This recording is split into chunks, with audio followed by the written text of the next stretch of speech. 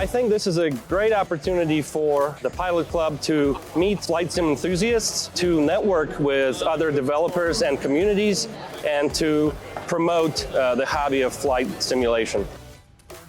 The atmosphere is absolutely electric. Love it.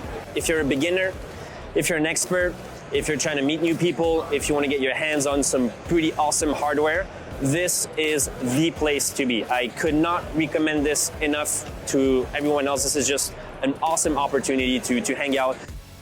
It gets together our entire hobby, everyone interested, everything from fixed wing, helicopter, virtual reality, everything in between, and brings us all to one place to collaborate on ideas and bring us all together.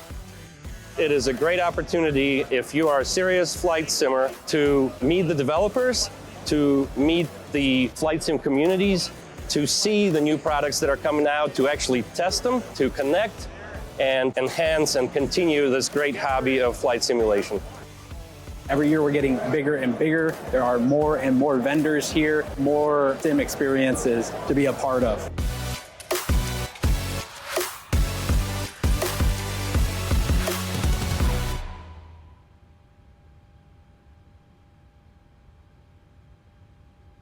All right, everybody. Who's ready to fly the MAX 8? This is going to be exciting. I'm really excited to fly this plane again. Bah! So, when I'm done getting the piss beat out of me here.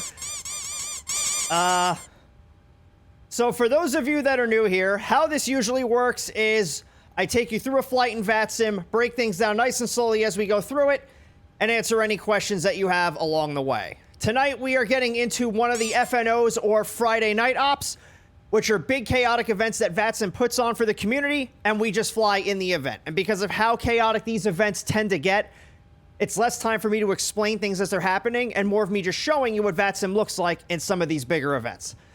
So, we'll get started. The event doesn't start for about another 45 minutes or so. We are a little bit early. These West Coast events start a little bit later. So we'll go ahead and start getting some things done here. First, what we're going to do is we're just going to get our flight plan, filed up here. So this is one less thing that we'll have to do a little bit later. So, flight number, or airline is going to be Southwest. Flight number 621. Departure is going to be Portland, which is PDX. And arrival is going to be Oakland, which is OAK.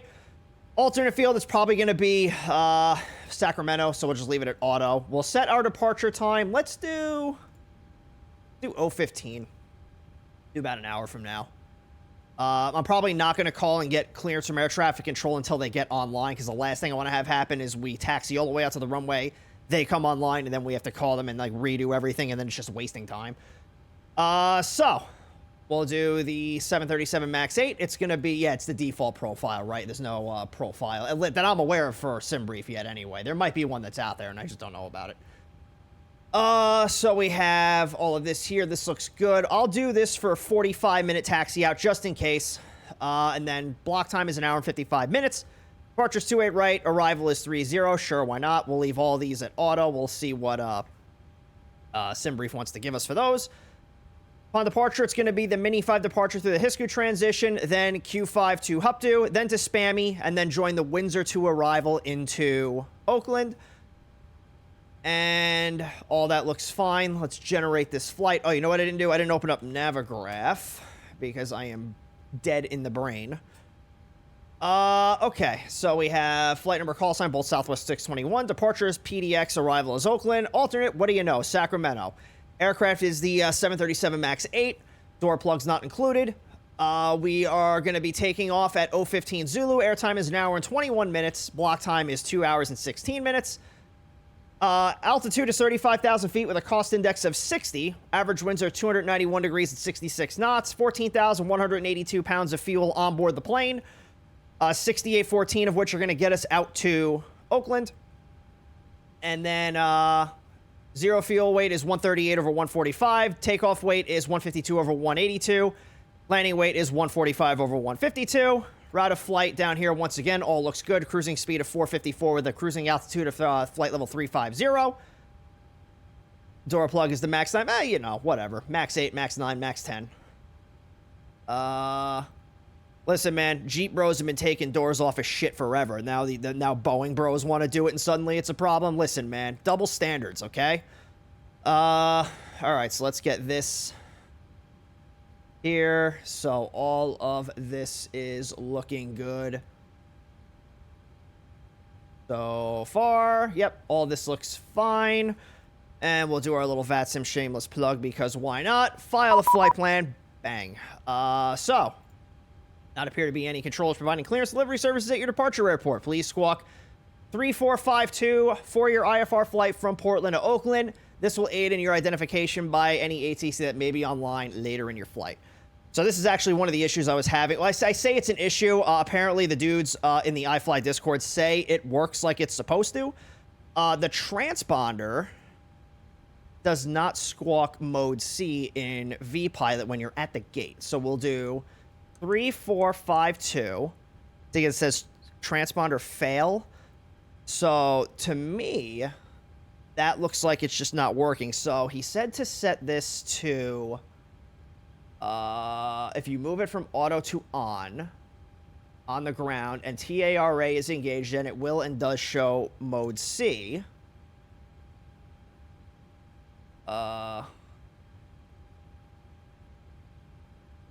Let's see.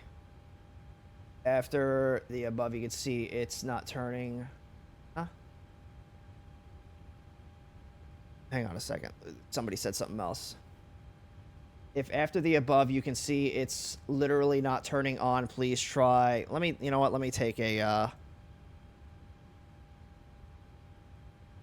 let me try this. I'm just going to take a screenshot of it and just send it in there.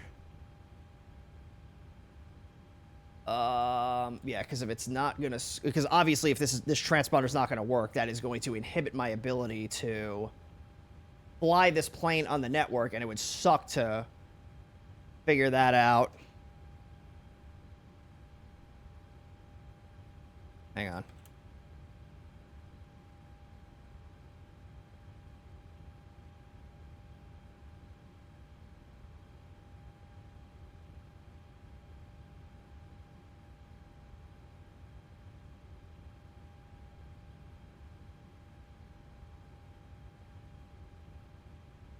Okay, so, yeah, I don't know. I guess we'll kind of keep an eye on that. It might be that, what? The TO80, what the hell is that? Left side of the transponder? I don't know, what are you talking about? What is TO80? Can you spell that out for me? I'm an idiot. Ruin the immersion and fly Spirit Wing. Yeah, right. Yeah, I don't know. I don't know what's about to happen. But I guess we're going to find out. So let's bring this over here. Now, initialize flight.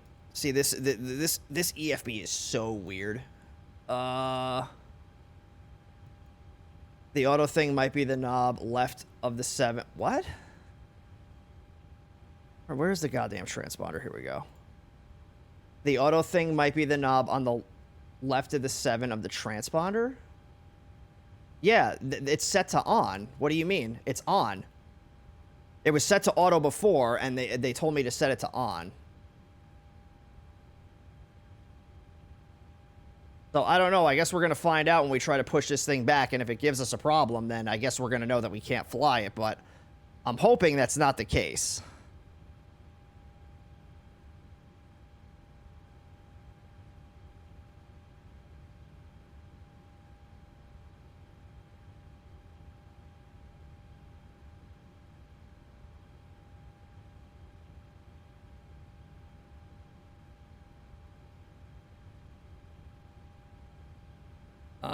Okay.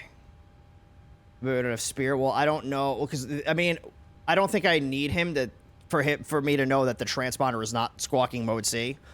But they're saying the people in the Discord that have been flying this thing on the network say that it works once it's airborne. So I guess I have no idea.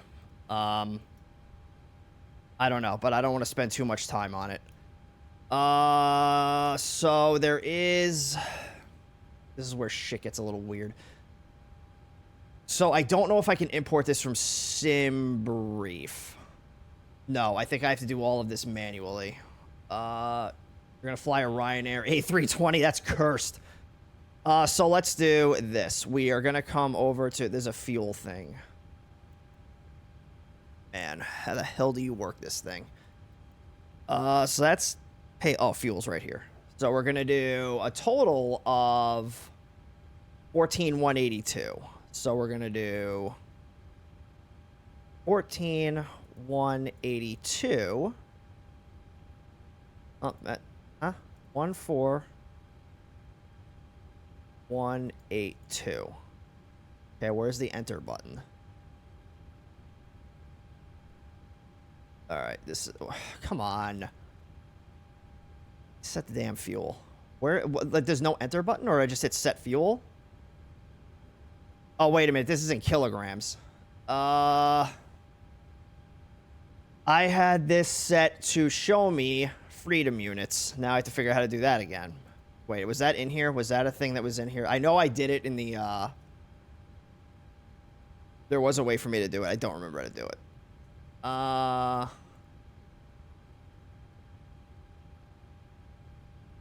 know I know I did it because I did it in the other plane that I did it with. In the system, I don't think, maybe. Sim menu. Fuel failure, save and load panel style. Autopilot, other systems, miscellaneous. It's a miscellaneous. Yo, Amy, what's up?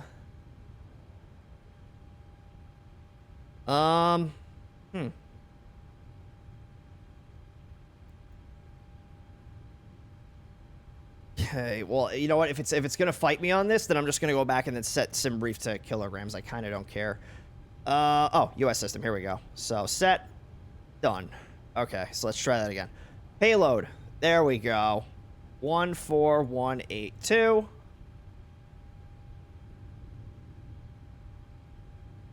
Why is it not setting the? Why are you not setting? What is the enter button on this thing?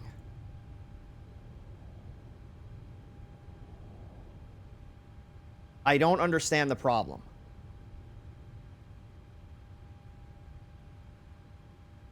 All right, what if I try this? So total number of passengers, we're going to do... Okay, so the total is 178. This is saying 184. So let me try this. Okay, so that set it. Is it too much fuel? How much fuel is on this plane? None. There's 0. So we should be able to put all this in here. 14,182. Land trip fuel is... Okay, so there's something wrong with the sim brief profile. That's what's going on here. So what is the total amount of fuel that I can put on this plane?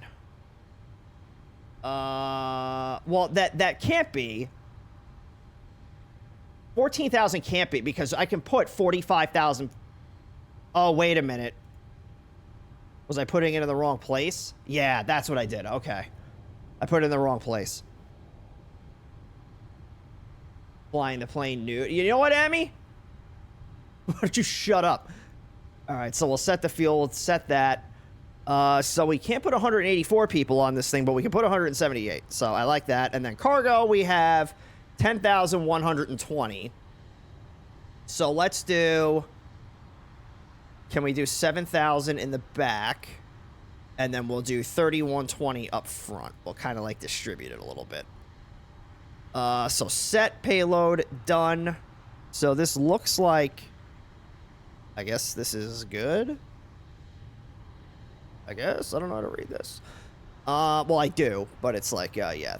I think we're okay here. It's weird that it doesn't show the 0 fuel weight, but whatever.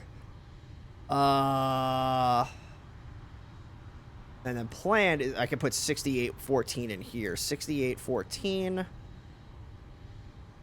And then for the taxi fuel, that's going to be 945. Okay. Oh, so that's just changing all this down here. Okay. So that was easy. Let's see what else we can do. Let's see if anybody responded to my Discord message. No, nobody did.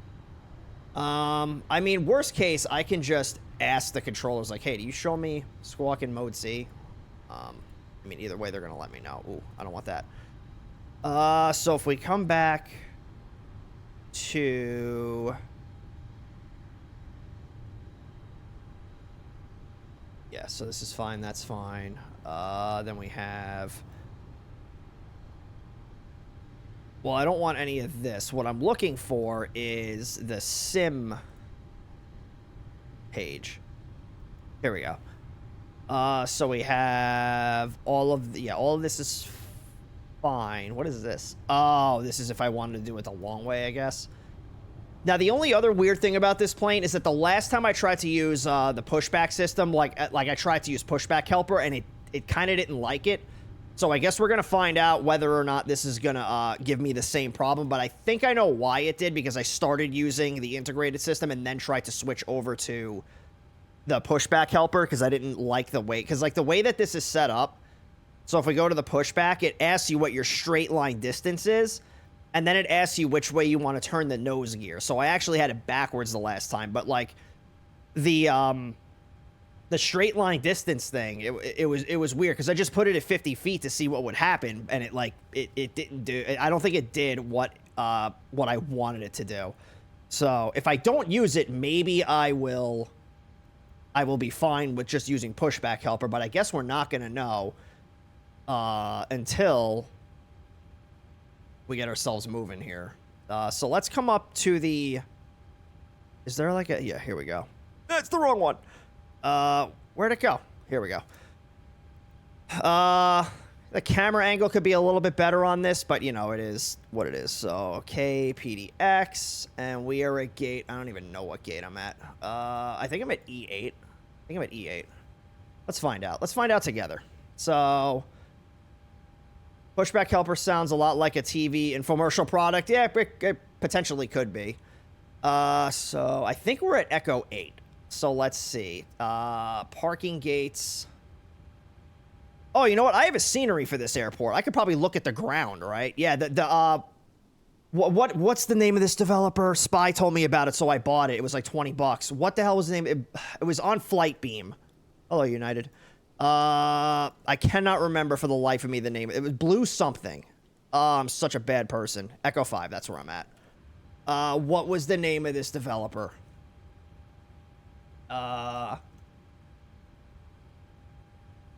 Blue Yonder. Blue Yonder. And for those of you that want the livery, I'll throw it in, yeah, I'll throw it in the chat for you guys. It's a nice looking scenery. We could probably take a look around here for a little bit after we get all this, What? Echo 5 is not in the database? The plane is lying! Alright, so we'll just use our, coordinates right here. And we'll go route KPDX, and then we'll do KOAK. Flight number is Southwest 621. Activate this. Now, somebody said something about a flight number being in here fixes the transponder. Oh! Okay, so that light went away. Oh! Hang on. I'm going to put that in Discord.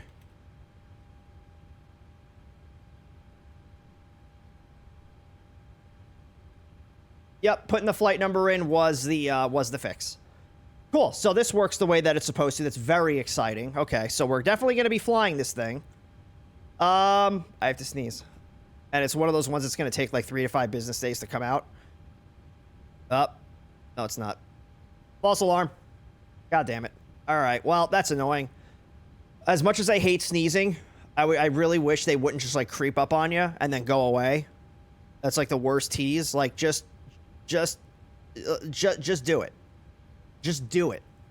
Shia LaBeouf that shit and just do it. I think you should switch to a Southwest A380. You know what, Dustin? Don't feckin' tempt me. Do they even have Southwest A380 liveries? I swear to God, if they do, we will 100% do a Southwest A380 stream, because that would be hilarious.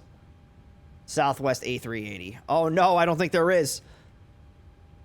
I'm just gonna go through. We have time. I'm just gonna go through the flightsim.to thing and see if somebody made something that goddamn cursed. And if you guys find one, let me know. But so far, somebody made a Southwest CRJ. Can we not? Southwest 747. That's probably about as cursed as we're gonna get. I really want my like state Southwest planes back. I have to. I wish. Well, I guess they don't have that for the Max 8, so it makes sense that I can't find it for this plane, because those are all the NGs. Allegiant A380. Yeah, two engines wouldn't be working. I don't think I'm gonna find a Southwest A380.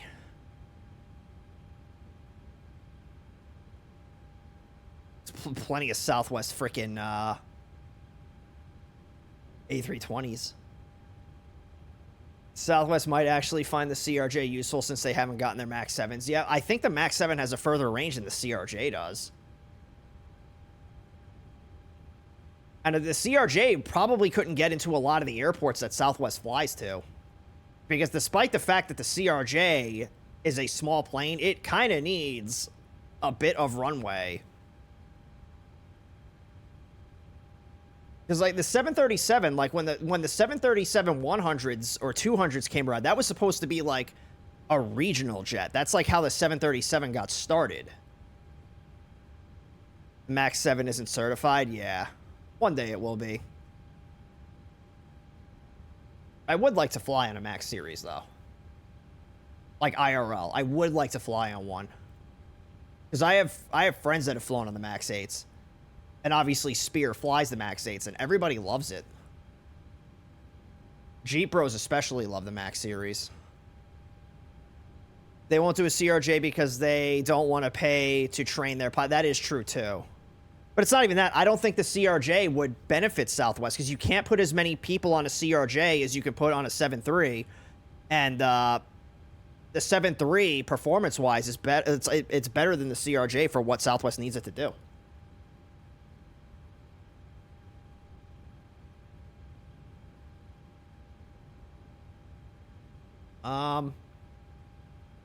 Do I even bother putting in my route? Because it's probably going to get changed by air traffic control. You know what? We're going to do it. They change it. Let's take a look at the weather. See what's going on here. KPDX, so a little cloudy, not too windy. So the winds are 160 at 5 miles visibility, light rain and mist. Scatter clouds 3,300, broken at 4,000, broken at 5,000, overcast at 20,000. Temperature 9, dew point 7, altimeter 2995. Yeah, so we're going to be taking off to the west. So that's going to be, let me put this over here. So we're going to be taking off to, no, I'm sorry, to the east, not the west. We're going to be taking off to the east. The 1-0 left we can plan for. And CRJ on Tuesday is going to be so freaking amazing. However, I didn't have the CRJ V2 before FSSE jet on my bingo card. Neither did I, dude. But Tuesday, we're bringing out the CRJ V2. Worst case, it breaks and I have to switch to another plane. But we are, like, I am going to bring it out on Tuesday. Well, if it drops in time, because it's supposed to drop on Tuesday, right? So if it gets dropped, going to need a tune-up after that. So we're going to do the Mini 5. And it's going to be through the Hiscu transition. So we're going to add that in here. Then we're going to go to Q5. Literally just like the 7.3. To Hupdu. Spammy. And then it's going to be the Windsor 2 arrival into Oakland. So if I go arrival, Windsor 2, Spammy, bang. So that's in there. That was easy. It should drop before you go live. It will likely be while I am, so I'll yell at you. Yeah, I'll have my eye on it too. So we'll do all of this. Plan fuel is going to be 14.2. And then reserves. What was my reserve fuel? Reserve is going to be 3.1. And cost index was 60, right? Yeah, cost index is 60. Cruising altitude is 35,000 or flight level 350. Our cruise winds, let's take a look at this here real quick. Watch out for the economizer because it can rob the second stage. Huh? What are you talking about? You may have found an airway with a letter and 4 numbers. Possibly. There are some airways that have 3 letters. It's not very common, but if there was an airway with 4 letters, I probably would...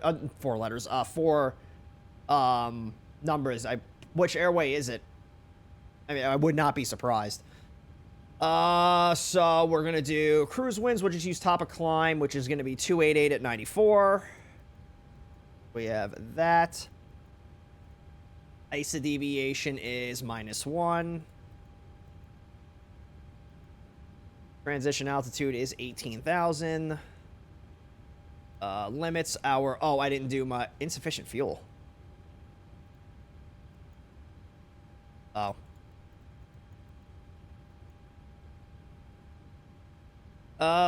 Memphis to Stansted, part of a tour I'm doing for FedEx Virtual. Nice.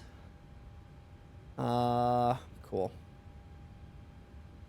So let's come over here. We're going to come over to our performance and payload. So that's complete. Runways, let's do... Oh, airport search. So we're going to do KPDX. Search. Portland International. How the hell do you do this? Oh, okay, that's weird. What do you say? 10 left, so we'll do 10 left. Condition, we'll do wet. Winds are 160 at 5. Outside air temperature is 9. QNH is 2995. That's the point. 29.95. Yeah, there we go. Flap configuration. Let's do flaps 5. Thrust rating. Why not? AC configuration. Those are probably going to be on. Anti-ice configuration. That's going to be off. Calculate. So trim is 4.8. And cell temp is 31 degrees. Okay, so let's come over here. Oh. So 31 degrees is our cell temp. It's just going to be a regular takeoff rating. Flaps are going to be 5 degrees. Center of gravity is going to be 25.7 with a trim of 4.8. I think that just auto-trimmed. V1 is 141. VR is 143. V2 is 153. Oh, I have to do this. So it's going to delete the speeds again. 160 at 5, and the runway slope, does this tell me the slope? Why does it say 9F and OAT? It's just how it... Oh, wait, it shouldn't. 9C. There we go. Takeoff M1 cannot be calculated. Select a different flap, D-rate thrust, or decrease weight.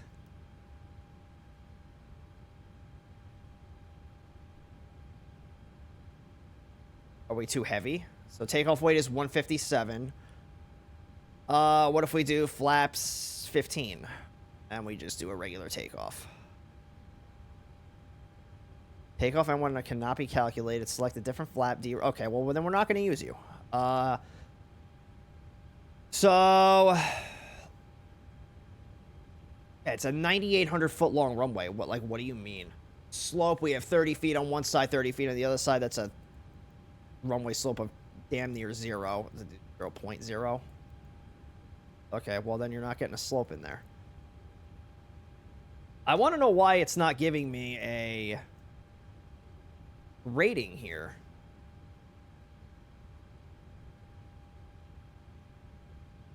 It's I don't know why it's saying it's a selected, yeah, but why? Like, you need to tell me why. Or it says or decrease weight, which that doesn't really make a whole lot of sense. Whatever, I mean, we're just gonna go with it, and if we die, we die. Like, that's just how it goes. So yeah, we have all that in here. 10 left, no takeoff. So, I don't... What if I do flaps 25? Yeah, so you're just not cooperating. So, yeah, max takeoff is 181. So why are you telling me that you can't calculate that? I mean, I really don't care if you really want me to be completely honest with you. Like we're gonna fly. Like we're gonna fly whether or not you tell me I'm going to. So get this out of the way. Let's turn on these panel lights so as it starts getting dark, we're not gonna be blinded, and then we'll turn down the brightnesses here. Damn it. Come on. Oh, can I not? Oh, there we go. Oh, we'll just turn these down a little bit.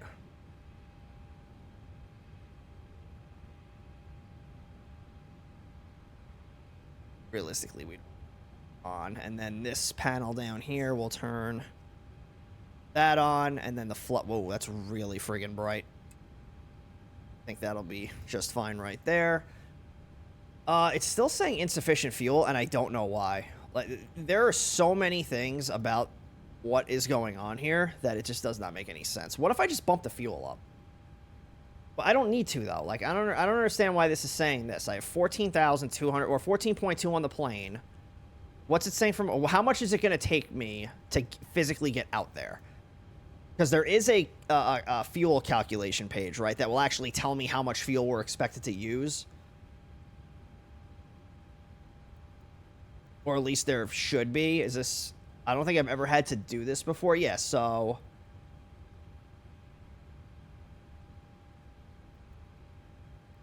yeah, I don't even know how to scroll down this, but yeah, I cannot imagine 14,000 pounds is not going to be enough to get us out there.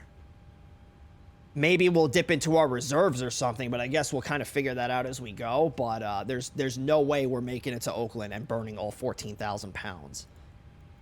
There's no way. And the fact that this doesn't really, or at least I haven't figured it out yet, how to actually see how much fuel you're going to burn. Yeah, see, this is where, like, Airbus spoils you, because Airbus actually tells you this stuff, and the Boeing doesn't, and I cannot figure out why. What's up, James? How you doing? Yeah, whatever. We're gonna figure this out one way or another, so, it doesn't really matter to me. But we don't have insufficient fuel. We have plenty of fuel to get us there, so I need you to stop fucking lying to me. Yeah, I don't understand why this plane doesn't tell you, hey, how much, like, this is how much fuel you're gonna have when you land. Like, why would you not tell me that?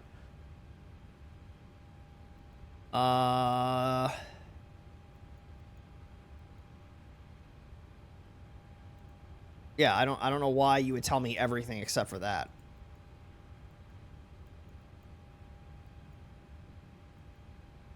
Yeah, this is an oversight on Boeing's part, or it's just something that I've never been shown yet.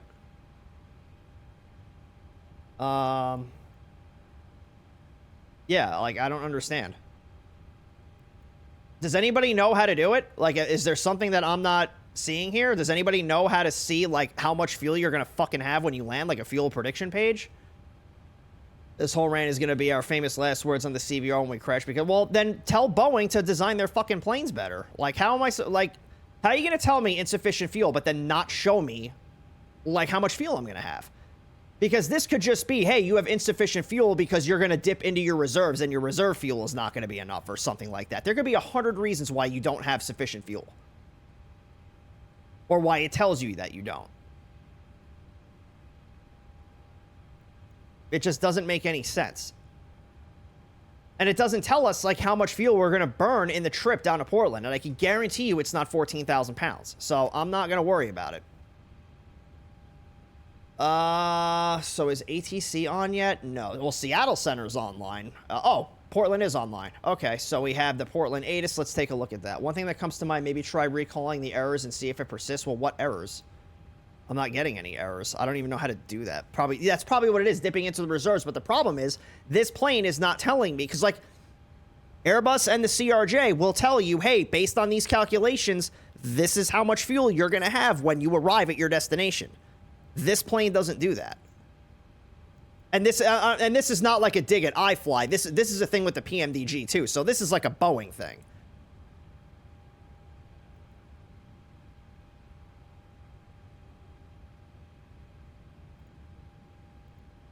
Yeah, I don't know. Whatever. So let's take a look at this ATIS here. So we have the Portland ATIS information, India 2253 Zulu, winds are 140 at 5, visibility is 5. We have light rain, mist, scattered clouds 3300, broken at 4000, broken again at 5000, overcast at 20,000. Temperature is 9, dew point is 7, altimeter is 2995. ILS runway 28 left, simultaneous. Okay, so they're using the 28s. ILS runway 28 left, simultaneous runway 28 right approaches in use. Departing 28 left and 28 right. Warning, runway 3 shortened, first 3,000 feet. Available for arrivals only. NOTAMs, pushback on a taxiway Tango and Kilo requires ATC clearance. Attention all aircraft, 5G NOTAMs in effect for Portland. Further info, contact flight service station. Caution for increased bird activity. Tower frequency, all runways 123.77. Runway 10 left. Threshold lights out. Metal plates on taxiway Tango between taxiway Mike and Echo 2. And a beam gate Charlie 15. And advise you of information, India. So that's kind of a lot. All right, so we got to change this over to 28 right. So let's change this. Maybe we'll get better luck if we do this. Condition is wet. Nope. Okay, well, you know what? Fuck you, Dan. So let's come back over here. And we'll do runway 28 right. I mean, we may end up getting a 28 left. So we'll do 28 right. Be the Mini 5 through Hisku. There's probably going to be a discontinuity in here. Yes, so we're just going to do this. And then we're going to have to do the numbers again here, I believe. Maybe not. What did I use for the D rate? I didn't. Okay, so let's turn off the music here. Let's give the controller a call, and let's get our clearance out to not Portland, Oakland. So 121.9. Yes, I can't like click and hold. Oh, I can. It's going the wrong way. It's going the wrong way. Whatever. 121.9. CRJ vibes, anybody? All right, so 121.9. Oh, I got to change my push to talk button, don't I? Go. Ah. Okay, never mind. We got our clearance. Got our clearance. That dude knew I keyed up on his ready. He's like, nope, I am not talking to you. All right, so let's get the music back on here. And I'll turn the radio down just in case. Ow. So we have call sign is Southwest 621. Equipment's the Boeing 737 MAX 8. Departure's Portland. Arrival is Oakland. For the route, we're going to fly from Portland, the Mini 5 departure through the Hisku transition, Q5 to Hupdu, then to Spammy, join the Windsor to arrival into Oakland. Altitude is 350, squawk 3452. Remarks clear the Mini 5 departure, Hisku transition, maintain 7,000, expect 350 10 minutes after departure. Departure frequency is 118.1. Call for pushback on a Tango or Kilo. Okay, so we'll do 118.1. Oh, and for anybody that's out there that is thinking about flying this plane, and I am going to try this on the MD-11 as well, because I think I found an issue for the radio bug, or like a fix for it, I should say. Oh, you know what I should do? Hang on, let me put the tower frequency in here. 123.775. So this plane has the same radio bug that I've been having with the MD-11, where you're always monitoring radio 2. So I'm going to show you here what I mean in just a second. I just want to set this here. So 122.75, and then we have 118.1.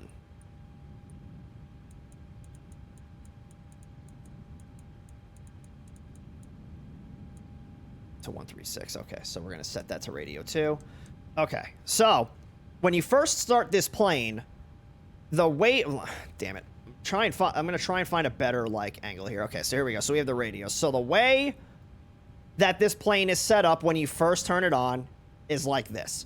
So if you look over at your client, this is what the radio is going to look like. So you're obviously transmitting and receiving on 2 different radios. So The way to fix this is when you come into your radio, you have radio 1 here, you have radio 2 there. If you switch it to radio 1, thinking that this is what's going to be the fix, and then you switch it to radio 2, you're still, that also fixed it. You just make sure these are on the same thing. But the easiest fix, to make sure that you're not going to be receiving on radios 1 and radio 2, set the left one to radio 1, set the right one to radio 3. That's the easiest way. So now, because you can't even really do anything with radio 3. So, when it comes time to talk on radio 2, so right now, we are on radio 1 transmitting and receiving. Radio 2 is in its standby state. We come back over to the plane, hit radio 2, we come back over here, and now it's only transmitting and receiving on radio 2. So that's the quick fix. Just set this radio on the right-hand side here to VHF 3, and then you can use this to go back and forth between your frequencies. So I'm going to try that on the MD-11, because that was something I did not think of until just now. Well, not just now, but like when I fired up the plane, I was like, wait a minute, what if I do that? And it worked. Transition, join the Q5 array, direct Hotel Uniform Papa Tango Uniform, direct Mike Romeo. Just monitor 1215. Yeah, but then I can't set my radios to how I usually do it. So like I have ground, tower, and departure. So all I got to do is just push buttons to get to the next frequency. I'm not sitting there climbing out and trying to fumble with the radio to get it to the next frequency. So it comes in really handy. That's how I do it in the real world, so that's how I do it here. Okay, so we're going to go to 7,000, and I love how the PMDG profile that I have set for the honeycomb works flawlessly with the iFly. Then our runway heading for 28 right, that's what we're going to plan for right now, is 283. Maybe we'll take off 28 right. If they ask me which I want, I'll take 28 left. So 283 is going to be our runway heading, and then we're going to put V2 plus 20 in the airspeed window here. So V2 was 153, right? Yeah, so we're going to do 173. Good evening, Southwest 1202. We got India. Ready to push off of Echo 5. Oh, this is way too slow. Yeah, I would like a click and hold that goes in both directions, not just going down. So we have 173. We'll turn the... Can't turn the flight directors on? Alright, we'll stay here. Alright, we'll see what happens when I turn the APU on. So it's going to be left aft, and we're going to turn APU on. So 1,1000, 2,1000, 3,1000. We'll get the logo light turned on here. And, oh, it does not set this on by default. I forgot about that. So it's going to be the nav lights. Portland ground.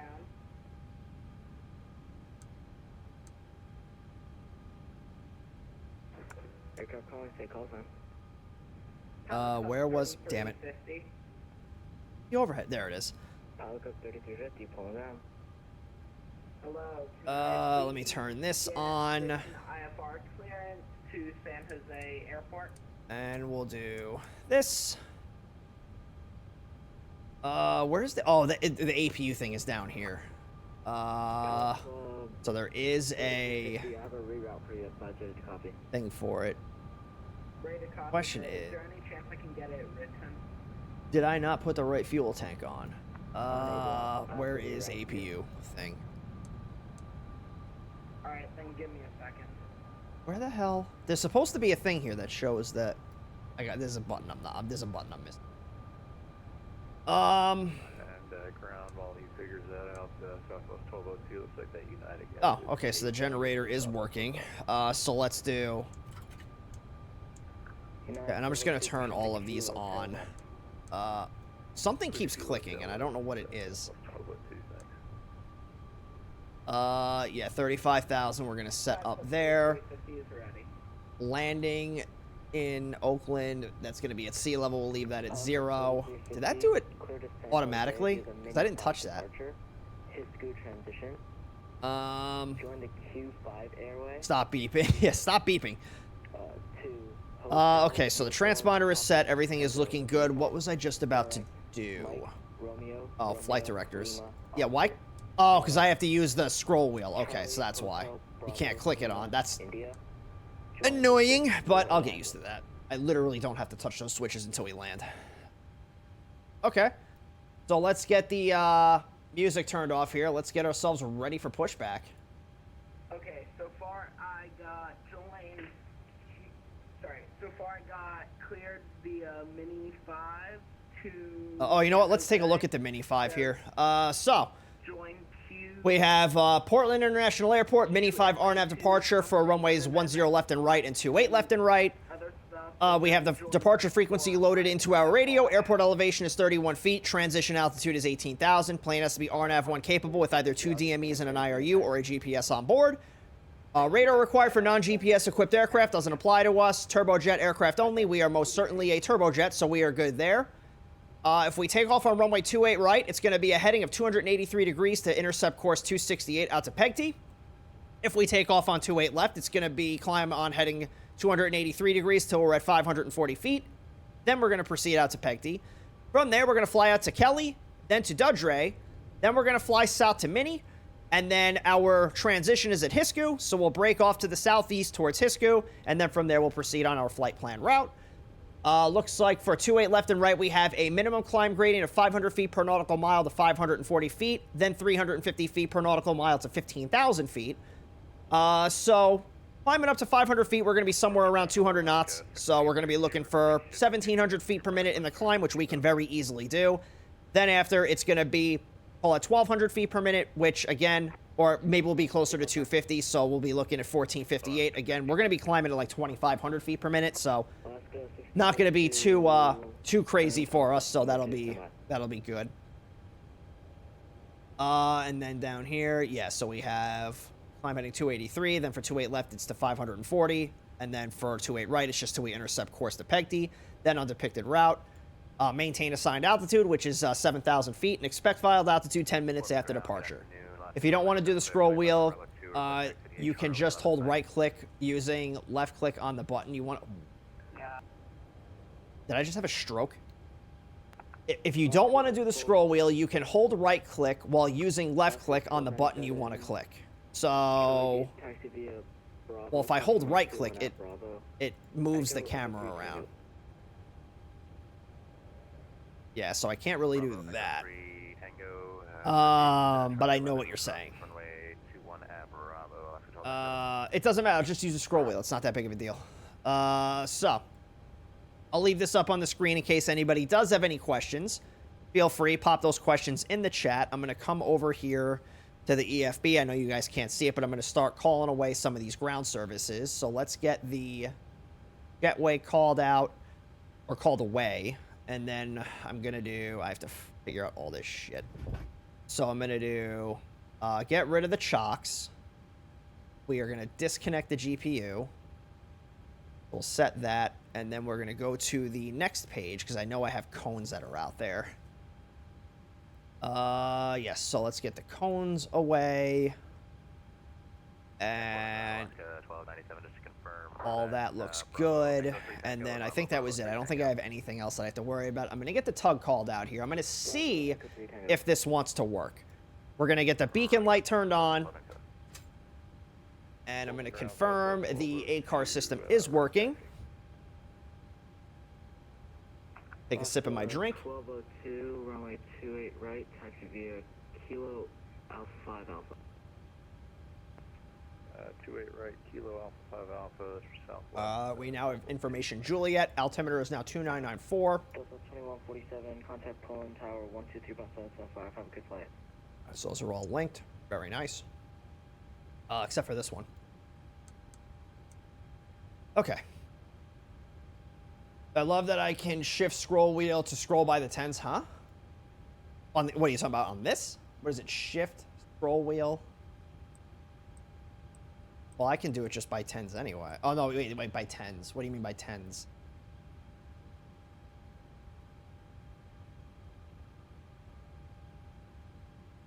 This is supposed to be 4.8, so let's set that trim there.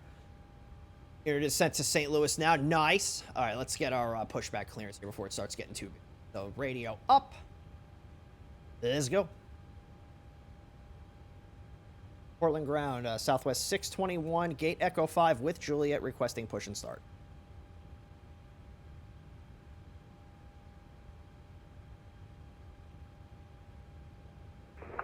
Southwest 621, push onto Kilo, tail west. Push on a kilo, tail left, Southwest 621. Thank you. Just tail west. So are you saying west, like the direction west, or are you saying left as an opposite from right, Southwest 621? Direction west. All right, direction west, Southwest 621. Thank you. Okay, good thing we got that clarification. So tail west is going to be in a this way direction. This way is west. That's where we want to push the tail. Okay. Horizon 346 with Juliet. Ready for Okay. push. So let's come out here. Aircraft calling squawk altitude. Now let's see if this is going to work.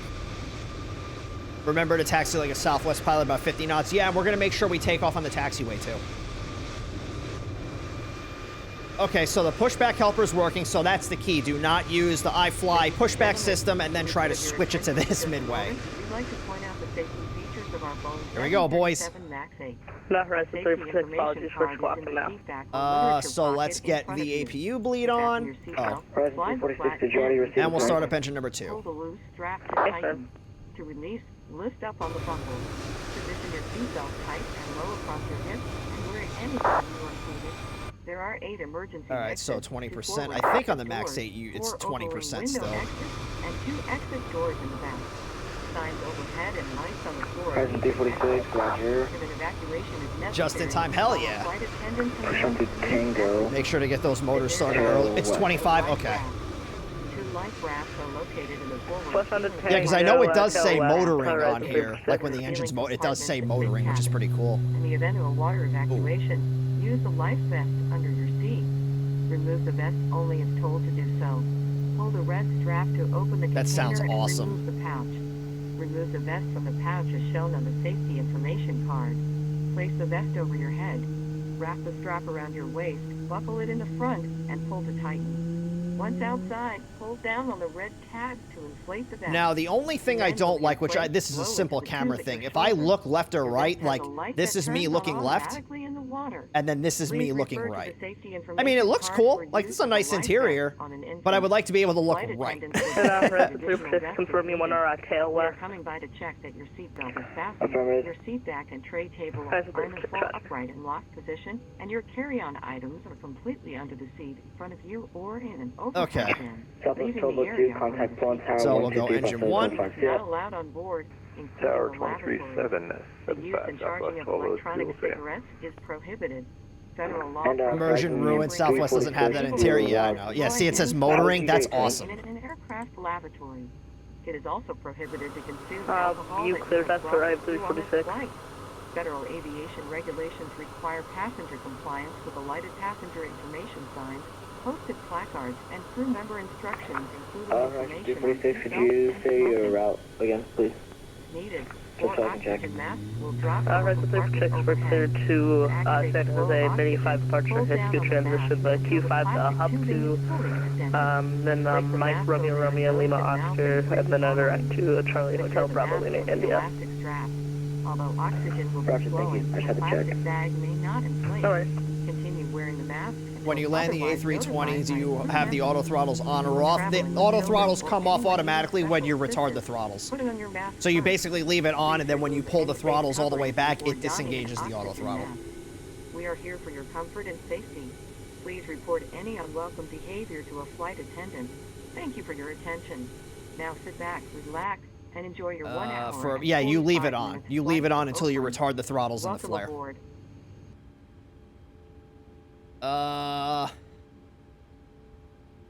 Okay, I think we are good. So let's get the engine generators on. And we'll get the air conditioning on. We'll get the ISO valve set to... let's see. So we'll go LNAV, VNAV, well, VNAV, LNAV. Then we will do a flight control check, which I forget where the button is for that. There is a system button. I just forgot where it is. There is a way. There is a way. We're going to find it. We are going to find it.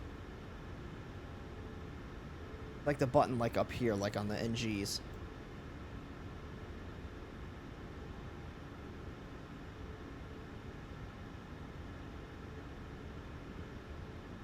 Oh, there it is. Found it.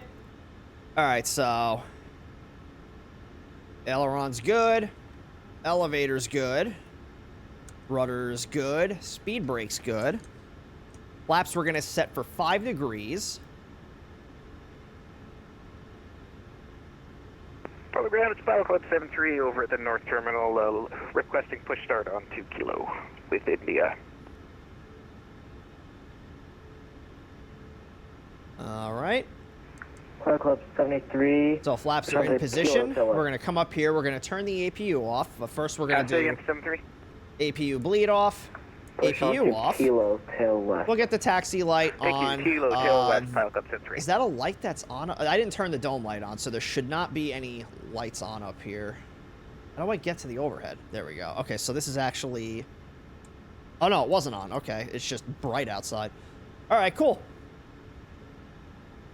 You were looking at... I didn't see it because I was looking up here. I was looking, and then I came down here. I was like, oh, it's right there. So...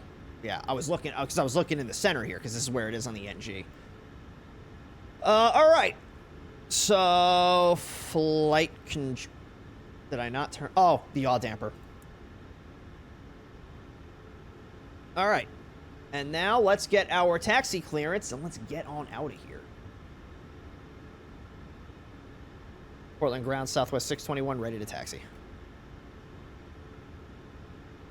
Southwest 621, runway 28 right, taxi via Kilo Alpha 5 Alpha. Kilo Alpha 5. 28 right via Kilo Alpha 5 Alpha, Southwest 621. So Kilo, the Alpha 5 is going to be up here. So we'll go Kilo, Alpha 5, and then Alpha all the way down to 28 right. Beautiful. Let me pull my rudder pedals out a little bit, so I don't have to stretch my legs to find them. And let's go. Uh-oh.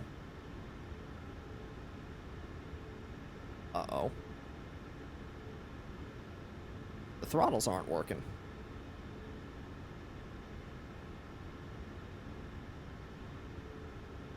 Why are my throttles not working?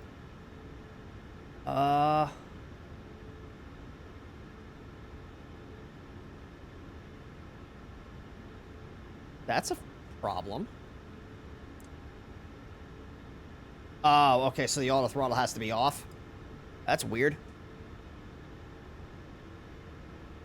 Not like that in the engine. Well, it's not like that in the PMDG.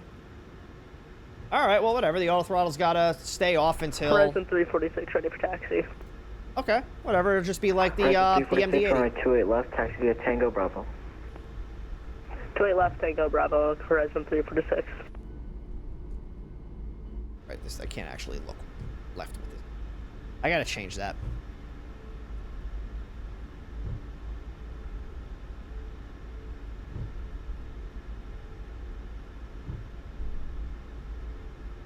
Usually the auto throttle can be on, but no speed light. IRL, the throttles can move. Yeah, that's... I'm pretty sure I did that when I was in... Let's just see what happens.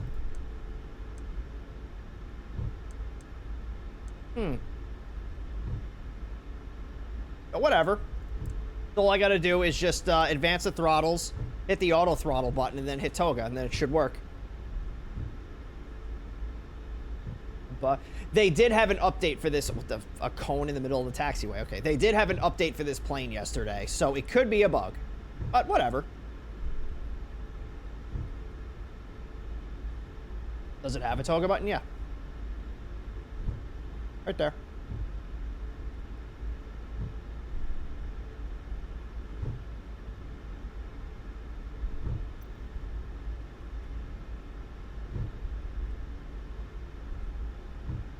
Press it now. I'm not going to press it now. Why would I press it now?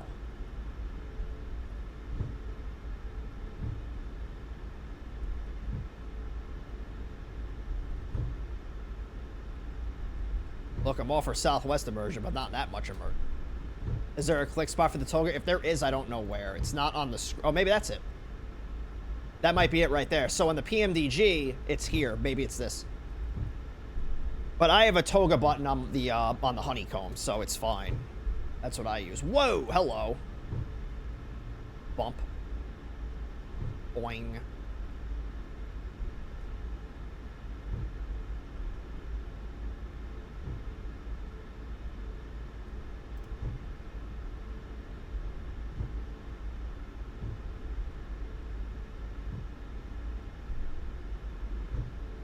I'm excited. Speed bump, yeah. That's to keep the Southwest planes from going 30 knots on the taxi, or 40 knots. The thing I do like about the MAX 8, it's a lot like the Airbus Neos. You don't have to put any throttle in to get this thing moving. Make sure not to yield like a real Southwest pilots are the Dodge Ram drivers of flying. They tailgate you, they go really fast, they're always in a rush. Clearance to Charlotte.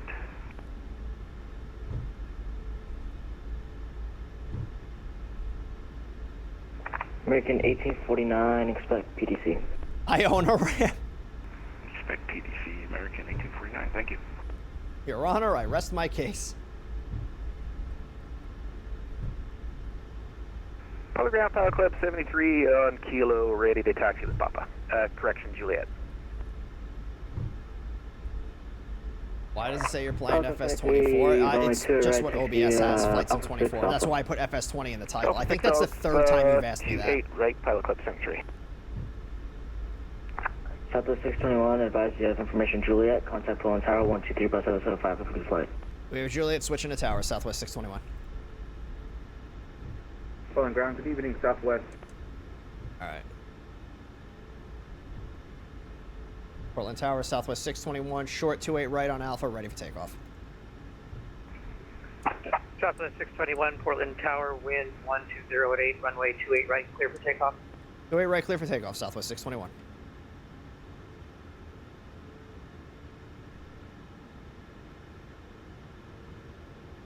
Little throttle. Approaching 28 right. Yeah, it has the, I forget, I call it the RAAS. I don't remember what the acronym, it's RAAS, I forget. It's Runway Alignment Augmentation System, I think.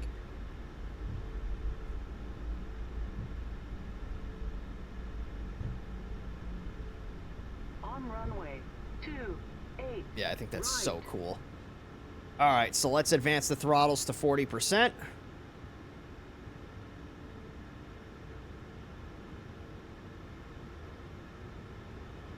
And then we'll hit Toga.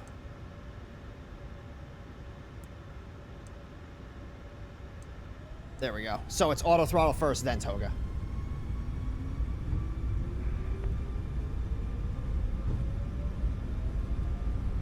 Runway awareness and advisory system. Okay, thank you. Airspeed's alive. 80 knots.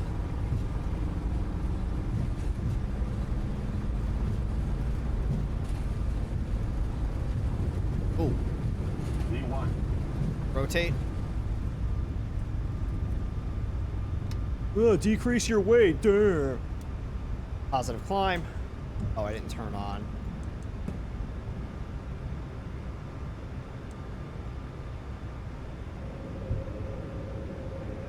Southwest 621, contact departure 126.9. Take care. Orbit departure 126.9 Southwest 621. So long. Let's go flaps 1. Oh, did he say 126.1? Ah, shit. All right, hang on. Let me set the autopilot. We'll go flaps up, because now I have to change this radio.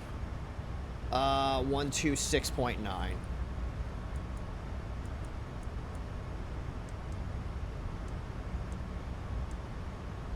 Portland departure, Southwest 621, climbing 3,000. Southwest 621, Portland departure, good evening. Climb and maintain.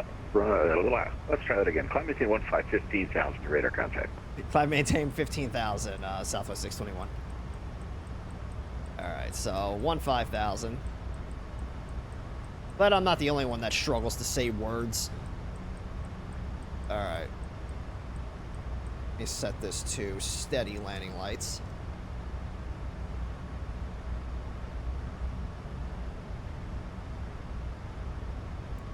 Alright, hand fly this thing.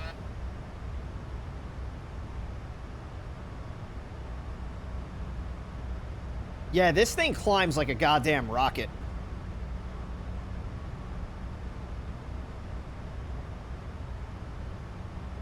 Wait, is the autopilot?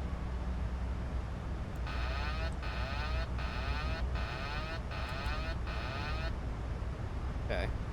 So I guess it's one click on, so it's not double click for, okay. I sees what's happening.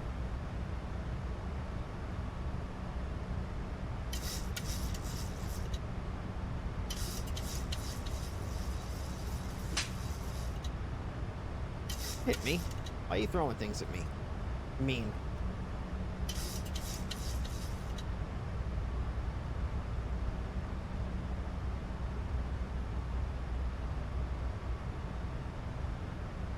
Yeah, it looks pretty.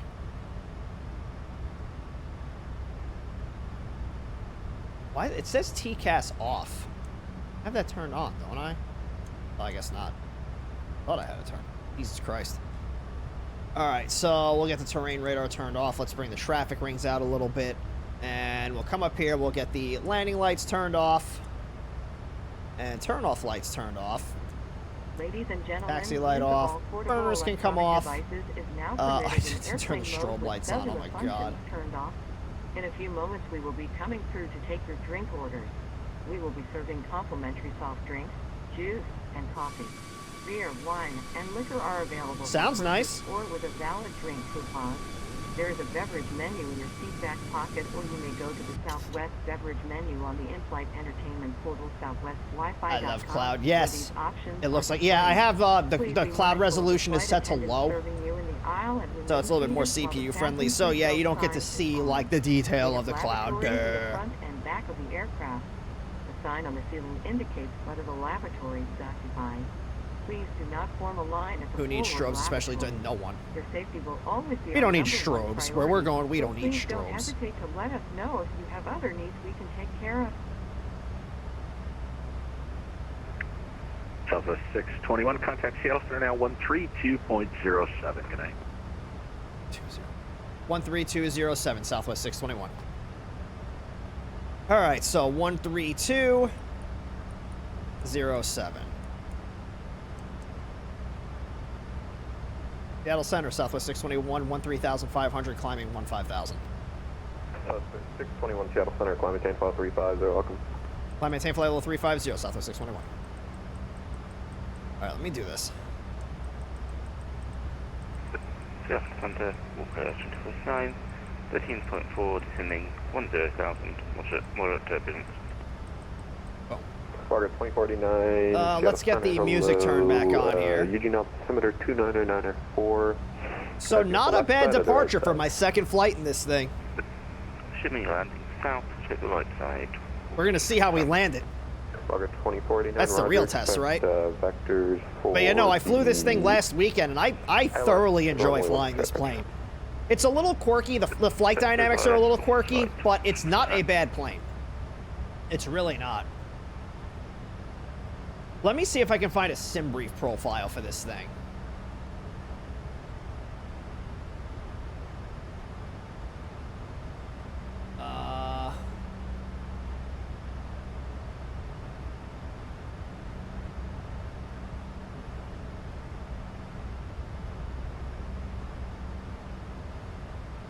The sim brief profile.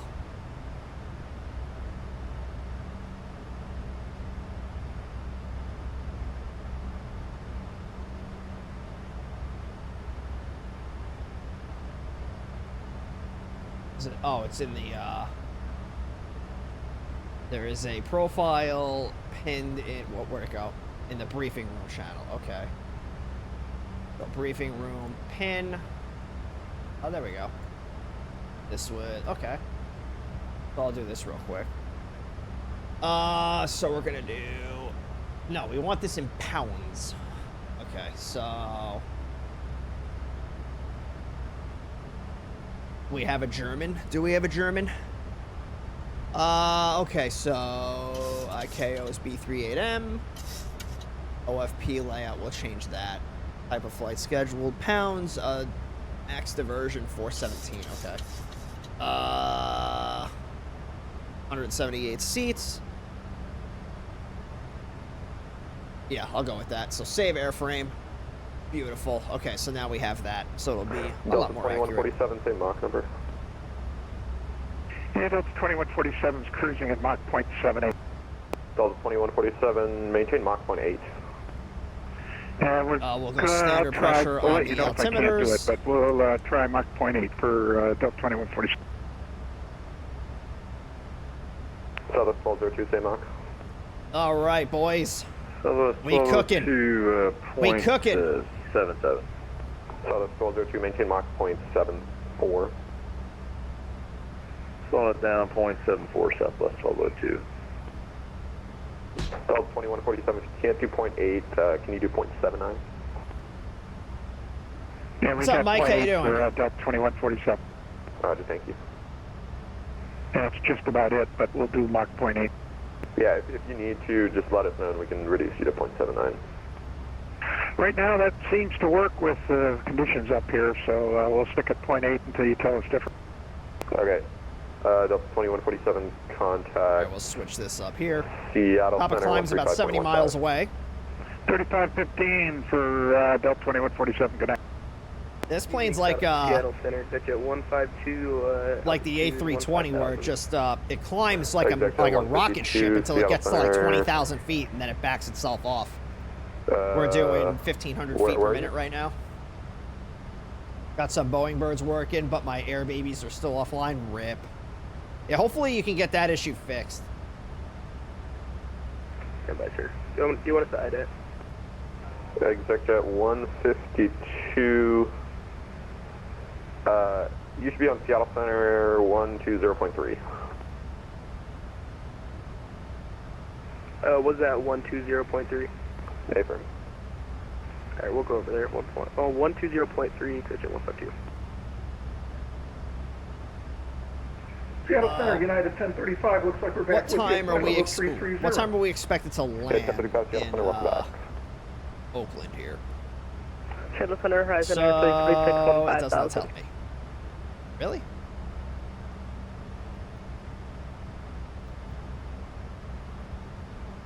Why doesn't it say? United 1035, Seattle Center, welcome back. Horizon 346, Seattle Center.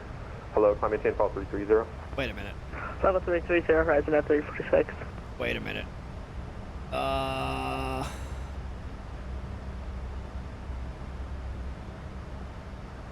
Hold up. Wait a minute.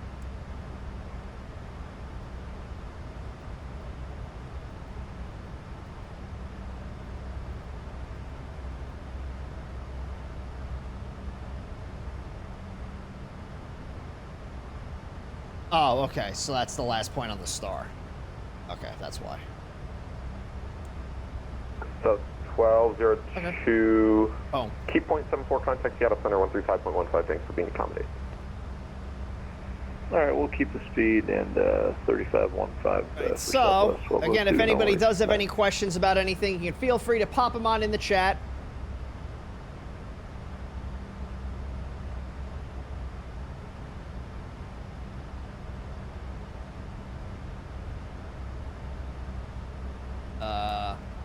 Yeah, so for those of you that are new here, Center, hello, it's Pilot Clip what we usually do is we go through things nice and slowly and break it all down as it happens, but because we're getting into one of the bigger events on VATSIM, it's a little bit less time for us to kind of go through things nice and slowly, and it's more of just showing you what these events look like. But if you do have any questions, as always, you can feel free to pop them in the chat, and we can certainly answer those for you. Climb maintain, fall 390, turn, fighting 270 vector through sequencing. All right, left turn 270 and climb 390, Pilot Club 73. That's the right turn, right turn. Yeah, right turn 270, Pilot Club 73.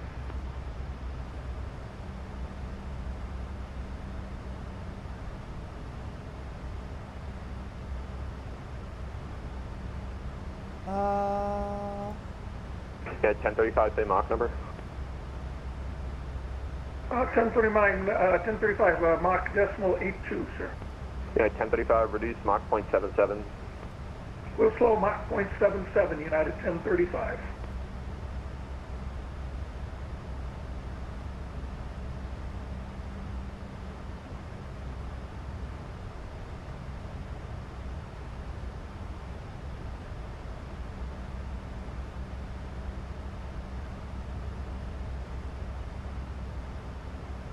All right. Yeah, I'm surprised that this doesn't show me because in the prog page it would show you like destination, but maybe because I don't have an approach set in. Maybe that's why. But in either case, 346 in the transition, maintain Mach 0.81. Or what's your fastest? Where the hell's Harper? Oh, it's the next. I'm not quite sure what our top is, but we should be able to do 0.81. Okay, Horizon 346 in the transition, then if you can 0.81, thanks. In the transition, 0.81, Horizon 346. Barbies. Yeah, 1035, slow that down one more, or actually probably two more. Mach 0.75, please. Mach 0.75, United 1035. What is that Horizon? Is that an E-Jet? Yeah, he's flying the E-Jet. Can an Walker, E-Jet fly 0.81? Descend and maintain 6,000, fly heading 330 vectors to final. 6,000, heading 330, push 9. All right. Should. Aha, door open. Oh, now I can't close it. Wait, can I? I just saw a thing. Yes, well, Center, very good evening. Southwest 2897, currently direct, or about to cross Aaron at 30. Pilot Club 73, turn to left, direct Hiscu. Left turn, direct Hiscu, Pilot Club 73. All right. So, the arrival starts for us at Spammy. Seattle, So we'll take a look at that here in a little bit. It'd be nice to know what the arrival time is. Portland is landing west, altimeter 29902. Let me just see what my fuel burn numbers are. So... All right, we're descending via the Timbers 3. Portland's landing west, when we get to Harper, we should have...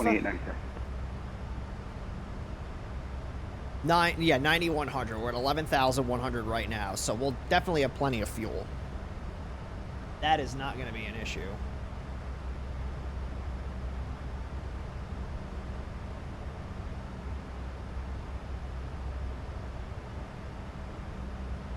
And we're flying pretty fast. We're at, what, 0.8 right now?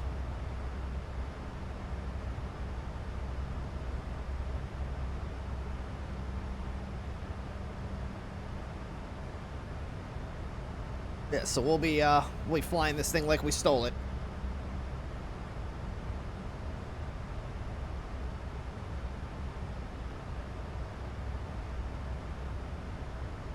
Walker 2489, turn left heading 320, descend and maintain probably can't get an ATIS for 4,000. Oakland yet. No, we're still way too far away. 320, 4,000, talk first time. What's up, Demencho?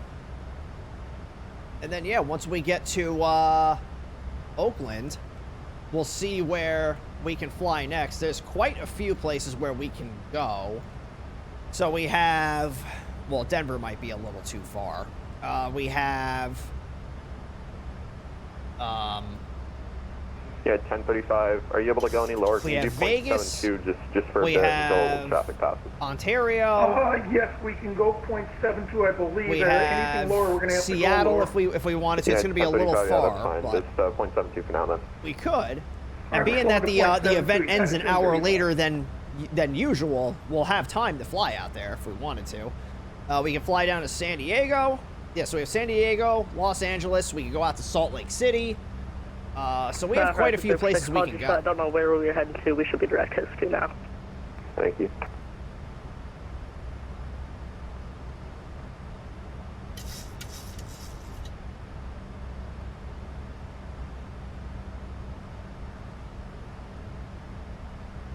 Over here.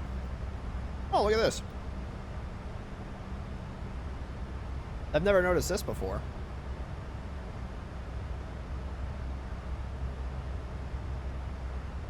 Oh, if only this showed us our estimated time of arrival. Past level 258. Alaska 1284, Seattle Center, hello. Yeah, this still says insufficient fuel. I'm going to laugh at it. I need to do some 737 flying lessons again. It's not a hard plane. I could walk you through it. It's not a very challenging plane. This. Oh. We have things. Oh, is that that's the recall button? Okay.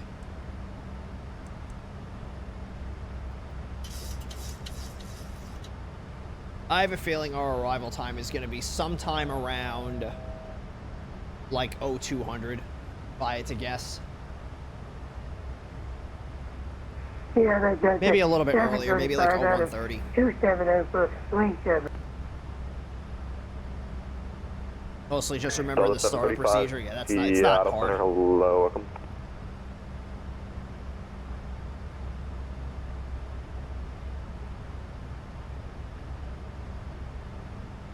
Starter procedure, you just you have your APU on, you make sure that your left and right packs are off, your ISO valve is going to be set to open, then of course, you know, you're going to have your bleed on, you're going to flip your little starter levers down here to the guard position. Present 346. And then the engines... oh, damn. Sorry. The engines are going to spool up when the N2... okay, Horizon 346, just fly direct Harper. When the N2 gets to 20%, you're going to flip the fuel cutoff levers on. Walker Very simple. 2049 is going to maintain 3,000. I'm going to maintain 3,000, 6%. The Walker 2049 fly heading 3, turn right 360. 360, 6%. Alright, so we're at our cruising altitude now. And what we'll do is we'll turn the seatbelt signs off here. So let's let you guys walk around a little bit. 256, flight level 240. Still got about... Alaska 256, Seattle Center, welcome. Probably about descend by the hood. an hour or so until we land, maybe a little bit less. Landing west 1 altimeter 29902. Timber 3 arrival, Alaska 256. Thank you.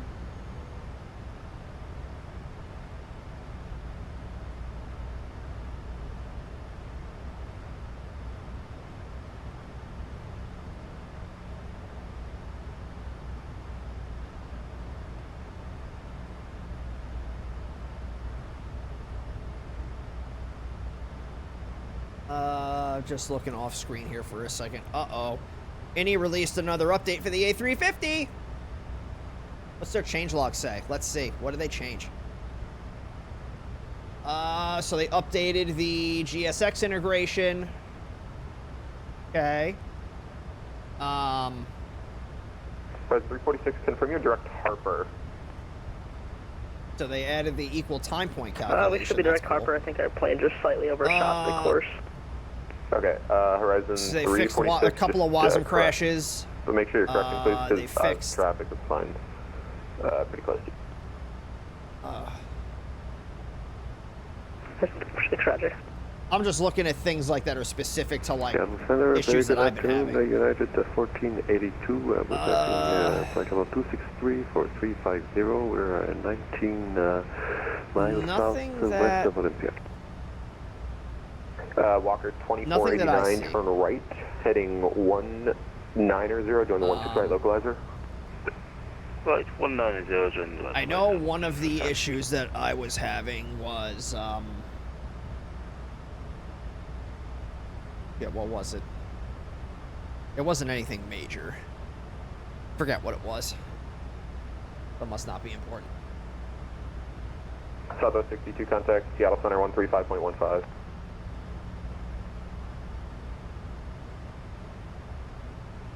I don't remember what it was. The next time I fly, I don't remember, like,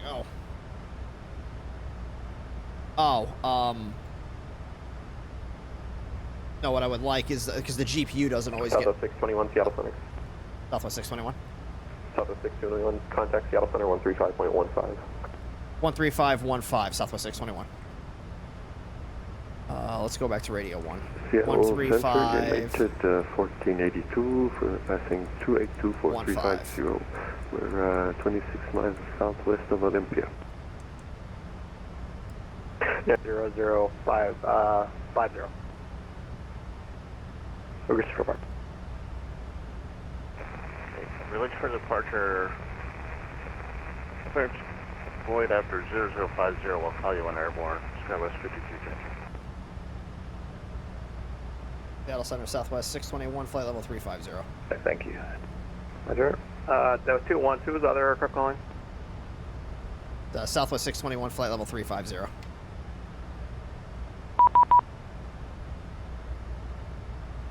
Southwest 621, disregard that last message. Your good evening, Seattle Center. Yeah, he was pinging me, telling him to contact him.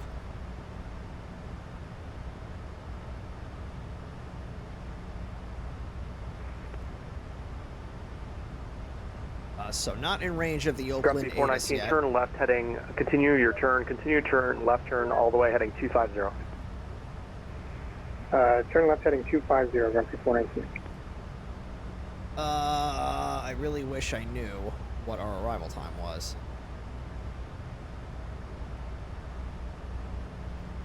I'm going to say 0130.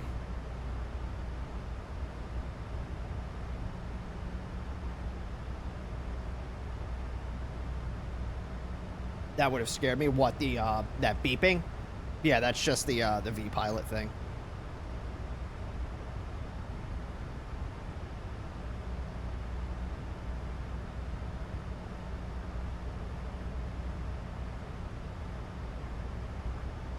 Yeah, so the first flight will be during the day, and then the second one's probably going to be a little bit more nightly. Yeah, so a couple of airports we can do out of Oakland. We can fly down to LA. We can fly up to Seattle. We can fly over to Salt Lake City. We can go to San Diego. So we'll put it up for vote once we land. That beeping at that exact moment when I tried to communicate, yeah.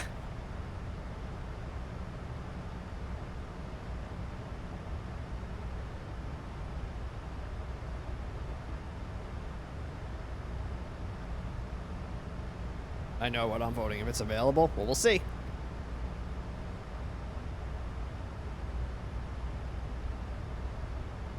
Because it's all Southwest flights. Turn left heading 250. Right, 250, Grumpy 419. Grumpy 419, continue left turn heading 160. Okay, we'll keep left turn going to 160.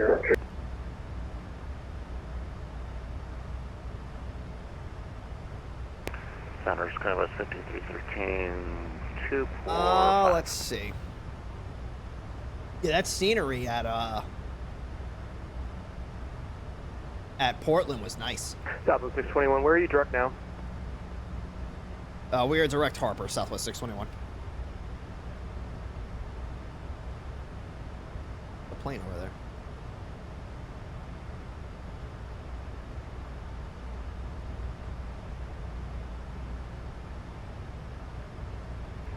Southwest 621, fly heading 230 vector for spacing. I'll have back on course just one moment here.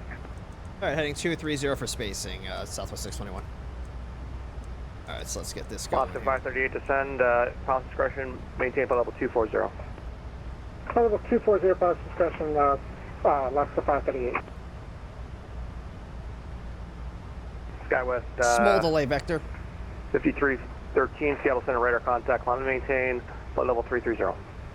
Flight level 330, Skywest 53. I do like the screens in this, 2147 contact, Oakland I do like this. This is really nice. Everything is all just on these two screens as opposed to having the third screen out over here. I like it. What's up, Stu?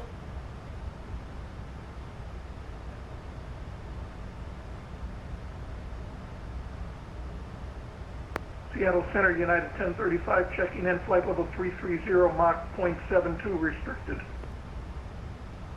You're on the coast currently? Oh boy, what are you flying? And Grumpy 419, you're cleared to the San Jose Airport via SR-22, nice. Maintain flight level 330. Okay, Grumpy 419, 9K fly to what? I didn't know the SR-22 could fly that high, damn. Right. Yeah, Grumpy 419, proceed direct to Spiner, cleared, and then cleared to San Jose via previously cleared. Yeah, Grumpy. Okay, direct Spiner, then cleared San Jose as previously cleared for Grumpy 419. Southwest 621, where were you direct before I turned you? We were direct to Harper, Southwest 621. Southwest 621, will Harper still work for you? Yeah, I should be able to make that work, Southwest 621. Southwest 621, what do you have after Harper? After Harper is, it looks like Homeg. Okay, Southwest 621, proceed direct Comeg, then resume navigation. Direct home egg, resume on navigation, Southwest 621. Alright, so home egg. Channel Center, Horizon 3 for And we'll go back to nav mode. Boom shakalaka. Obviously, I have my virtual oxygen. Oxygen on board. Of course. Of course. Horizon at 346. Of course, you don't want to be in violation of FAA stuff. Horizon To the FAA people that are watching this stream, we follow the rules. FS is in an update, huh? What do you mean? Oh, you're talking about Flight Sim 2024, yeah. Center United 1035 checking in. 2020 had a world update the other day. I'm pretty sure that went to 2024 as well. Then there was another patch update after that. Center, good evening.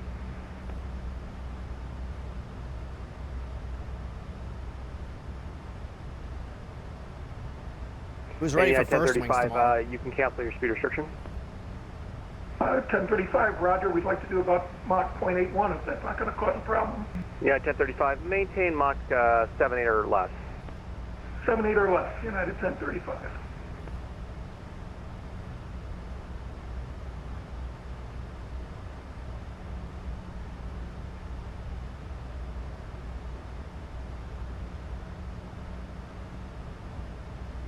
You'll be there. Yeah, it's not confirmed yet if I'm going to do it on the VATSIM channel. I have been talking to the people today. I just haven't gotten the stream key yet. But they just reached out to me a couple of minutes ago to confirm. So, should be on the VATSIM channel. But if we're not on the VATSIM channel for some reason, of course, we will be over here on this channel. So, either way, we're going to be live for it.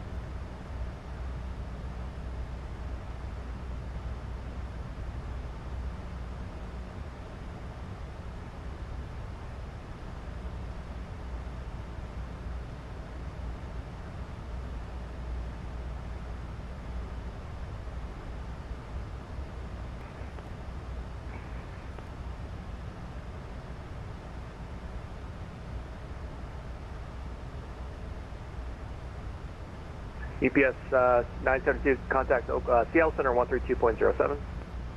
132.07 for UPS 972. Have a nice evening, bye.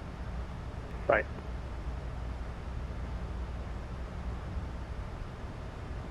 Pilot Club 341, contact, discard. Skywest 5313 flighting 070, vector spacing. Hello, plane. Is that a plane coming at me, or is that a plane going with me? It looks like a plane going with me. Seattle Center, good evening, Pilot Club 73, flight level 390. Skywest 5313, Seattle Center, flighting 070, vector spacing. Oops, a little too far up, a little too far in, Jesus Christ. 030 for Skywest 5313. 070. 070, Skywest 5313. Pilot Club 341, contact Oakland Center on 125.85. 2585, Pilot Club 341. Hey, that sounded like Stu. American 28 ascending flight level. 341 is his call sign, I think, right? Right, Stu, you're 341. I mean, it sounded like your voice. Seattle Center, Pilot Club 73, flight level 390. Pilot Club 73, Seattle Center, good afternoon. Oh, it's a little bumpy up here. I'm going to turn the seatbelt signs back currently on. Currently 718, go faster. Small bumps. Pilot Club 73, part of me wants to just shoot up with an A320. What do you mean? For spacing. You want to get in on the FNO? Should do it. And, United 1035, what's your Mach? See how high you can get? Probably somewhere. You could probably get it up to like 45,000 feet, and then it would, like stall. United 1035, you wanted to go faster, like 0.81. Thank you. Yes, sir. We can do 0.81, or we can even do 0.82 if you'd like. United 1035, maintain Mach 0.81. Mach 0.81, thanks, United 1035. Seattle Center, America 303, 360, 41 miles, 37 miles from Mach 2 for 303. Sorry, but the avatar's going crazy. I have an ice cream, my little Sonic shake. Seattle, Southwest 1753, flight level 400. Not ready for any multiplayer flight. You might be a little bit more ready than you realize.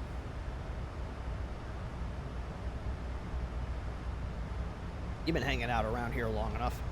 Sorry, it's getting a little busy. Who called? Southwest 1753, flight level 400. Southwest 1753, Seattle Center, good evening. Brakes Southwest 1202, contact Oakland Center on 119.97. You can't land? Okay, that's definitely a problem. 1997, Southwest 1202, good night. Seattle Center, Frontier Flight 1959, back on frequency.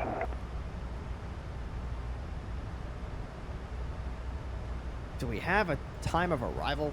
Southwest 1202, contact Oakland Center 119.97. We can get the Oakland ATIS, so let's see here. Southwest, Skywest 5313, what were you direct to before I turned you? So, my next waypoint will be Oakland ATIS information, Victor at 2353 Zulu, winds are 270 at 12, visibility is 10, few clouds 1500, few at 10,000, scattered 16,000, scattered 25,000, temperature is 17, dew point is 9, altimeter is 3016. ILS visual approaches, runway 30 at 28 right, we can expect runway 330. Birds near airport and advise you have information, Victor. So I will get this set up for the ILS 30. Skywest 5313, contact Oakland Center on 125.85. Oh, now it's, okay, yeah, now it's giving me an estimated arrival time of 041 Zulu. Grumpy 419, thanks for help tonight. Contact Zulu. Oakland Center 119.97. So that's going to be about an hour from now. I don't think that's right, though. Oh, I don't think that's right. Maybe it is. I don't know.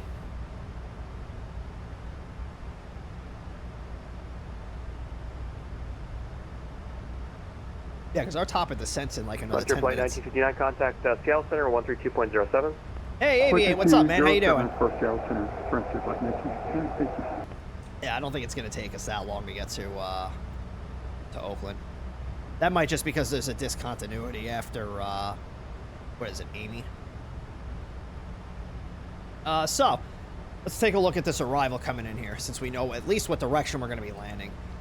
So we have the, Oakland International Airport.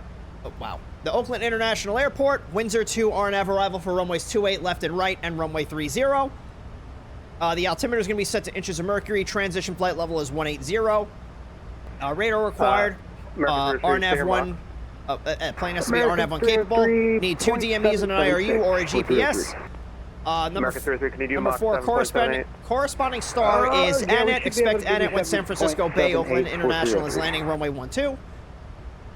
From Windsor, we're going to track 159 degrees to Weber, then on track 159 degrees to Boise, then on 129 to Hopta, and then for runway 30, 53, can you, which we can expect 78, from Hopta on track 114 to Alex, then on track 114 to Corson, then on track 112 to expect radar vectors to our final approach course. 50 miles. Do you work at the whole way into UK? So we're going to transition at Spammy. We have to cross Spammy at 280 knots between flight level 260 and flight level 240. Discretion cross 35 miles south of Eugene at 1. And then we're going to fly to Hubbard at or below flight level 230, then to Windsor, still at 280 knots between flight level 220 and 16,000, then down to Weber between 13,000 and 9,000, then to Boise at 7,000, then to Hopta at 5,000, then from Hopta we're going to fly to Alex, slow down to 210 knots at 5,000 feet, then out to Corson, and then expect radar vectors to our final approach course. So with your altitude restrictions, remember your restrictions are going to, the way you read them is you look for where the line falls in reference to this altitude. So for Hubbard, we have flight level 230 beneath this line. That means we need to be at or below flight level 230. At Windsor, we have flight level 220 and 16,000 between these two lines. This means we need to be in between these altitudes. As long as we're between flight level 220 and 16,000, it does not matter what altitude we're at. 621, contact Oakland Center 119.97. 119.97, Southwest 621. And then if you have one altitude in between these two lines, that means you need to be at that altitude. So I'll leave this up on the screen for another minute or so. Did I copy this down right? Oakland Center is 119.97. Yep, let me just check in with them real quick. Oakland Center, Southwest 621, flight level 350. Southwest 621, Oakland Center, Roger. So if anybody does have any questions, you can feel free to pop them on in the chat. Things are going to start getting a little crazy here in a little bit. It's going to be really exciting. Oakland Center, one of them, I think I'll just re-announcing myself if I didn't hear anything. You just had to submit an oceanic clearance? Oh boy. Miles, passing flight level 260.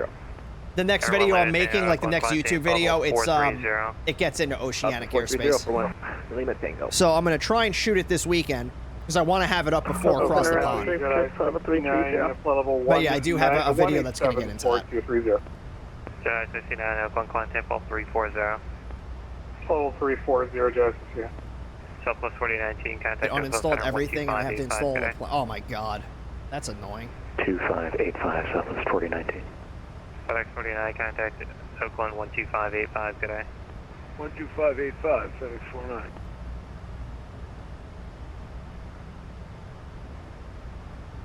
Oakland Center, Horizon 346, level 330.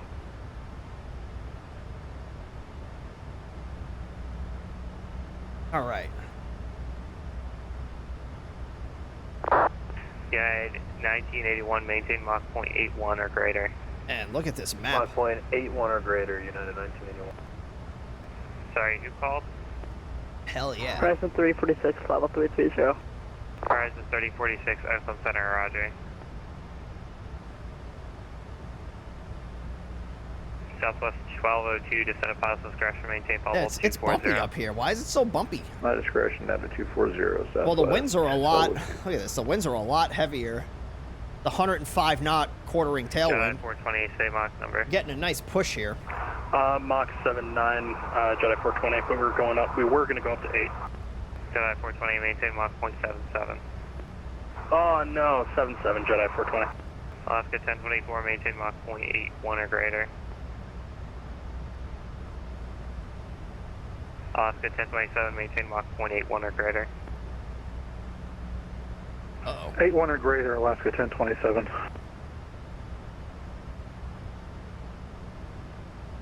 Delta 1247, descend to positive discretion, maintain level 240.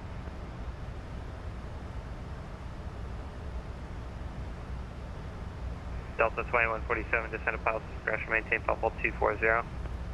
Descend pilot discretion to flight level 240 for Delta 2147. Oakland Center, good evening, citation 75 Romeo Alpha, flight level 280. 75 Romeo Alpha, Oakland Center, roger. 75 Romeo Alpha, climb maintain flight level. Sorry, what was your cruise altitude? I'm too old for this many screens. I feel that. Area 75 Romeo Alpha, climb maintain level 430. 430, 5 Romeo Alpha. What's up, Torch?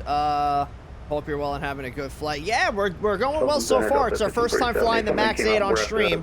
This is the second flight that I've done in it. Roger. So overall, I'm enjoying this plane. It's not quite like the PMDG, but it's still a very fun plane to fly. It's bumpy. Why is it so bumpy?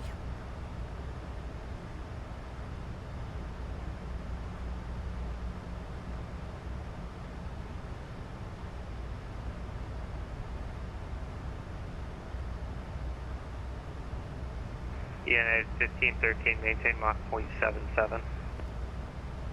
Who's that? Sorry, Southwest 1513, maintain Mach .77. There is a plane 1,000 feet above us. Southwest. Way out there. Oh, there it is.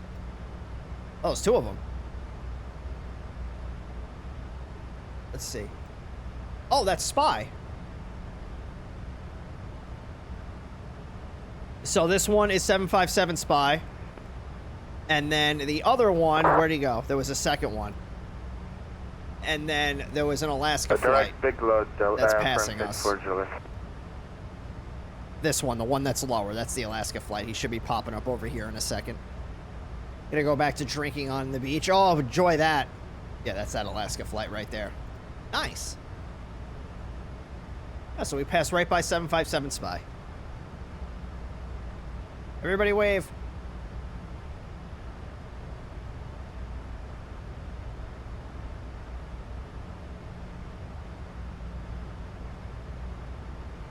It's bumpy from all the wake turbulence. There's not really a whole lot of wake turbulence. It would be hilarious, though. Definitely on my list of future purchases. They did a good job with this. But yeah, this is a pretty solid plane. You're going to notice, when I landed in France the other day with this thing, it kind of like, you know how like the CRJ, Center, hello, when you're up, like if you've ever flown the CRJ, when you're on, like when you're established on final and you're tracking the localizer, that it kind of sways side to side. This kind of does that. But if you turn off the autopilot and you fly it manually, it doesn't do it. So I think it's just got a little bit of a death wobble on approach. So, small issue. It's not even really an issue. Yeah, 441, You just, contact you know, Seattle Center, you turn off 135.15 autopilot and today. it fixes itself. 135.15 for United 441. Thanks. Have a good weekend. You too, FedEx 126, contact Seattle Center 134.9er. 134.9er. Alaska 1541, contact Seattle Center 13515, check in with your speed restriction. Okay, 1355 with the speed, Alaska 1541, good night. 13515. Yep, 135.5 for Alaska 1541, thanks, good night. Alaska 1541, negative 135.15. That's 15, okay. 135.15, 3515, Alaska 1541, good night. Uh-oh, guess what's coming back? Southwest 1513, contact Seattle Center 135. Guess what's coming back on April 4th? 135.15. Friday, April 4th. I'll give you a hint. It's my favorite FNO on VATSIM. It's coming back April 4th. Guess what it is? Guess what it is? Guess what it is, guys? FedEx 1029, contact Seattle Center 134.9. 134.9, FedEx 1029. Northwest 127, contact Seattle Center 134.9. 49 Northwest 127. No one's gonna guess. It's the FNO Down Under. We going back to Australia, baby. Friday, April 4th. That's 2 weeks from now. 436, contact Oakland Center 13515. Hell correction, yes. 12585. 12585, yeah, 436. South 2147, contact Oakland Center 12585. Good day. 2585 for Delta 2147. Good night. That's going to be a fun. I love it. And this one is between Sydney, Brisbane, and Adelaide. Center 2585 Southwest. I don't think we've done Adelaide on the FNO Down Under before. It's usually Brisbane, Sydney, and Melbourne. Jedi 420. So that'll be cool. We'll get to fly to Adelaide. Oh, sorry, Jedi 420. Best we can do is Mach 0.8. That's fine. Grumpy 419, descend at pilot discretion, maintain flight level 2. Actually, Grumpy 440, Grumpy 419, cleared to the San Jose airport via direct Chubley. Bricks for arrival, advise when you direct Chubley. Gotta love call sign Grumpy, yeah. Okay, Grumpy 419, clear to San Jose, direct Chubley, and the Bricks 4, and we'll let you know when we're doing that, Grumpy 419.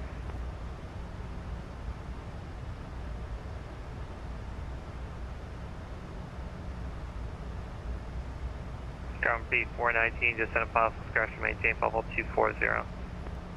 PD to 240 for Grumpy 419. Air France 84 Juliet, contact Oakland Center 12585, good day. 12585 for 34 Juliet, see ya. Yeah. See ya. Grumpy 419 is direct Chubley. Thanks.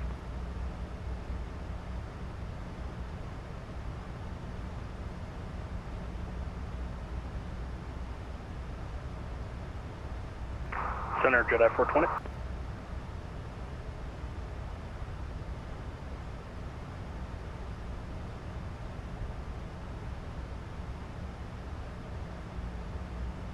Jedi 420, good. Just hoping I can step away for 2 minutes. No. Tell him no. That's fine. I would have told him no. Nope, you're stuck in the cockpit forever.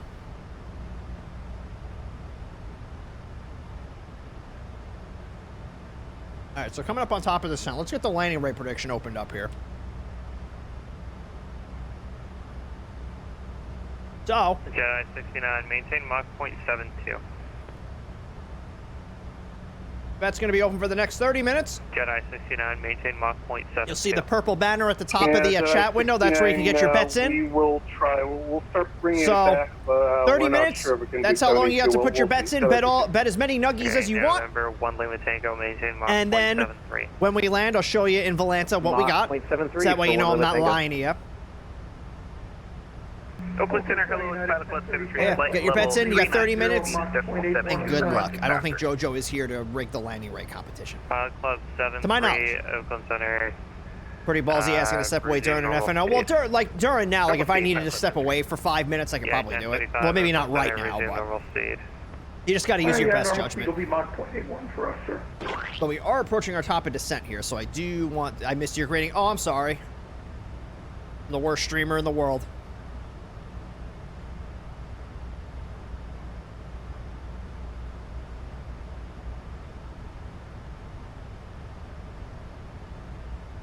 Oh no, he's here. Wow, and he put no faith into me. Wow, what a dick.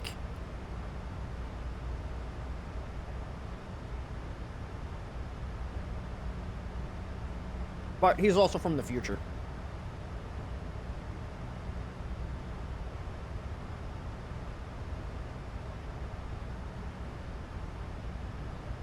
Why is it so bumpy? Stop being bumpy. And Jedi 69, we're green dot, Mach 76.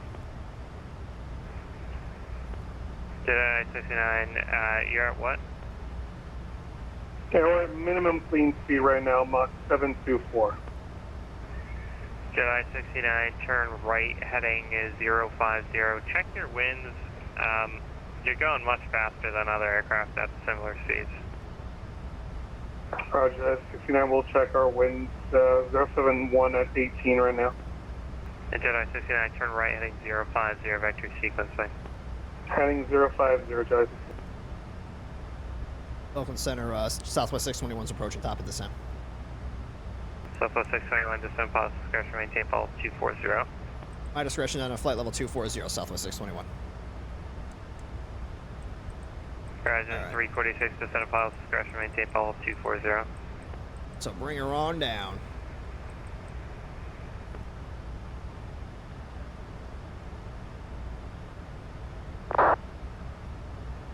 Now it should start descending on its own. Yeah, it looks like it's about to.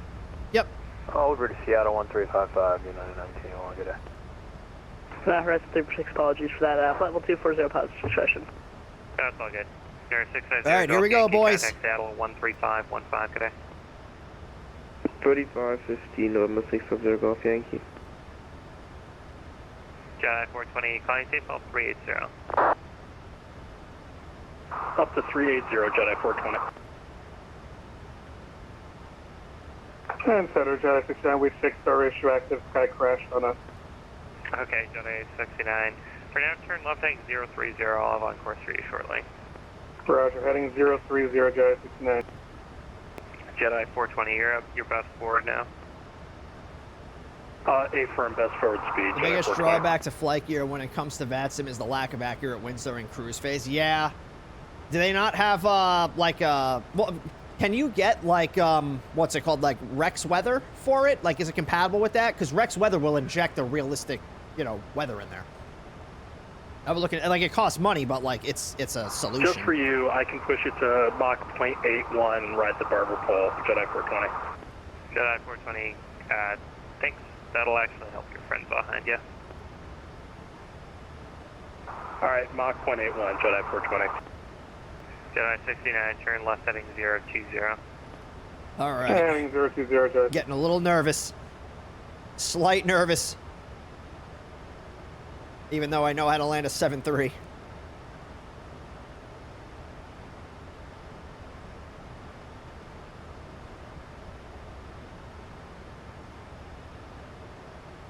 Yeah, we're doing pretty good on fuel. So what did we just pass? 69, continue your left turn heading 010. What fix did we just pass? And 010, Jedi. Up to?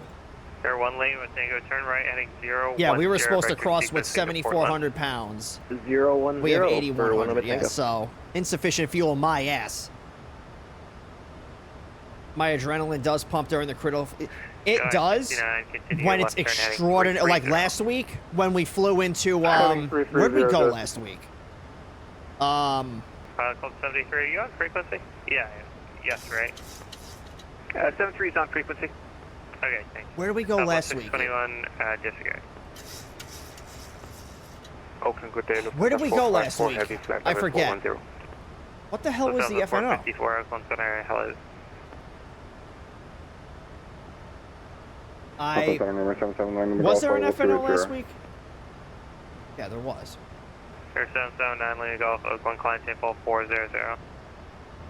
I'm 10540, North 790. I don't remember what it was. I have it on YouTube, though, I think, so it should be on there. What the hell was it? Good evening, Oakland Center, Delta 4220 with you at flight level 230. Oh, it's from Tampa to Atlanta to Orlando. Maintain flight level 380. When we were flying into Atlanta, with how busy it was, my blood was pumping. I was like, this is insane. Like, really busy FNOs like that, yeah, that gets my adrenaline going. And it's awesome.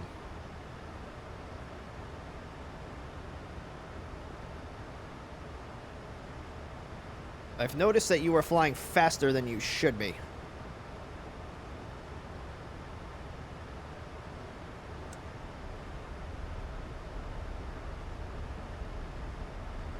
There's a free API weather for that.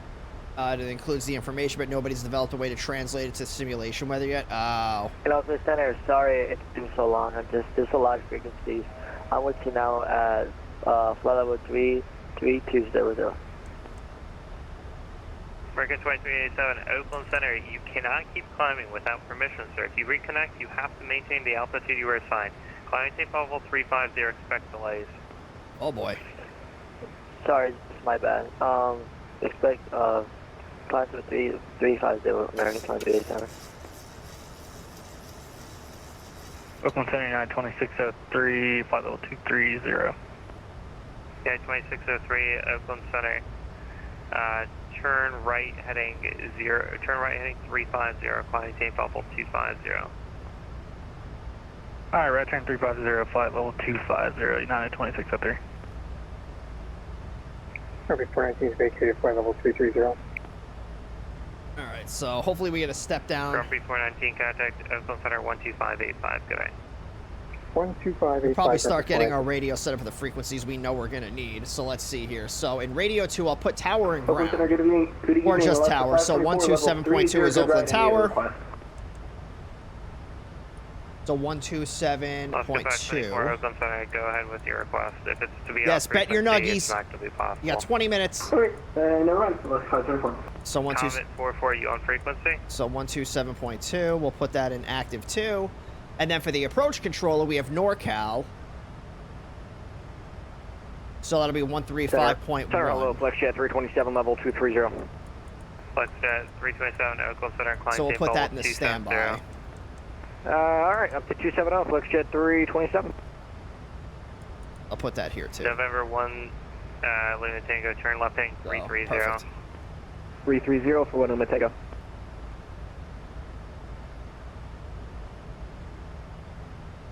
Jedi 69, clear direct Machu, resume normal speed. Machu, normal speed, Jedi 69. Hopefully we get another step Machu. descent here soon. Direct to Machu for Lima Tango. The night has to go better than last night. I have full faith. Yeah. Oakland Center, Comet 44. That was pretty wild hello. last night. At flight level 340. Comet 44, Oakland Center, roger. Yeah, 2603, turn left heading 290. Left turn 290, 2603.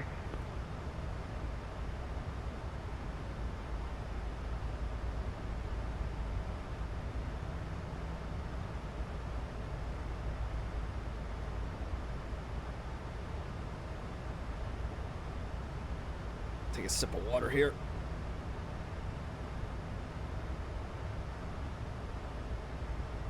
Yeah, so we're not going to follow the star because we weren't told to descend via the star.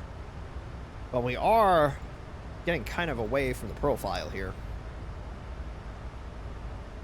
Anyhow, yeah, I guess.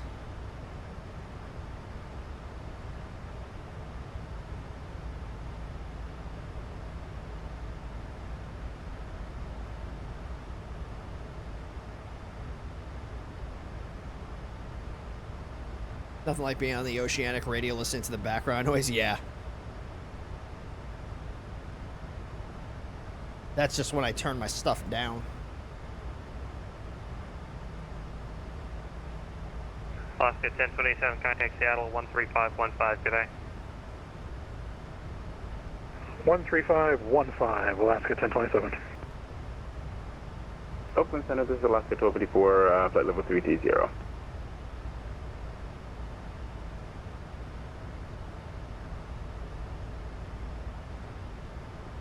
If I don't get a descent from this guy soon, I'm going to call and ask. Alaska 1284, Oakland Center, maintain Mach 0.81. I set a standby. Yeah, I can. So 3016 is the altimeter. Center, Southwest 4695, flight level 350.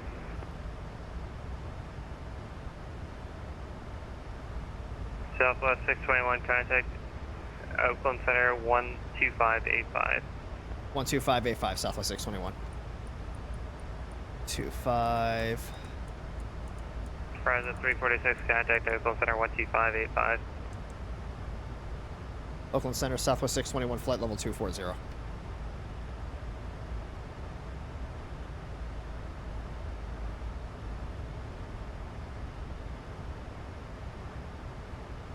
Uh-oh.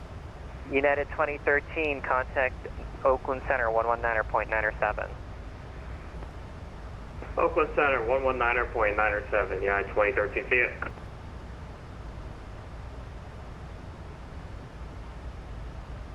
Do we have like a performance and payload? Do we have a landing performance? Oakland Center, Southwest 621, flight level 240. Grumpy 419, contact NorCal approach 133.95. Okay, I'll just go fuck myself. 3395, Grumpy 419. Oakland Center, Horizon 346, flying through flight level 290. Oakland Center, good. Delta 1541 Heavy, wish you at 130, climbing for 190.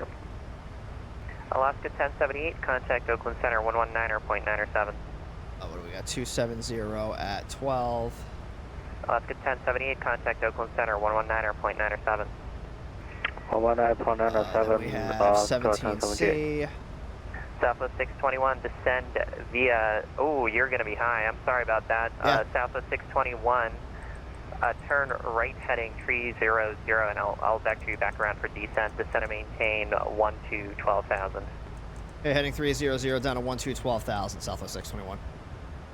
Horizon 346, descend via the Bricks 4 arrival, lead San Francisco altimeter 3017. Send via the Bricks 4, Horizon 346. Does the level change button not work? Okay. Oakland Center, Super 229 Heavy, flight level 12,000. Speedway 229 Heavy, Oakland Center, hello, climb and maintain flight level 350. 12,000. Climb all right. Flight level 350, Super 229 Heavy. Okay. Let's come back over here. So QNH is 3016. Delta 1541, Oakland Center, climbing maintain flight level 230. 5. Climb maintain flight level 230, 1541 Heavy. And calculate. Okay, so landing distance is 7633. Anyone else call? Okay. So we have plenty of runway. So, and our VREF is 157. Okay. Fast as fuck approach speed. So we'll come over here. No, this is saying something different. Sky 5313, contact NorCal approach 133.95. This says 145 plus 5 is 150. That was 5313. Swinging you around again. Yeah, it is what it is. Number 517 Victor, Oakland Center, you here? I should have asked for a descent sooner, but like, you know, it is what it is. Center, not a huge deal. It's annoying, but it's not a huge deal. Going to Seattle Center for Southwest 1742. See ya.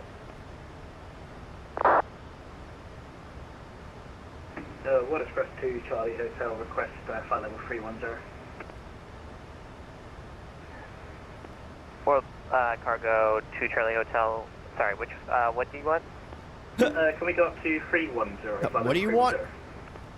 World Cargo 2 Charlie Hotel, climb maintain flight level 310 now.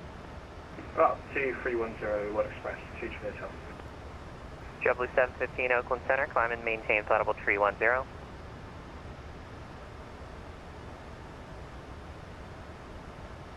Southwest 621, continue to right turn, heading 060. Right 060, Southwest 621.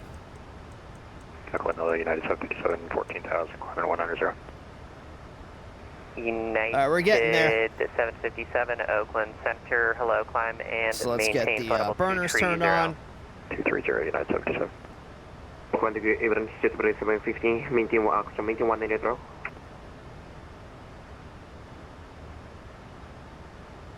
JetBlue 715, climb maintain flight level 310.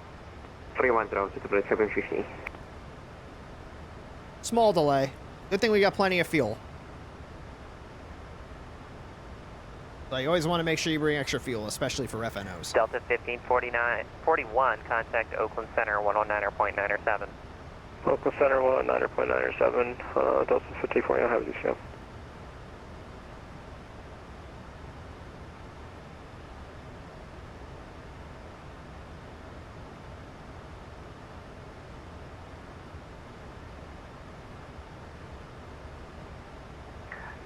World Cargo to Charlie Hotel, contact Oakland Center 127.95.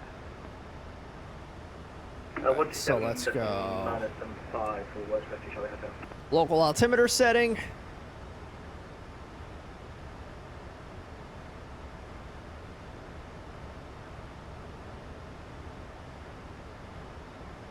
Still got about 15 minutes left on that landing rate prediction, so make sure you get your bets in.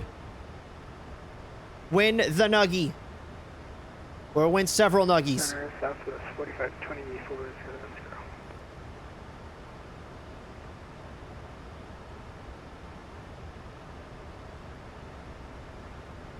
Southwest 4520. Oakland Center, hello. Oakland Center United 1035, descending through flight level 281 for 240, and we...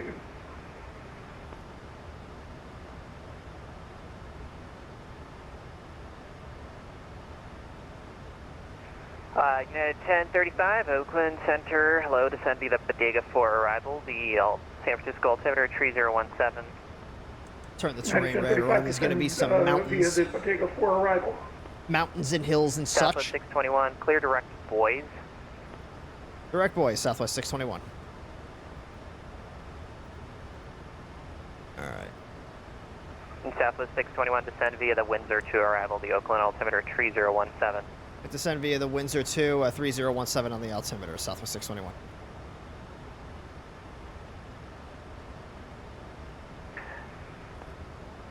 Let's see. So we have to... Oh, we're getting away from the profile here. Let's see. Where do we have to be at? We have to be... Ladies and gentlemen, as we make our There's no way final we're... descent into Oakland, please stow laptop Yeah, because we have to be between 13,000 and 9,000 at Weber, and we're at... Okay, so it's coming back now. Electronic devices may continue to be used in airplane mode, but must be secured for the remainder of the flight. Please ensure all carry-on items are completely under We'll wait till the we seat in front catch of that you profile or again, in and then we'll go back to overhead VNAV. bins, leaving the area around your feet clear.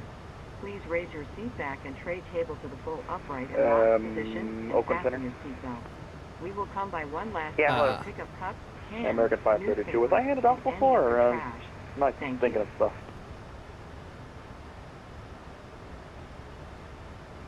Ooh, look at the cloudage ahead. It's gonna be bumpy. Oakland Center, hello, it's Pilot Clip 73, flight level 355, descending 240. It's gonna be bumpy, boys. Pilot Club 73, Oakland Center, hello. So there's American 532.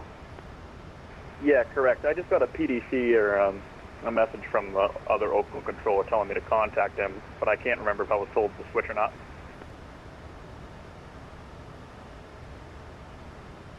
Which one? Which controller? Oh, yeah, American 532, yeah. Long time, yeah, sorry, missed you there. Contact Oakland Center 123.8. 123.8 American 532. Oakland Center, hello, number 517 Victor, flight level 190. Oh, Number shit. 517 Victor, Oakland Center, Roger. Let's bring this down to 5,000. 12 called. United 930, 190. United 930, Oakland Center, climb maintain flight level 350. I'm maintain 350 United 930. United 408, contact Seattle Center 134.9er. Over to Seattle 134.9. Let's go. United 408. VNAV. Oh, wants to slow down at 240. All right, let's yank the speed brake out here.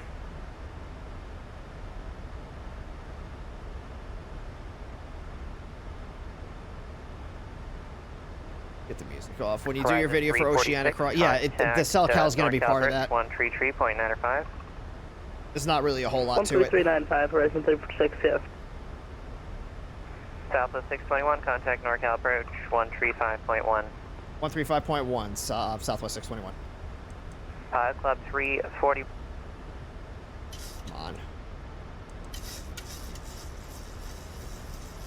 NorCal approach, Southwest 621, 1000, descending winds are 2.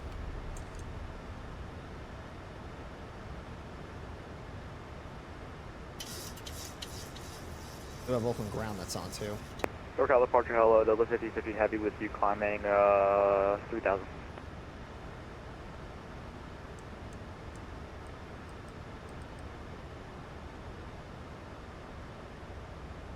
Roger, stand by. United 728 heavy contact Oakland Center 123.8. Run the ATIS one more time for Oakland. So information Southwest whiskey. 546 contact Oakland Center 123.8. Get the landing lights turned on. And wing lights gonna United come 728 contact Oakland Center 123.8. 123.8, United 728. Southwest 546 contact Oakland Center 123.8.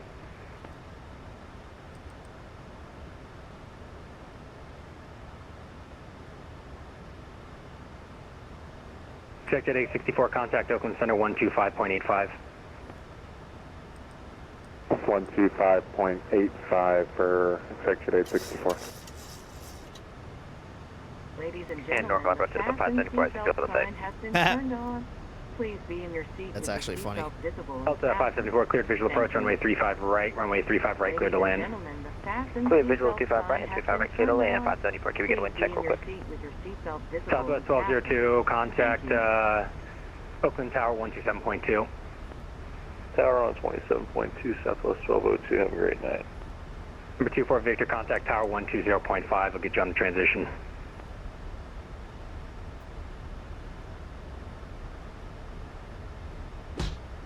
NorCal approach, Southwest 621, 8,500, descending the winds are 2.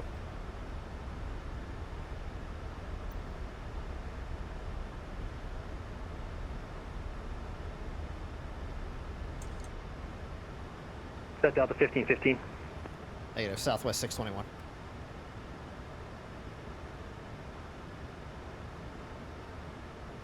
Sorry, Southwest 621, NorCal approach hello, San Jose. Sorry, Oakland altimeter is 3017. Expect visual approach runway 30. Expect visual 30, Southwest 621. All right, so I'm just gonna do. NorCal departure hello, Delta 5050. You heard that before. So it's a visual. I'm just gonna make sure that the ILS frequency is set right. So we have 108.7. 15 heavy. I'm gonna vector here for in the climb. Turn right, heading 250. Climb maintain radio, level 190. we're just gonna get that set in here. 108.7, and then inbound course is 296. Whoops. NorCal departure 611 Delta requesting IFR to KMHR ATIS Whiskey. Oh. 1087. Okay, so I have to hit mode ILS 1087. November 611 Delta. And then 296 in the course selector. Roger, stand by. I actually don't. November 611 Delta. I don't see a flight plan. Disregard. Contact San Francisco Tower. San Francisco grounds.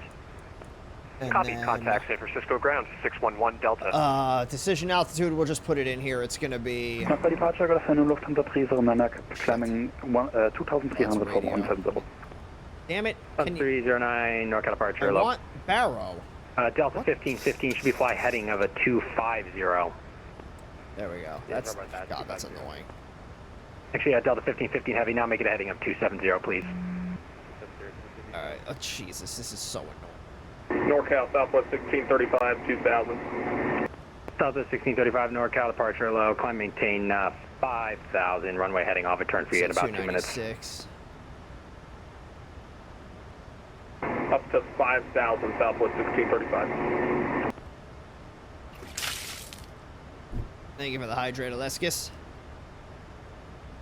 So 296 is going to be... Oh, it's 209. I read the wrong thing. It's 209 is our minimums. So that's just there for a reference. We're not actually flying the ILS, so we don't really need to use this, but I always have it in here as a redundancy. That's 209, not 296. 296 is the course selector. So 209. Beautiful.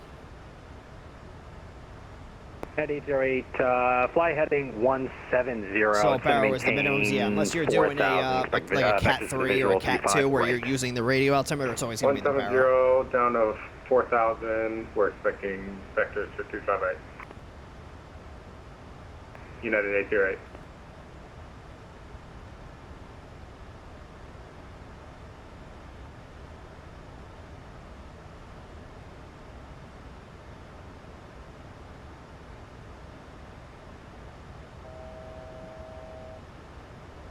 Let's bring this back.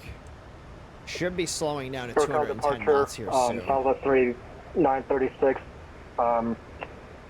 Climbing on the stick 5 departure. Southwest 3936. Verify you're on the you're turning on the stick here. There you go. Turn left heading 270. Sorry, what is it again?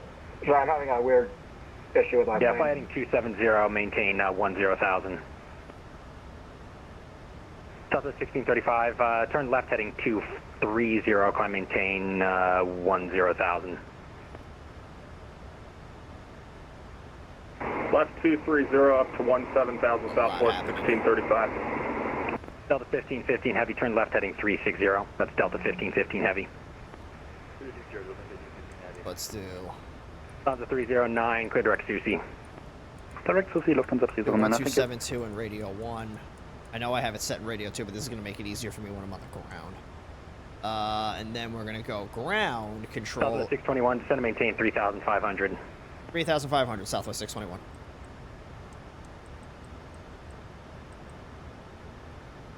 Southwest 1635, clear direct bebop. Direct bebop, Southwest 1635. And then what I want to do is... Okay, so... Delta 1515 heavy, turn right direct 12175.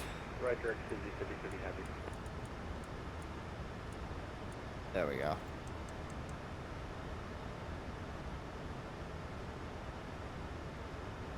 And then once we get down, we'll start slowing down to 210 knots. So it looks like we're catching the... Well, we're getting the signal from the localizer and the glide slope already.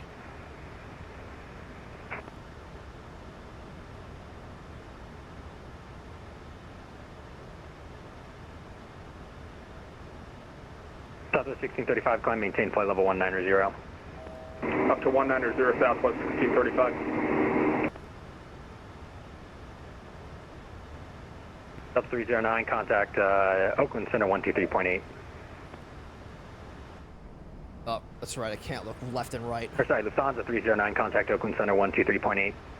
Oakland Center 123.8, Lufthansa 309. Thank you, bye. How would you get the ATIS when you only have 4 slots for frequencies in the plane? Well, you would just switch one of them to the ATIS frequency, you'd grab it real quick, and then you'd be good. 9,300, descending 7,000. You just have to use one. You'd have to use either active 1 or active 2 for it. Or you just go to the client, you double click on it, and then it'll give it to you. All right, so let's go to 210. Right, good evening. November 8th, to take Bravo on P30 for Half Moon Bay. And then we'll go flaps 5.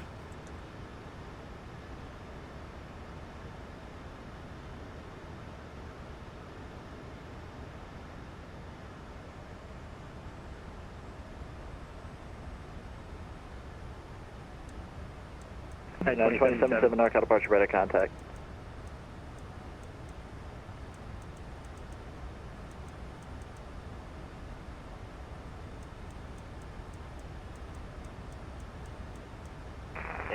I didn't add IRL, but it makes sense. Yeah, well, IRL, you can get it digitally, too. Most planes will let you do it. Where you just send out a thing through your ACAR system, and then it'll send it back to you. Most planes have that capability, but if you don't, you just switch your second radio to the ATIS, and then, like, IRL like this, like, that's what your FO is for. Your FO gets the ATIS, or, like, whoever your pilot monitoring is gets the, Southwest 271 NorCal, yeah. Southwest 621. Southwest 271 NorCal departure radar contact. Climb unrestricted to flight level 190. 2500. I thought you said 621. That was 621 that responded. Southwest 271, climb, maintain flight level 190.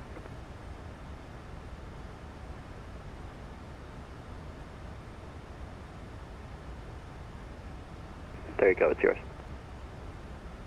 Delta 1550, Navy Oakland, Center 123.8.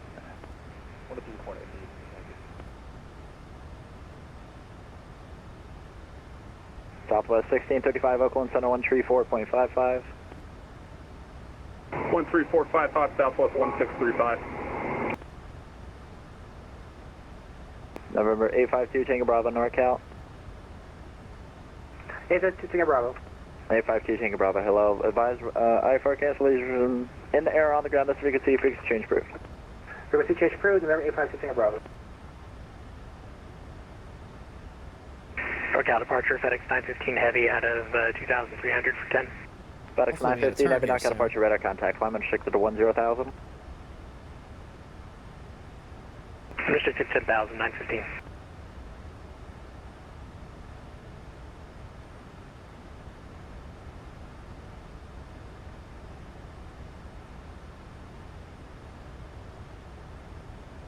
It's getting bumpy, and there is a mountain.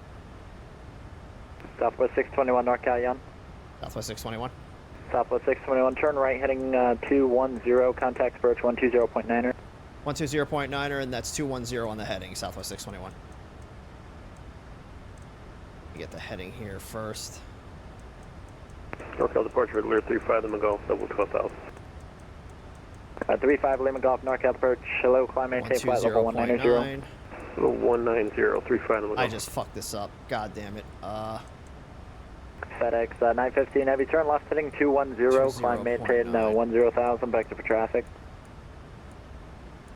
Left 210, FedEx 915. Will do, thank you. 277, 2077, you on frequency. 2077. Go for United 277. Oh, United 277, sorry, I was just checking. We do our active control change. Southwest 621, you on frequency now? Southwest 621 heading 210, 3,500. Southwest 621, thank you. Turn right heading 270, descend and maintain 3,000. 270 down to 3,000, Southwest 621. Southwest 621 out of the turn, Oakland Airport, be at your 1 o'clock, about 15 miles, report in sight. All right, we'll report in sight, Southwest 621. Oh, go bring this to 2. What am I doing? 2,500. NorCal departure, Delta 3903, climbing through 3,000 for 19,000.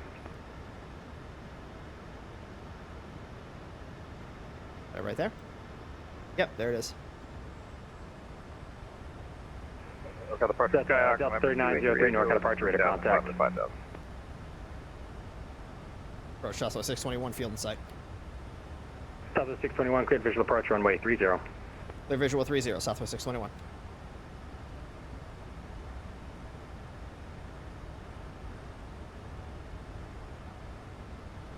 Okay, 2077, contact Oakland, sorry, contact Oakland Center 125.85. 2585. 145 with a wind correction of 5. It's going to be 150 on the approach turn speed. right, direct Orca. Right, direct Orca. So we do have receiving the signal from the localizer and the glide slope. We're looking good. We're looking real good.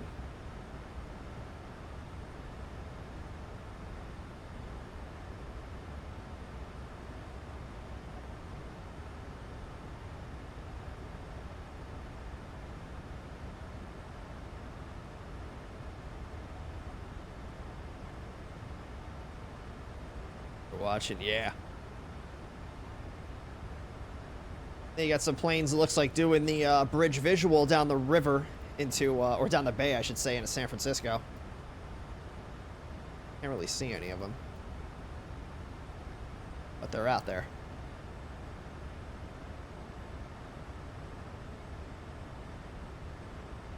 Southwest 271, contact Oakland Center 125.85.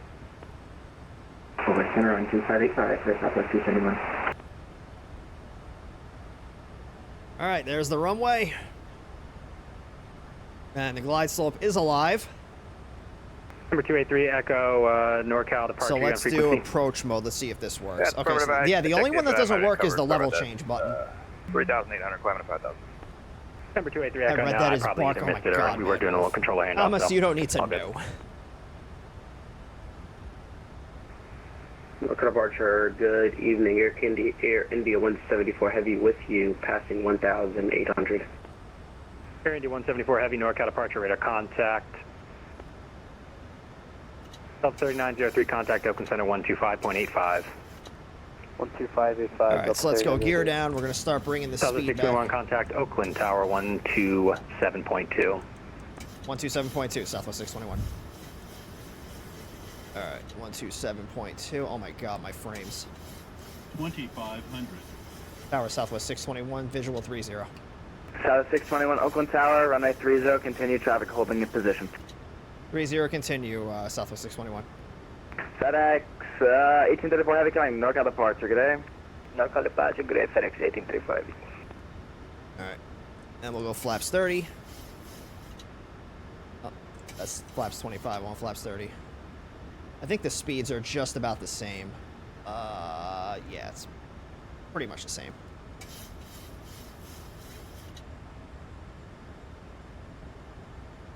All right.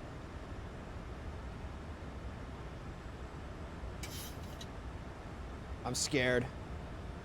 Look, yeah, it's a little bit different, but yeah. The flaps 30 speed's a little bit higher, so in the NG, it's flaps 30 is 165, and then flaps 40 is 156. So here, it's flaps 30 is 175, and flaps 40 is 166. FedEx 1610 Heavy, caution wake turbulence from a previous oh, I didn't set the auto brake, did I? 777, traffic 5 mile final, runway 30, clear for takeoff. 30, clear for takeoff, FedEx 1610 Heavy. South 621, caution wake turbulence, heavy A300, departs prior to arrival. Wind 28013, runway 30, clear to land. 30, clear to land, Southwest 621.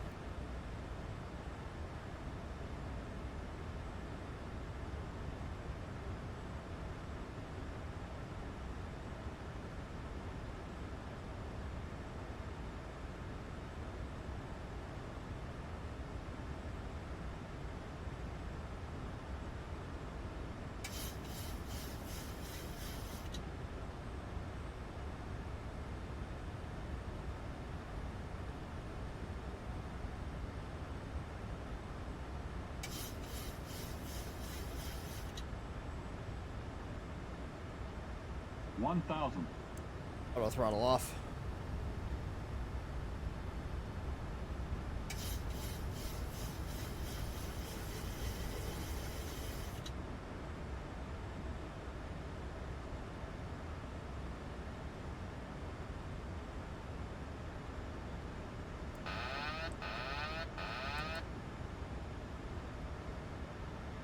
Approaching 30. FedEx 1610 Heavy coming NorCal departure, good day. Over to NorCal, FedEx 1610 Heavy, see ya.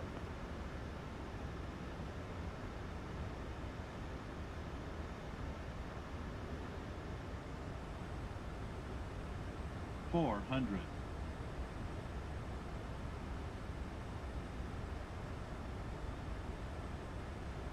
300.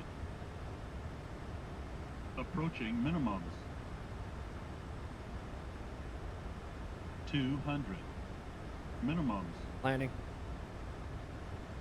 100. Flight 60, 40, 30, 20, 10. Cursors. Oh, I think I flared a little too high. Auto brakes deployed.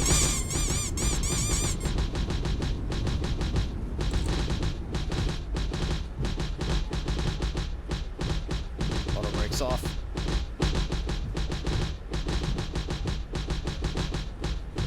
Was there a tree? And was that? I don't know. I saw something. It's Oakland.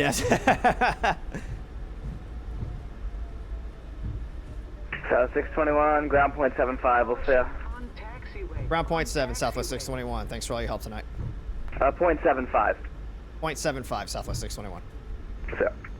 On behalf of this flight crew and Southwest Airlines, welcome to Oakland. Oakland ground, good evening. Southwest 621 on Whiskey for the ramp. Seat back and tray cable in their full Southwest upright 621, Oakland ground, welcome to Oakland. Taxi the ramp via Whiskey Victor Tango. When the captain turns For the ramp off via the Whiskey fasten Victor Tango, seatbelt Southwest sign, 621. Please be careful when opening the Alright, so we have overhead that. bin. We'll get the Items burners may turned have off shifted during here. flight and could fall out. You may We'll now get use the cellular this function of your small turned portable on here. electronic Wing light's devices, gonna come but off. please remain seated and leave your carry-on. Okay. Please be advised the aircraft We can doors get the will be terrain open radar during off here, so the ground flaps are coming For up. The safety, speed brake please is ensure up. that you and any children you Let's are get the supervising APU will fired remain up. clear of the front and back 1-1000, 2-1000, You are connecting here to 3-1000. another Southwest flight. Please check the monitor. So we're gonna go Whiskey, Victor Tango, and then the Southwest gates are down over here. So we're gonna go Whiskey, Victor Tango, all the way down to somewhere out over there. So according to my ACARs here, the... Come on, fucking mouse. Don't do this shit with me tonight. It's gonna do this shit with me tonight. So... We are gonna go to... Gate 23. So gate 23 is gonna be... Park at the FedEx ramp. Okay, so gate 23 is gonna be right over here. So that's where we'll go. Oh, speaking of FedEx, hello. Big old boy. Big old 777.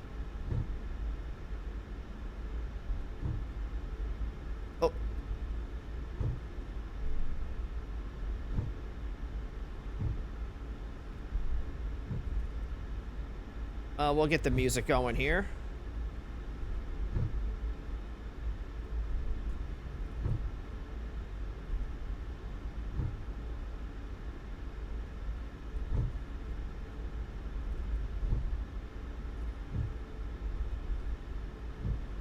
Rudders are a little sensitive. Well, I guess that's not really a rudders. That's just like the tiller. Need a cross emo pointing up. Yeah.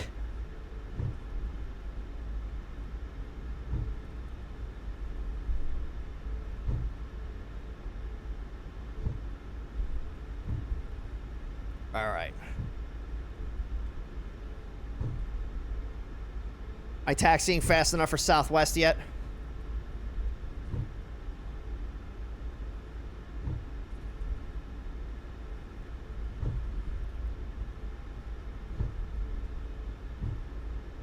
Probably. Yeah, probably.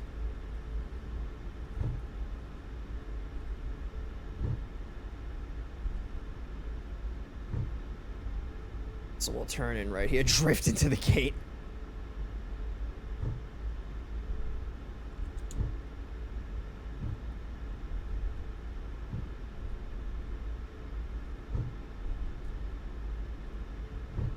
FedEx 3875 Heavy, monitor, Oakland Tower 127.2. British Airways. Have a good flight. That's 127.2 for FedEx. So I believe gate 3875. 23 is going to be that one right there. But the way that this is, yeah, the way that this is kind of set up here is a little fucky. It's fine, we'll just go right here. Okay. We'll stop right here. That light's going to come off.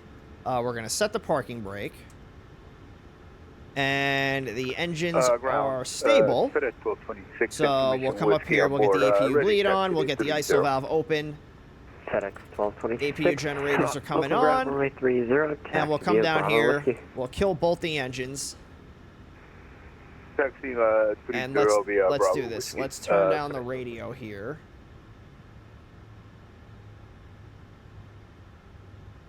All right, and then we'll come up here. We're going to turn the beacon light off. And we'll also turn the seatbelt signs off. All right. Oh, auto brake can come off here. Beautiful. Flight director is coming off. All right. So let's take a look at this landing rate prediction. Are you guys ready? In 3, 2, 1. Ooh. Minus 251 feet per minute? I'll take it. I'll take it. Minus 251. So let's see who the winners tonight are going to be here. 251's not bad. So we have 2 winners. So let's see. Who are the lucky winners going to be? Not JoJo. Not JoJo. He's from the future, but not that far from the future. So we have Dustin and Sancho are the 2 lucky winners for this landing rate prediction. So congratulations to the both of you winning the exact same number of nuggies. So enjoy all the nuggies and the abuse of power that comes along with it. We're going to have one more landing rate competition for tonight. So do not worry. So let's take a vote on where we're going to go next, and then we'll take a short break.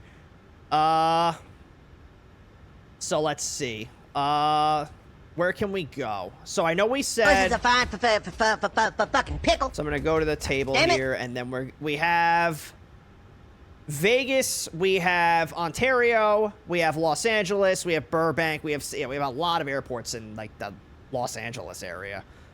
So let's do this. Let's do Ontario, because we haven't flown to Ontario.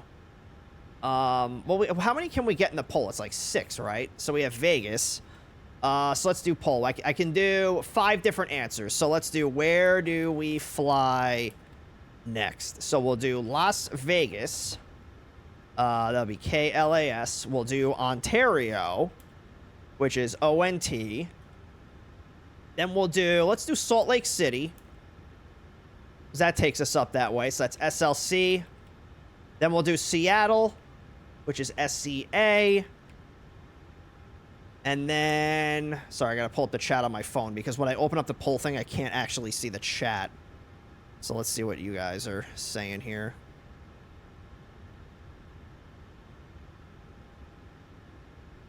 It's not letting me reload it. Hang on a second. Because if I exit out of the poll, it's gonna delete the entire thing. It's kind of annoying that I can't see past the poll.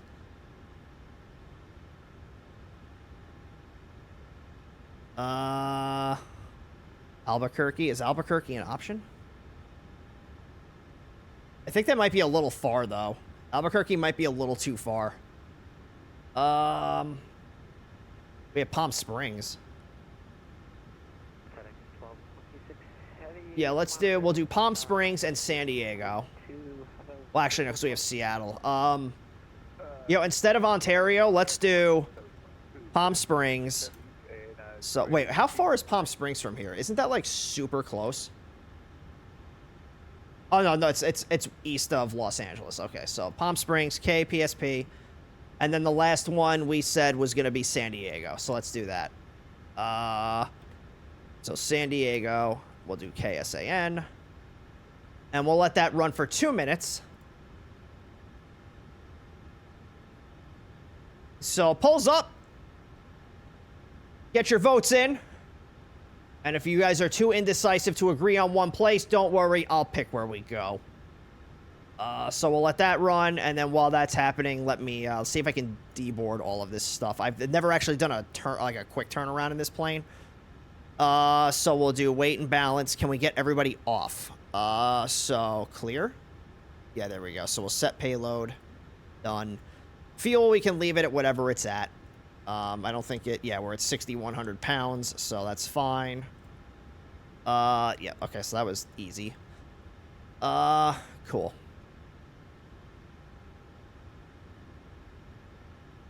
Neat.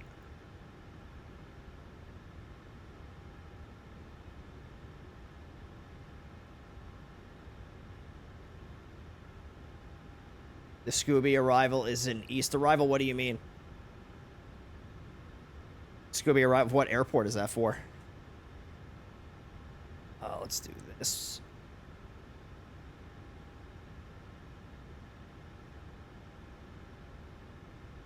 Oh, for Ontario. Next FNO, don't vote just to pray. It's fine. Then I get to go where I decide we go. That's how it works. I'm the tiebreaker. If you guys can't decide where we go, then I decide where we go.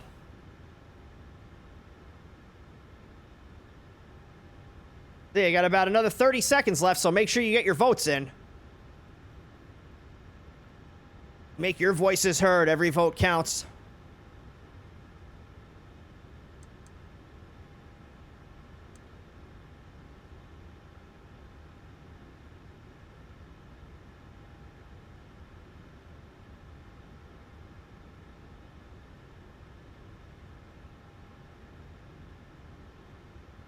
Seriously?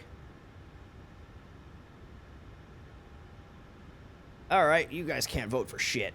Alright, so we have Seattle, Salt Lake City, San Diego.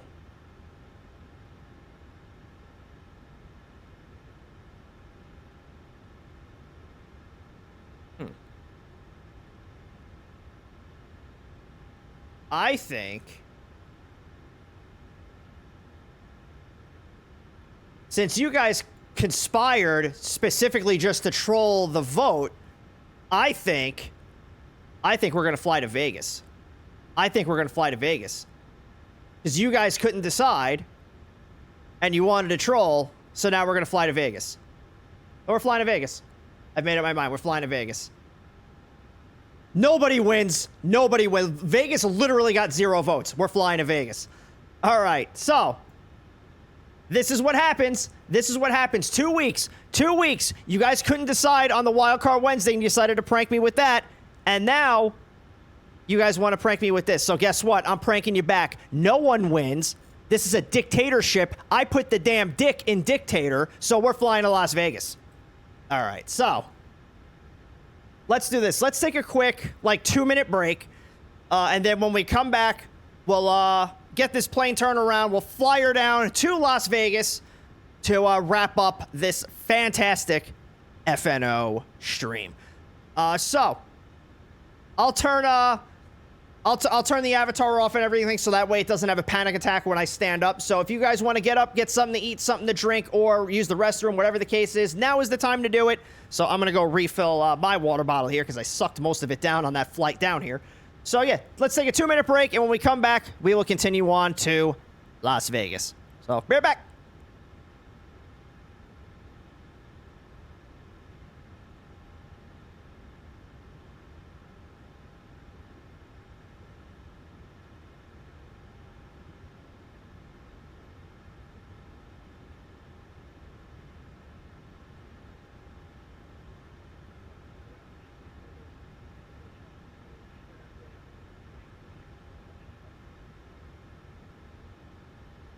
Beaver 8073, Oakland ground, runway 30, taxi via Uniform Whiskey.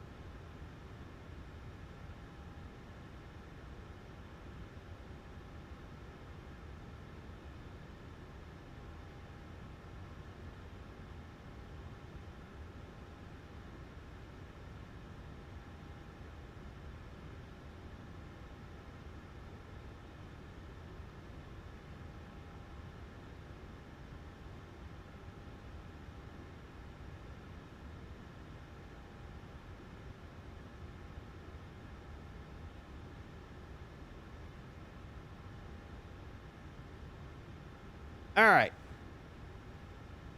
Let's get ourselves going out to Vegas. So, let's back. How dare you? All right, so let's come out over here. We're gonna get a new flight going. So, we're still gonna be Southwest 621. We're gonna fly from Oakland out to Las Vegas. Alternate's probably gonna be LA. Departure time, what time is it right now? It is 0200. Let's do, yeah, we'll just do 0230. Why not? We'll be in the Boeing 737 MAX 8. So that's going to be the, was it B38M? Oh, is it? There it is. B38M. And we're going to use the iFly. And we'll see what kind of numbers we get for this. Whoa, what the hell is this route? Interesting. So let's do, yeah, we'll just keep it like this. It's not that big. They change it on us. They change it on us.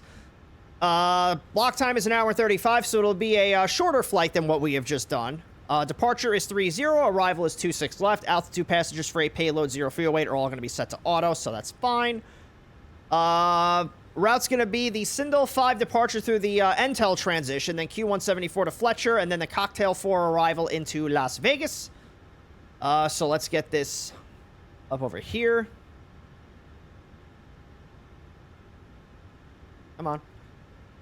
So flight number, call sign, both going to be Southwest 621. Departure is Oakland, arrival is Vegas. Alternate is going to be CDC. What is that? Cedar City. Oh, okay, Cedar City. Aircraft is going to be the Boeing 737 MAX 8. Departure time is 0230 Zulu. Air time is 1 hour and 5 minutes. Block time is 1 hour and 45 minutes. Altitude is 37,000 feet with a cruise profile of 53. Winds are 291 at 50 knots, so a little bit of a tailwind to push us along here this evening. 13,763 pounds on board the plane. 5,603 is going to get us out to Vegas. 145 passengers on board with 6,380 pounds of cargo. 0 fuel weight is 133 over 145. Takeoff weight is 147 over 182. And our landing weight is 141 over 152. Cruising speed is 447 with a cruising altitude of 370. Min takeoff fuel is going to be 13,133, which is 2 hours and 46 minutes worth of fuel. So that's all looking good. We're going to get this filed on the VATSIM network. And just make sure all of this looks good, which looks like it does. Beautiful. We'll get our little VATSIM 101 shameless plug in here because why not? File that. Oh, excuse me. File that on the VATSIM network. And now we'll come over here. We'll start getting some things loaded up. So for the fuel, let's... I'm going to round the fuel up, actually, I think, because we're going to be... Well, I guess we won't be burning the APU for too long, but... let's do 13,800. We'll just bump it up. 13,800. So it's 6,900 per side. And we have a raid from 757 Spy with 105. What's up, Spy? How's it going? How was the rest of your stream? We flew past you just before you got to Seattle Center. But thanks to the raid, Spy. Had the A393, A393, Jesus. The A319 treat you. So welcome on in, Raiders. For those of you that may be new here, my name is CrossHyperu, and what we usually do is VATSIM 101. And how it normally works is I take you through a flight in VATSIM, break things down nice and slowly as we go through it, and answer any questions that you have along the way. With the Friday Night Ops, because of how crazy and chaotic that these events can get, I'm sure as you saw with 757 Spy here, that it's less time for me to explain things as they're happening and more of me just showing you what VATSIM looks like in some of these bigger events. But just like any other stream that we do here, you can feel free, pop your questions in the chat at any time, and I'd be more than happy to answer any of those questions for you. So, welcome on in. So we're just getting ourselves geared up here to fly out to Las Vegas. And let's see. So we have the fuel on board. We have to go to our passengers. And this is the first time I'm flying the MAX 8 on stream. I did a flight in it this weekend. It went really well. So the MAX 8 is a pretty solid plane. So let's do this. We have 145 people. So a little bit light. And then we have the cargo. So we have, what is it, 6380. So let's do... What is math? Let's do 4,000 in the aft. And then we'll do, what is that, 2380 in the front. That's looking good. Solid. Very nice. And...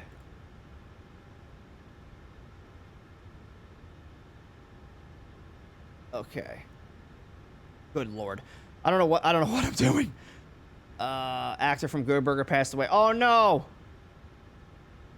Man. All my childhood celebrity actors. No! How dare you? Okay, so we're gonna set this.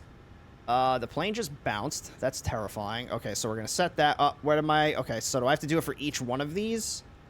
I guess not. Solid. All right, so that's in there.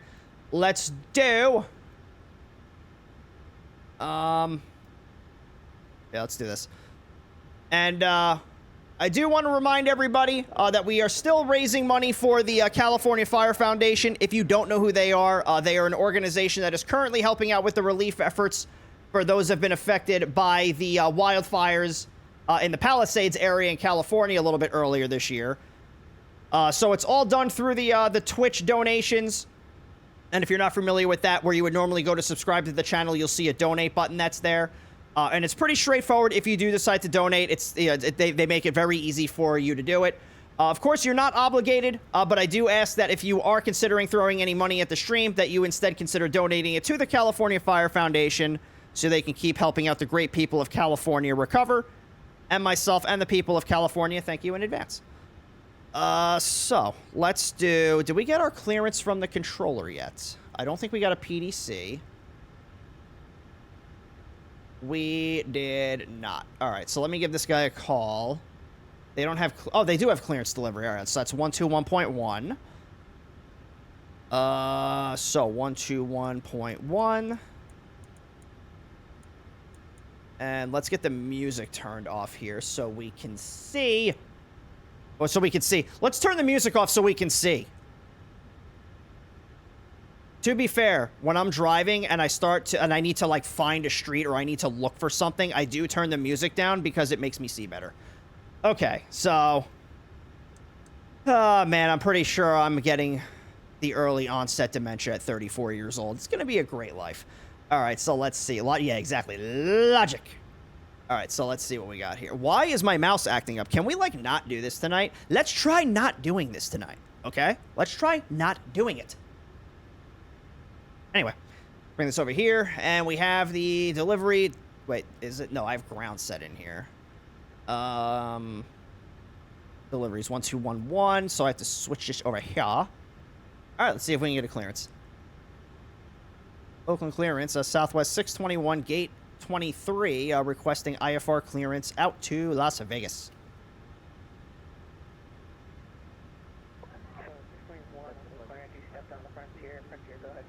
Airport via the side 05 Intel transition. We're climb via the SID. My radio wasn't turned up, that's why I didn't hear it. Whoops. Alex on Flyer, thank you for that follow. Welcome aboard. And 3252 on the squawk. Frontier flight, departure frequency is going to be 135.1. Rest feedback is correct. Call me for push. That's our friend Sancho. I'll give you a call when ready to push. And section 30, and we have 80.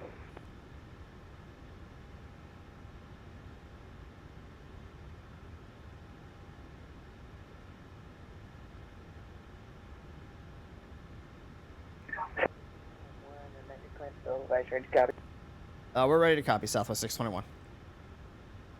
So 621, you're cleared of Las Vegas Airport, Candle Fire departure, Intel transition, then it's filed, climb via SID,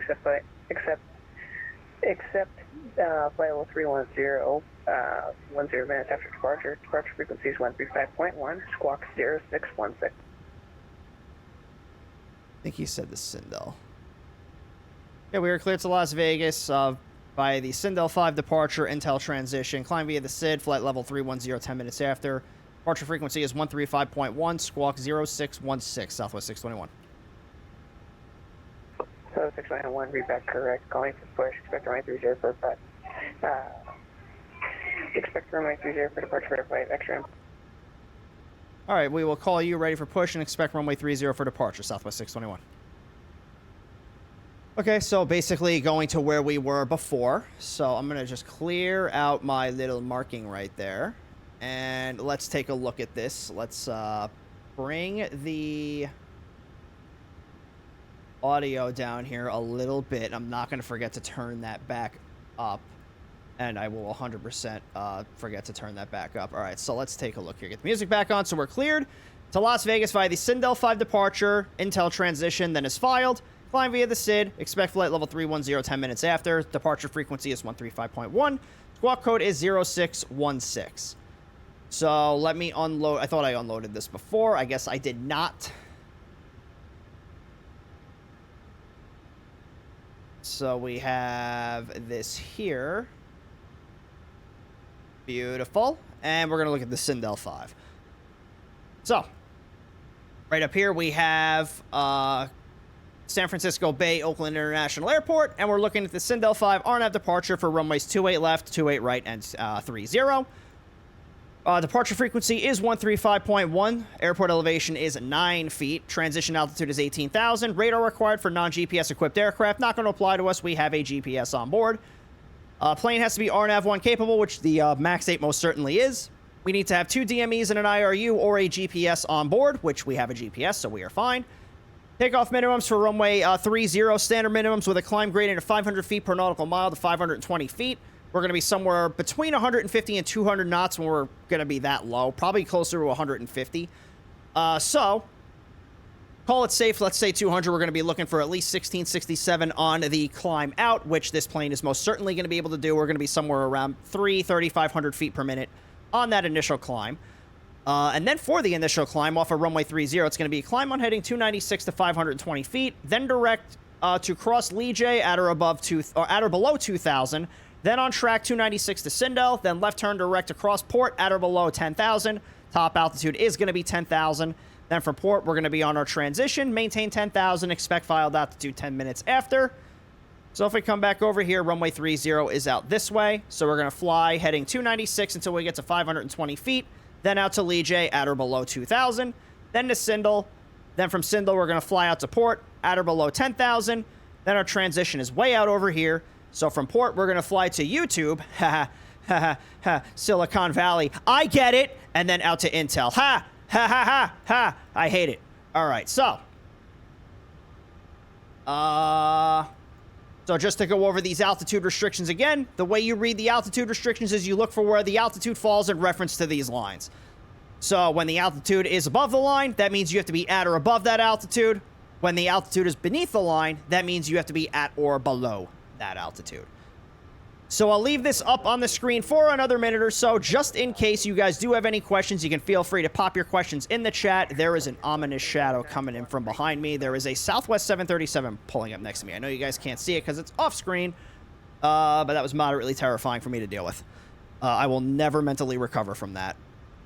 So yeah, I'll leave this up on the screen for another minute or so. I'm just going to get the route plugged into the FMS.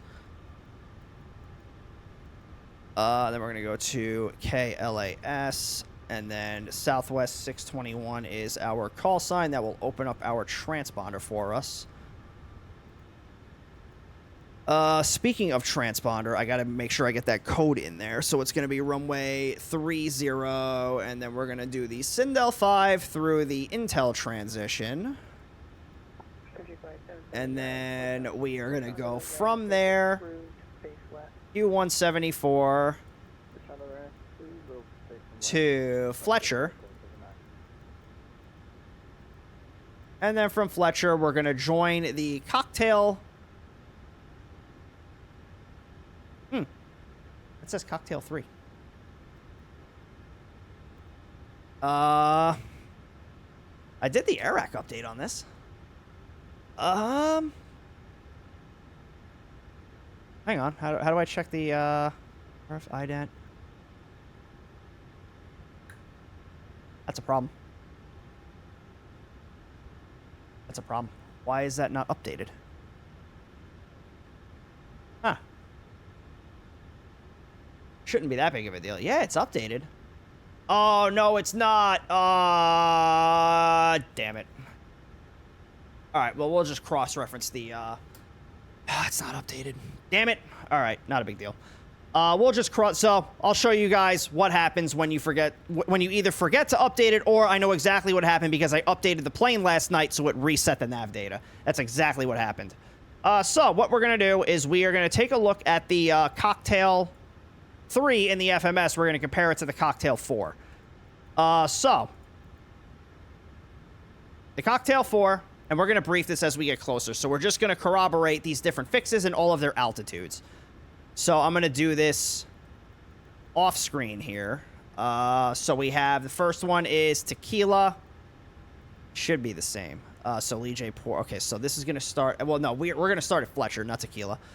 So we have Fletcher, Tibran or Tabran. I have no idea. Then to Arrow. Then Arrow we have at or above flight level 210. There is a speed restriction of 280 knots. We're going to make sure that's going to get in there. It's not going to populate any speeds right now. Then a Cocktail, 250 knots at or between flight level 190 and 16,000. So that's correct. Zilda at or above 14,000. Then Mesquil. Well, this is going to be dependent on what runway we use. But Mesquil at or below, or not at or below. Well, okay. So the FMS is kind of wrong on this one. So it's between 12,000 and 10,000. This says at or below 12,000, which is fine. Nothing at Loom. Then at Zinpi, it's between. So this is wrong. So this is going to have to be at or above 9,000 at 210. And then Bomb and Roman. What is this thing doing? All right, yeah. So this is so I have slots in Roman. I don't have Bomb. So a slight difference, but that's not going to affect our ability to be able to fly this route. I think we're going to be okay. And this is assuming that we're going to be landing on the ones, because I have not set up an approach for this yet. So we'll figure this out as we get closer, but the vast majority of this is okay. So we'll be fine. We're going to be fine. Absolute worst case scenario, we can cheat and then just look at the chart while we're doing it and make sure, because we'll get real-time tracking with it, so. Okay, so yeah, that's a dumb move on me. But anyway, let's get this FMS set up here. Demoted to VATSIM 100. Listen, all right, listen.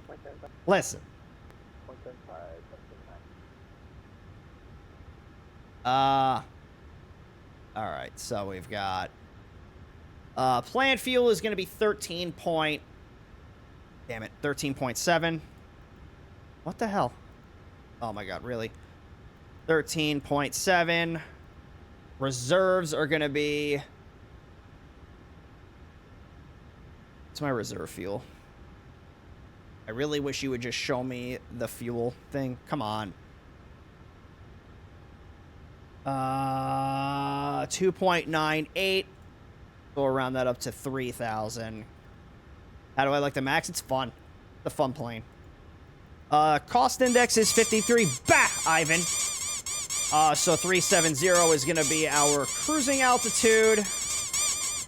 And then our cruising winds. Let's come over here. Let's see what we got. Just fun. Yeah, no, it's fun. I like it. It's insufficient fuel again. How about you shut up and let me worry? You said insufficient fuel the last time. You know what happened? We had enough fuel. Shut up.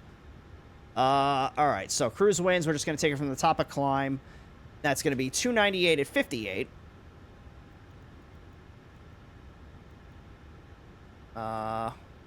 Jesus. 298 at 58. ISA deviation is going to be -1.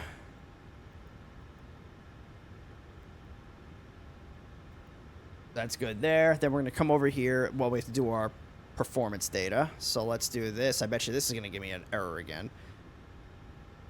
Didn't you get 310 in the clearance? Yeah, he said 310 10 minutes after, but that's not necessarily our cruising altitude. That's just what our step climb is going to be. That EFB is ahead. Not really. I don't mind this. It's a little weird to get used to, but it's not that bad. It's under performance and payload, right? I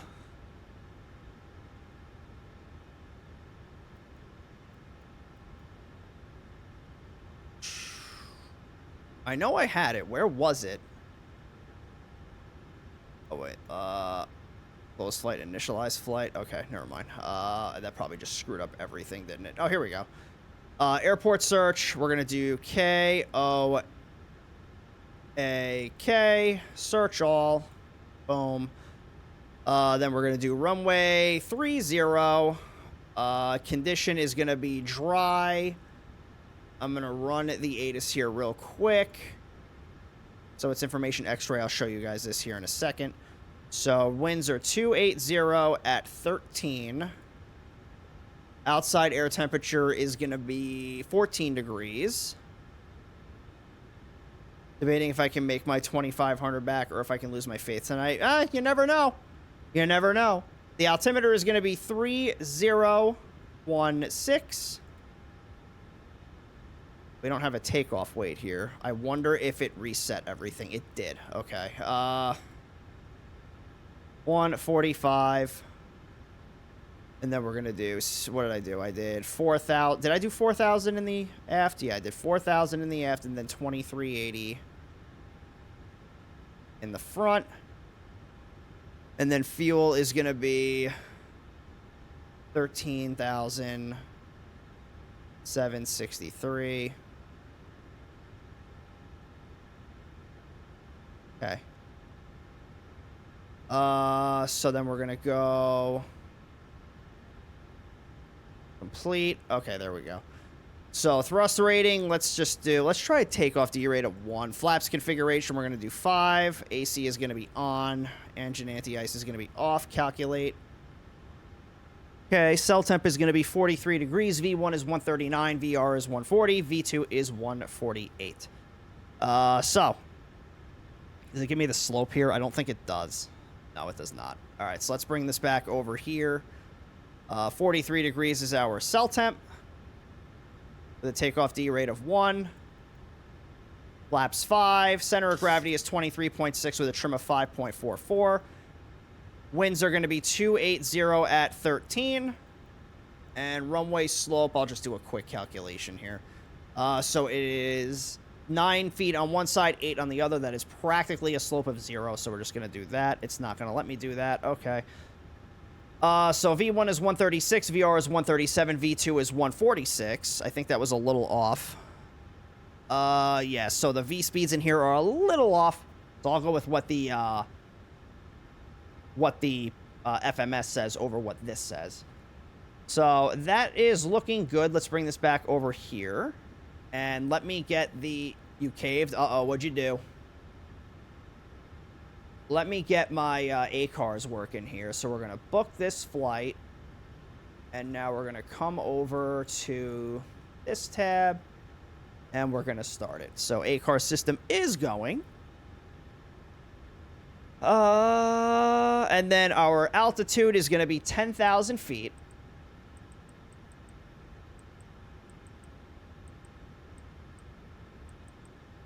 And runway heading is going to be 296 degrees. And we're going to do V2 plus 20. So that's going to be 166.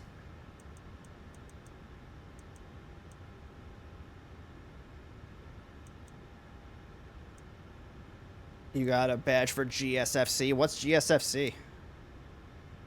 So we'll get the flight directors turned on. And the auto throttle is going to stay disarmed because apparently that's how the Max 8 works. And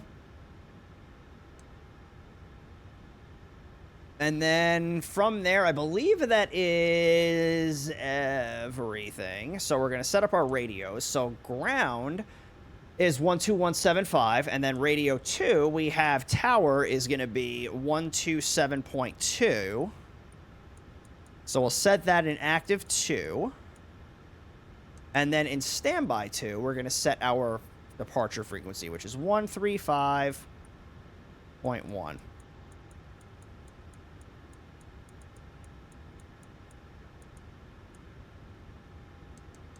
Perfect. So that's in there. So I believe that is everything. I don't think there's anything left for us to do. Except coming over here. I think there's something more. No, because I didn't put anything down here. Yeah, seatbelt signs are on. Logo lights on. Yeah, all these other lights are good. Golden State FurCon. I'm about to get way in over my head next weekend. Oh yeah, God help you, Crayon.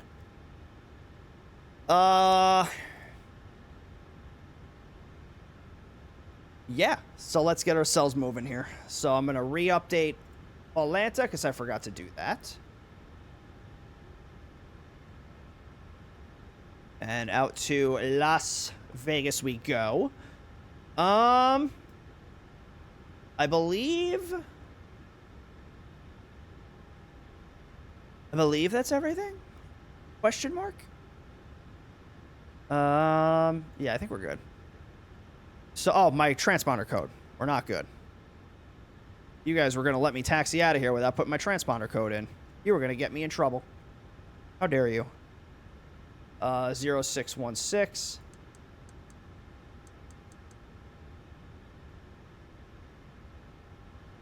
All right, cool. So let's get the music turned off here.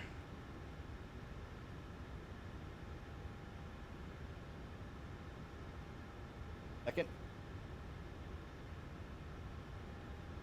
Ow.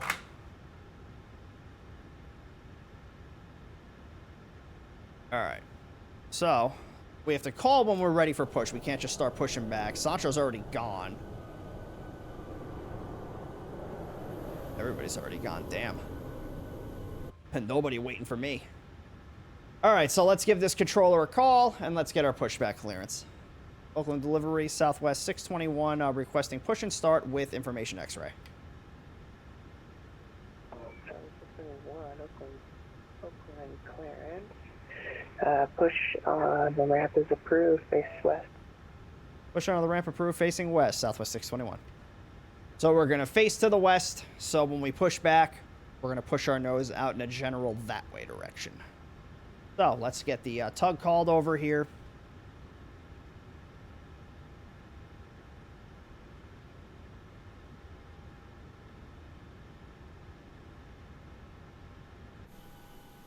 Hello, tug. So we'll get our beacon light turned on.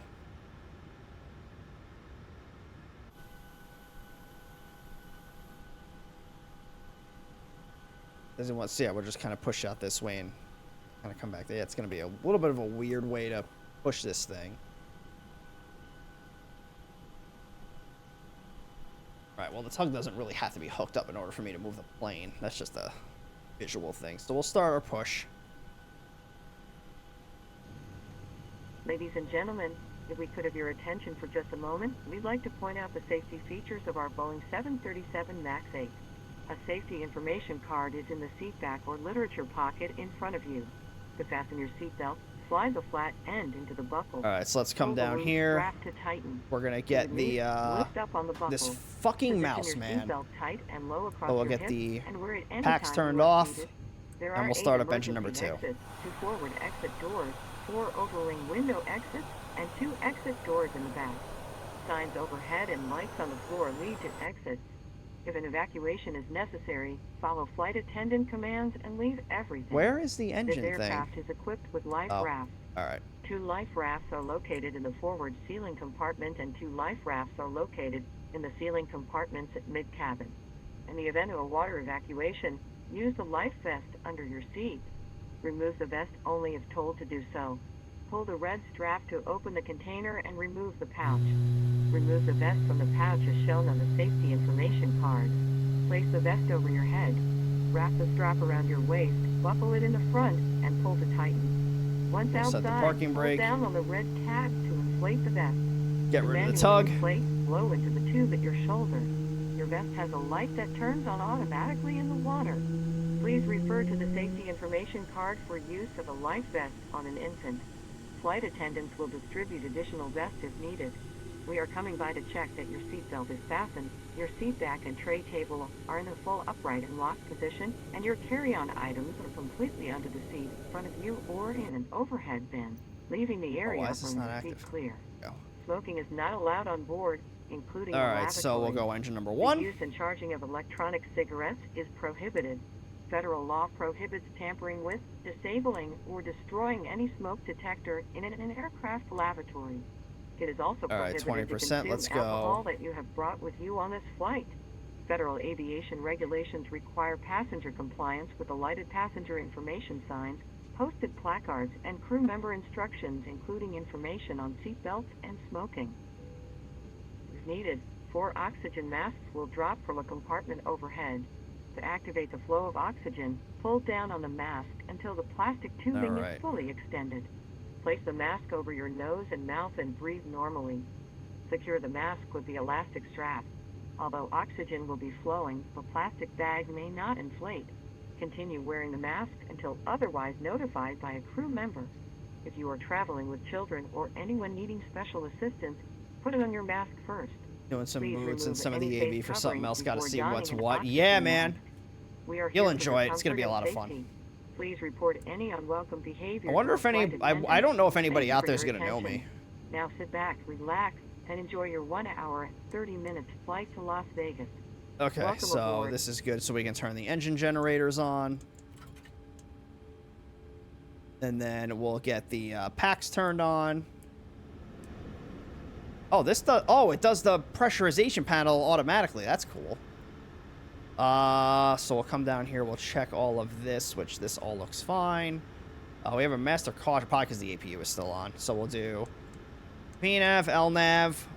We'll get the brakes set to RTO. And then we'll do a quick flight control check. That's going to be... Oh, whoops, that was already up. So, ailerons are good. Elevator's good. Rudder's good. Speed brake's good. Flaps will set to 5 degrees. While that's happening, we'll come up here. We'll turn the APU off, so the bleed's going to come off. And then the APU itself is going to come off.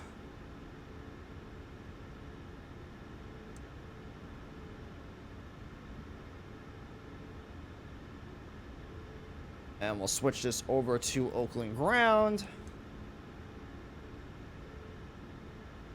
And flaps are in position, so let's get the taxi light turned on. And let's call and get our taxi clearance. What's our... Like, do we have, like, a spot number that we're at? Let me just see.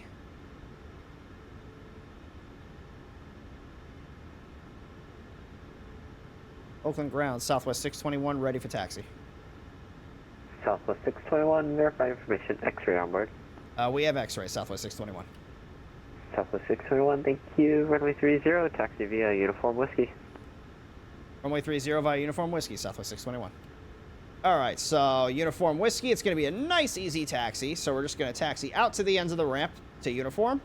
And then down Whiskey all the way to the approach end of runway 30. And again, like we always talk about, utilizing those 4 whiskeys of radio communication.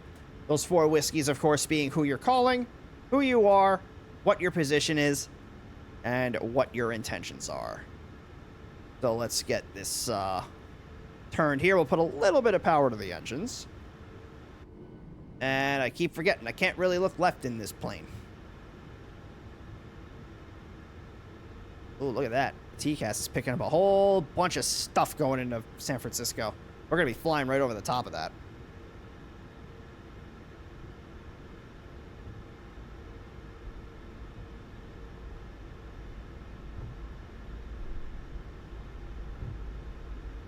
You made departure angle. Uh-oh, what'd you do, Sancho?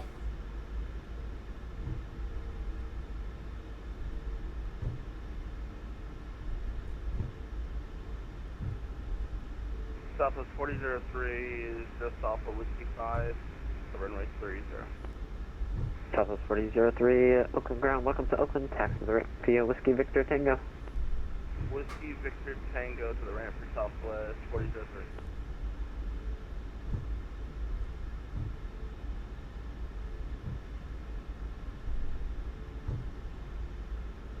Haven't I had enough of Vegas? Nope. Not as far as a simulator, anyway. IRL? Yeah, probably.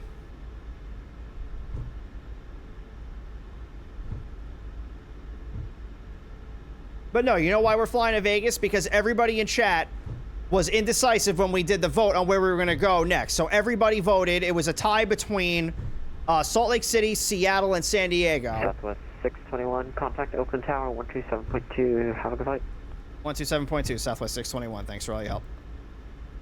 And because you guys wanted to troll me with both the wildcard Wednesday vote and with the vote to the next airport, I decided, hey, I'm going to fly to one of the airports that no one voted for. We be putting the dick in dictator around here. At all times. 28 right, clear for departure. Skyhawk 3 Papa. Oakland Tower, Southwest 621 on Whiskey, ready for departure. Southwest 621, Oakland Tower, good evening to you, sir. Runway 30, clear for takeoff. Runway 30, clear for takeoff, Southwest 621.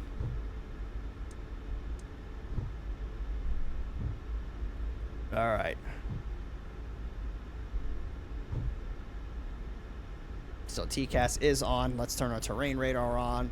Approaching 30. Yeah, we're not going to take off on a taxiway. We'll get our strobe lights turned on, and we'll get the wing light turned on.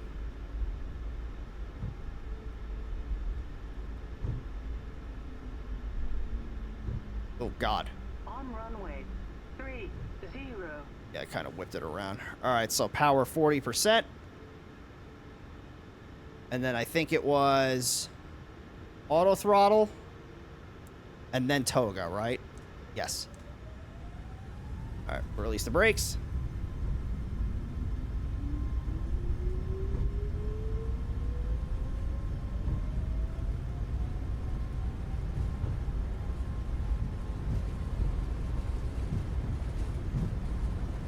Knots. Oh, I was supposed to do 80. 3274. 3274 through Papa. Rotate. November 3 Whiskey Papa, radar contact, say altitude. Coming up on 1,000 through Papa. Positive climb.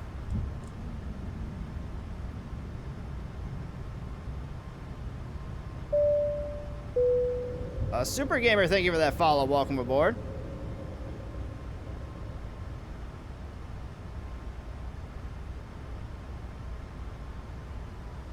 All right, TRA.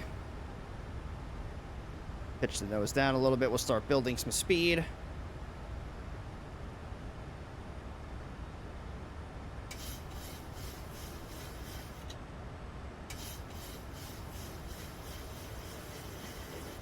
Autopilot's not on, is it? No. Why are we not?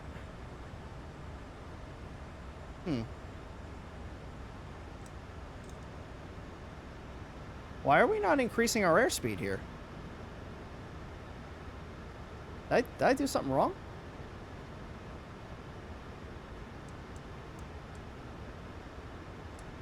What is going on? All right, so the VNAV's not working. This is... Oh, there we go. All right, I'm going to switch this to... Something's going on here.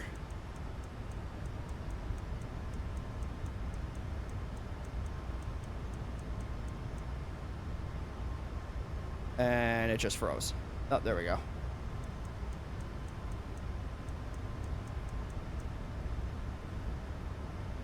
All right, let's go flaps up. Ladies and gentlemen, the fasten seatbelt sign has been turned on. Please be. Why does the flight director not want to climb?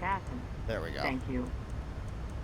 Ladies and gentlemen, the fasten seatbelt sign has been turned on. Please be I'm gonna leave this like I'm gonna keep the autopilot on because this plane's gonna fight me.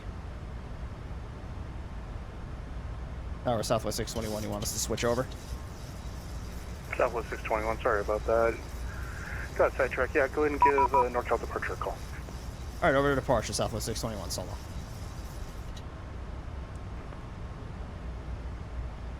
NorCal departure, Southwest 621, 3,400, climbing on the Sindel 5. Southwest 621, NorCal departure, radar contact. Fly heading 270, maintain 10,000. 270, 10,000, Southwest 621. All right. I don't know why the VNAV thing's not working. American 406 traffic, working. 12 o'clock and 3 miles. I wonder what that was. Same direction and 5,000. What did I do? Maintain 6,000 immediately. 6,000 immediately, traffic inside American 406.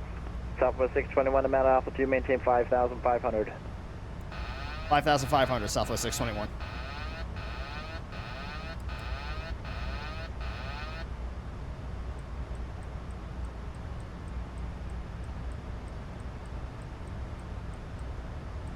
Oh my Horizon god. 2063, contact Oakland Center 134.55.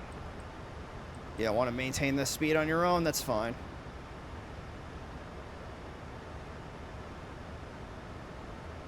Horizon 2063, Oakland Center 134.55.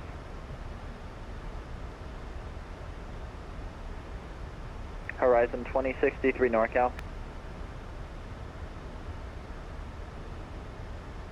Southwest 621, fly heading 180. Heading 180, Southwest 621. American 46, climb maintain 10,000. Alright, 180. Southwest 621, climb maintain 10,000. 10,000, Southwest 621. Horizon 2063, center 134.55. Alright. Jesus.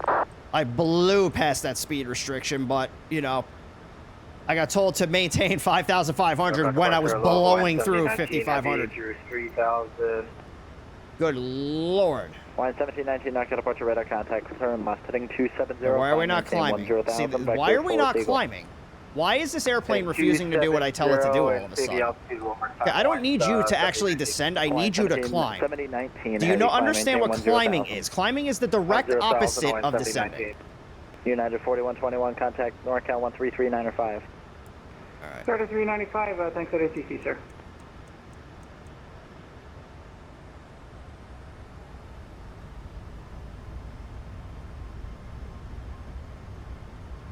There we go. So apparently, the auto throttle, okay, so that's just an auto throttle disconnect button, that's why. Jesus. Learning subtle little things about this plane. So apparently the PMDG honeycomb profile is not a 1-for-1. Line 1719, heavy maintain visual Good separation with lord. traffic. Southwest 621, traffic 9 o'clock, 5 miles, westbound 7,500, 787. Okay, we're looking Southwest 621. I don't know how you think I'm going to see a plane at, American 46, turn left direct. What 2Z, altitude climb did he maintain say flight it level was? 190. Say 5,900? Maybe I heard the altitude wrong. Hawaiian 7019, heavy turn left, heading is that him? 180. 180, Hawaiian 7019 heavy. Southwest 621, turn left, heading 160, climb and maintain flight level 190. 160 up to 190, and we have the traffic in sight, Southwest 621. Southwest 621, maintain visual separation with the traffic. Maintain visual separation, Southwest 621.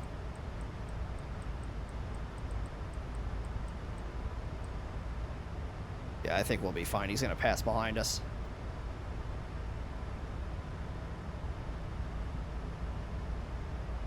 Ay, ay, ay. All right, that was insane. I missed a couple of things in the chat. Departure had me doing vectors for traffic. I was having the same problem in the Phoenix. Oh, what, with like the speed thing? That was weird. Your avatar is cool and very fabulous. Radio How check. are you? I am doing good. Sorry, sorry, Super Gamer. I got a little busy there for a second. But to answer your question, yes, I do we just enjoy lost half the cookies. pilots here. Oh, that's not good. Hawaiian 7019, heavy climb, maintain flight level 190. 190, Hawaiian 7019 heavy. Southwest 621, turn left 10 degrees, climb and confirm your climbing at 19. All right, left 10 degrees. We're climbing up to flight level 190, Southwest 621. American 46, traffic 11 o'clock, 5 miles, same direction, 11,000, ascending 737. We got clouds right now, but we're looking for the traffic. Ladies and gentlemen, American 46, expedite the climb. Okay, to, something is seriously going wrong with this airplane. Expedite climb to 12,000. In a few moments, we will be coming through to take your drink orders. Why does this want to descend? American 46, What is traffic, up no with longer this factory. plane, bro? Beer, wine, and liquor are available for purchase or with a valid. I have never seen anything like this Southwest before. 621, clear direct to Intel. Intel, Southwest 621. Hawaiian 7019, heavy, proceed direct Seagull. Options are displayed.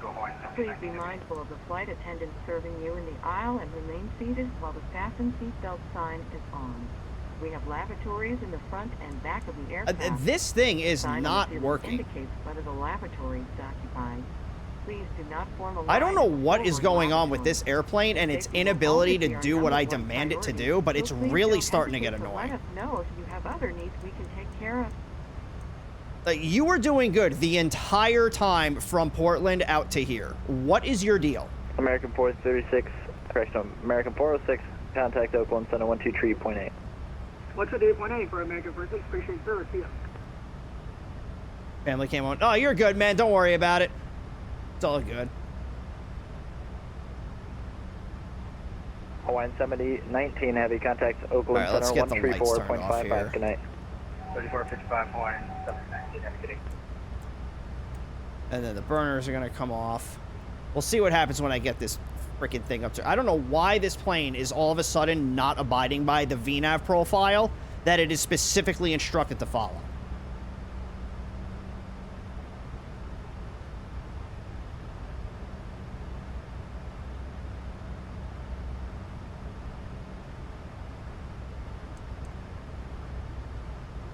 Okay, there we go. Now it's working.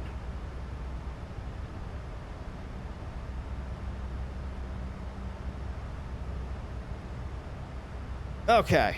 Hopefully it works. Hopefully it doesn't start freaking descending again for no reason.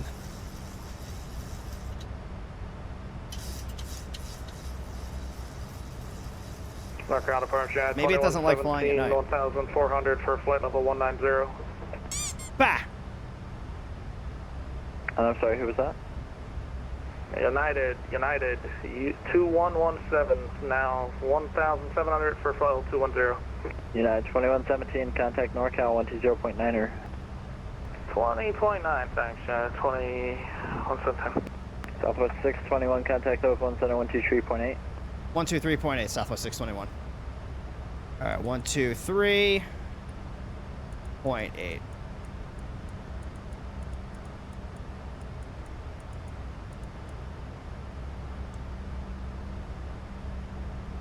Oakland Center, Southwest 621, 16,200, climbing flight level 190.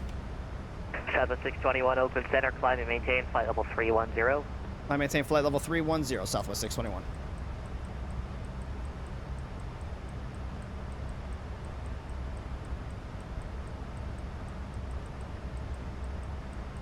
I'm just going to ask if that's going to be our final. And Oakland Center, Southwest 621, is 310 going to be our final this evening? Southwest 621, affirmative. All right, 310, Southwest 621, thank you. Okay, so let's get that adjusted in here. So it's going to be... Where is it? It's in here, is it not? It's in VNAV, ain't it? Yeah. So we're going to do 310 up there. Oh. And we're above our transition altitude. Let's see what else this plane can do to piss me off. Should have flown to San Diego instead of ignoring the will of the people. The will of the people was indecisive. We had 2 votes for 3 different airports. So guess what? When you guys can't decide, the dictator shows up.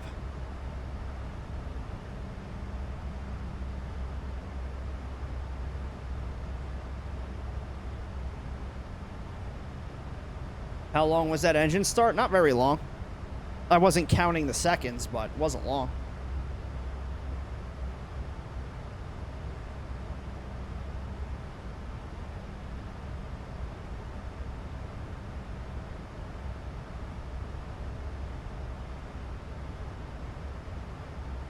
I was the tiebreaker because I didn't vote. That's not how this works. That's not how this works. Nice try, though.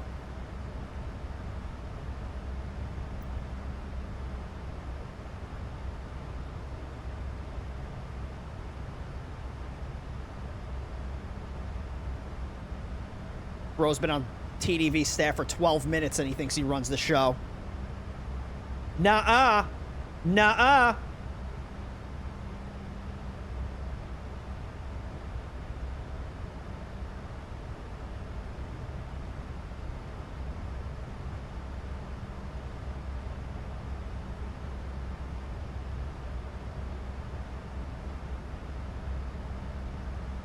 All right, so this is going to be a little bit of a shorter flight than the one that we did coming from Portland. So this one's 1 hour and 5 minutes. So it'll be a very good way to round out this evening's stream. I think the Bluffy blue thing is magnetized, and that's why his electronic airplane... I don't know what the hell was going on.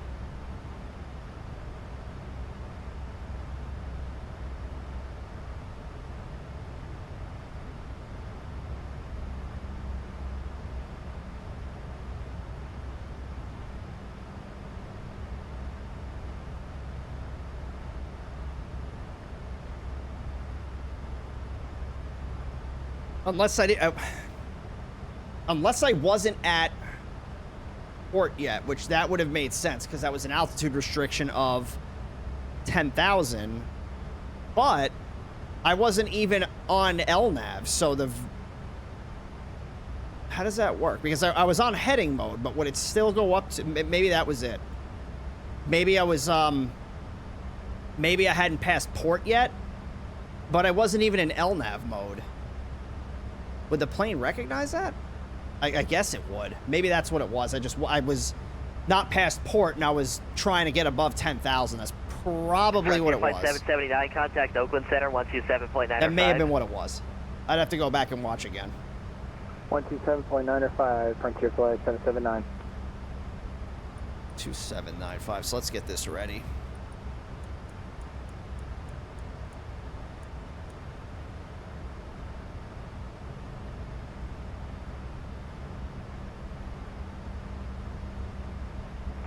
Oakland Center, United 8706, 16,000, climbing 19,000.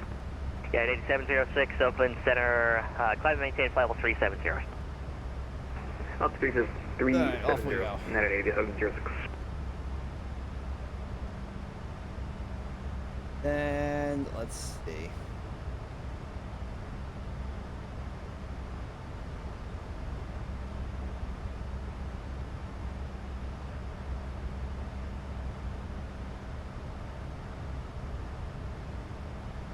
Alright, cool. So we're getting that stupid little insufficient fuel thing again. And guess what? We're going to land with plenty of fuel. We had 6,000 pounds when we went to friggin' Oakland. Shut up, stupid plane. Shut up.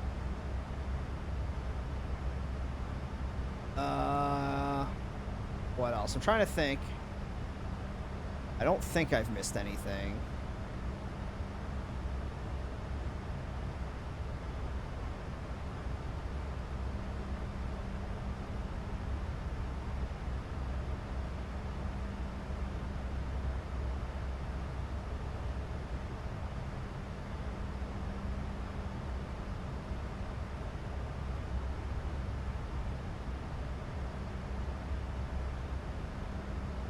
And then as we get closer to Vegas, we'll start looking at the this arrival here.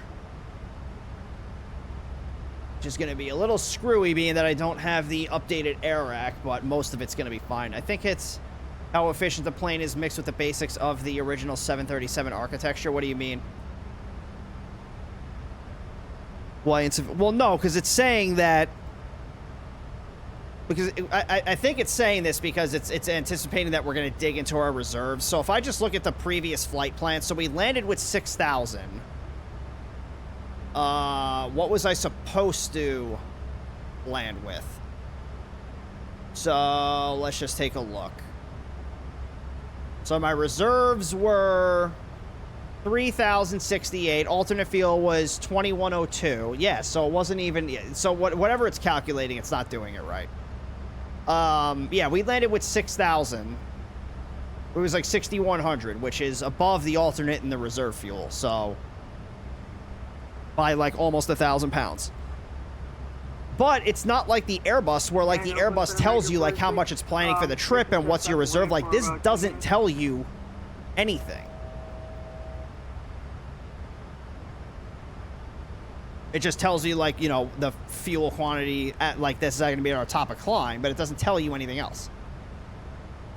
So I don't know, like, what any of this means. I don't know.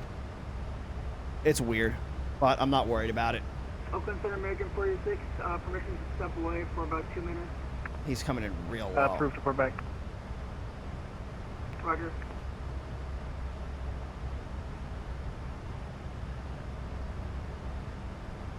I think it might just be Boeing versus Airbus, because I think the Boeings do the same. Yeah, I don't know. I know I have enough fuel. That's all I care about.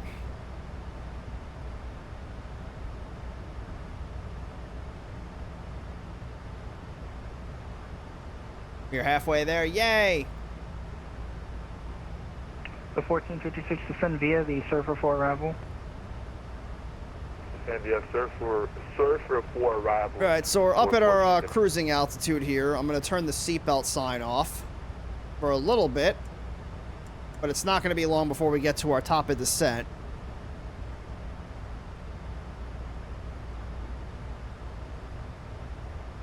Can't get the Las Vegas ATIS yet, but once we can, Ladies and gentlemen, fasten seatbelt sign has been we'll definitely brief that. Please keep your seatbelt visible and fastened while seated, and please be careful when opening I'll any tell you when you get overhead there. vent. Thank you.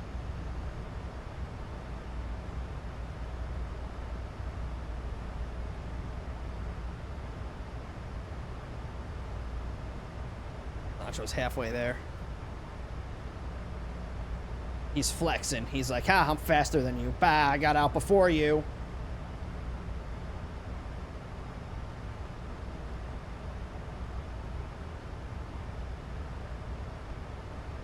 Little does Sancho know, we're flying 30 knots faster than him. We're not going to catch him, but, you know, just sounds cool.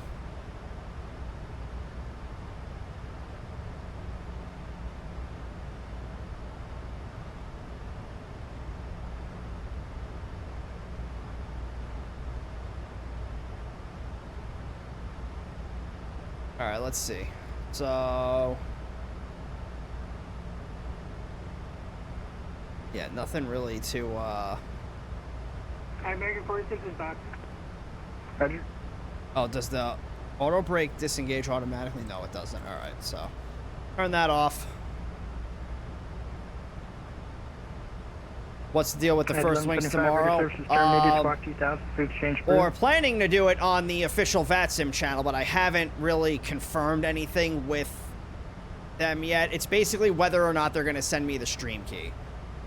So if we're not going to do it on the VATSIM channel, we'll be doing it here.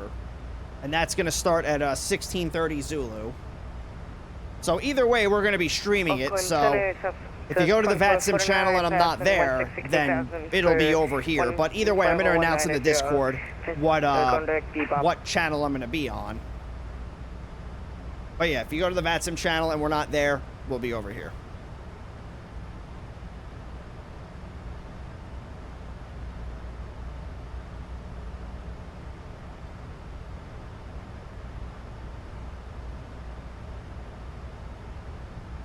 So it's 2449 Oakland Center, climb maintain flight level 340. Climb maintain 340, Southwest 2449. Delta 139 with you. 139, yeah, you can't just reconnect like that. You're now in conflict with another aircraft. Turn right heading 360. 360, okay, 139. Oh, shit. Damn it. There we go. 121, 123, flight level 280. I bumped the yoke. 1123 Oakland Center, roger. Oakland Center, United 808, flight level 295 for 350 again. So somebody just reconnected in the middle of the thing. Roger. That is a RIP Bozo. President 2063, contact LA Center 126.52. Sorry. All right. Taking frequency of Horizon 2063. Yeah, so we got a lot of really... Contact LA Center 126.52. We got a lot of really fun events coming up. 126.52, good day, Horizon 2063. Just waiting for the expression of interest to open up for the Across the Pond event, because that's on the, what is that, the 26th? Let me look in the Across the Pond Discord. I believe it's on the 26th.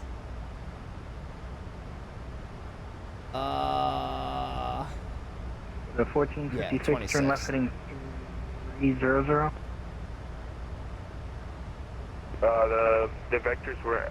Is that considered a pilot deviation with a phone number in the real world? I mean, you wouldn't really just be connecting in the middle like that. Turn left heading 300, 1430. George Foreman passed away. Didn't he pass away a couple of months ago? They clearly didn't pass the test. Well, I mean, it depends on how long they've been on the network for. 250, 139.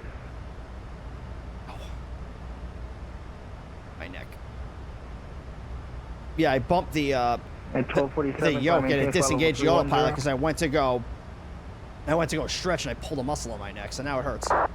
Now it hurts.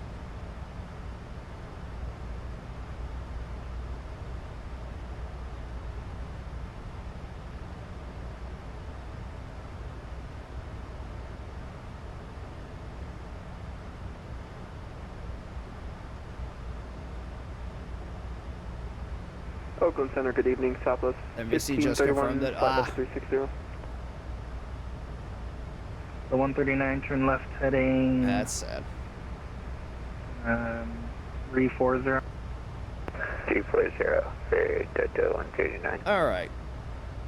1456 turn left heading 270. We can get the Las Vegas ATIS. Las Vegas ATIS. You checked in? So we have ATIS information. Whiskey at 0156 Zulu. Windsor comm. Visibility is 10. Scatter clouds at 20,000. Broken at 25,000. Temperature is 23. Dew point is 9 or -9. Altimeter is 2991. Visual approaches in use. Runway 1 left and 26 left. Landing runways 26 left and 1 left and 1 right. Departing runways 1 right full length and 1 left at taxiway Bravo. Simultaneous approaches to crossing and parallel runways in use. Converging runway operations in effect. NOTAMs, Las Vegas Metroplex procedures in effect. Verify navigation data is up to date. ASDX system in use. Activate transponder with mode C on all taxiways and runways. Reback all runway hold short instructions and advise you have information. Whiskey. So that's all looking good. Not really sure what runway. Oh yeah, 5x5, 1246. What runway we're gonna get, but we can look at the arrival, and that'll tell us what runway to plan for at least. So let's take a look at this arrival. So we have the ATIS. Airport elevation is 2181. The altimeter is going to be set to inches of mercury. Transition level is flight level 180. Plane has to be RNAV1 capable with either 2 DMEs and an IRU or a GPS on board. Radar required, jet aircraft only, and GIN transition by ATC only, so we don't have to worry about that. And then we're going to start from Fletcher. At Fletcher, we need to be at or above flight level 240. Then we fly to, what is this, T-Brand, then out to Ariel at a max speed of 280 knots at or above flight level 210. Then to Cocktail, slow down to 250 knots between flight level 190 and 16,000. Then out to Zelda at or above 14,000. Then depending on what runway we land on, determines which way we're going to go from here. So if we land on either 1 left or 1 right, we're going to come out this way. And if we land on 26 left or 26 right, we're going to come out this way. So, we'll have to wait until we get a little bit closer to figure out what's going on. But in either case, the only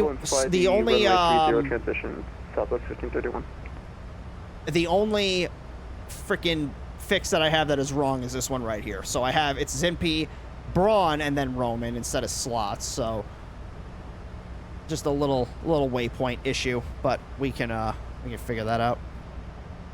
I don't think it's going to affect us too much.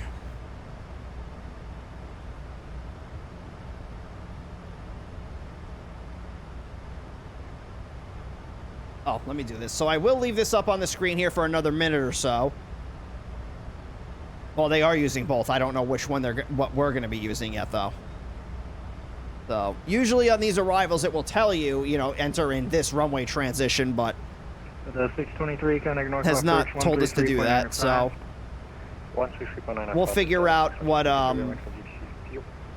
we're going to do once we get closer. So being that the airport is a ridiculously high altitude, let me start fumbling with this stupid minimums knob because I can't click and hold it for some reason.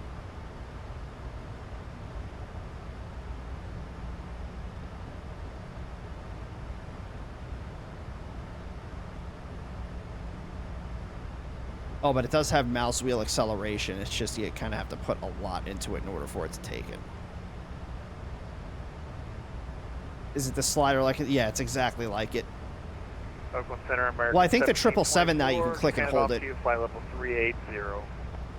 American 1724, Oakland Center, Roger.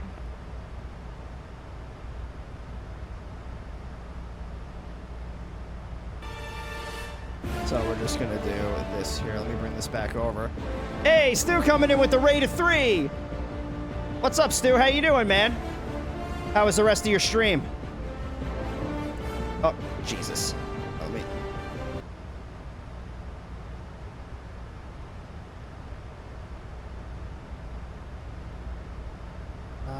Man, this thing is such a pain in the ass. There we go. That's good. Lose some IFR, some VFR, some patterns. Yeah, look at you go. Let's see. Do we have a shout out for Stu? No, I think my mods all went to sleep.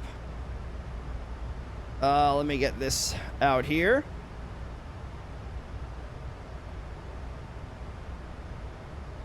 There you go, my friend. Always good to see you.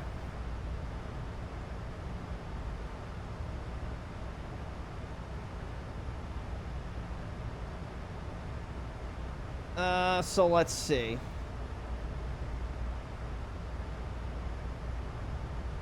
Yeah, nothing that we have to worry about, at least for right now.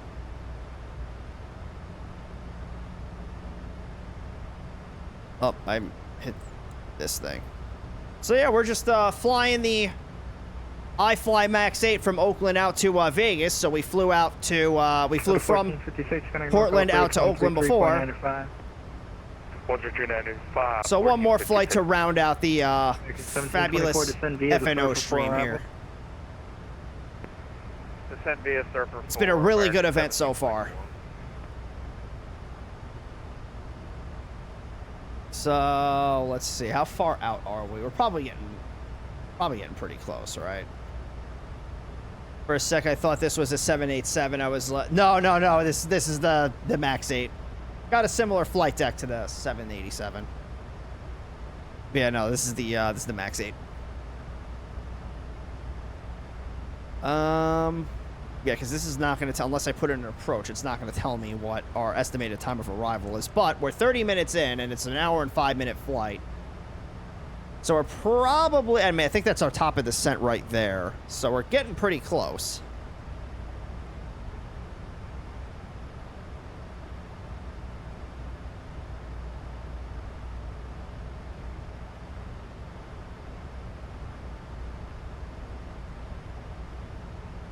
That would have been funny to fly a, it would have been funny to fly a 787 from Portland out to Oakland. I think Boeing is doing a similar type rating and basing the flight deck off the 787. Well, it's not a 787 type rating and a 737 type rating are two very different things, but they're making the avionics the same to make the transition easier. Kind of like what Airbus did with the A320 and the A330.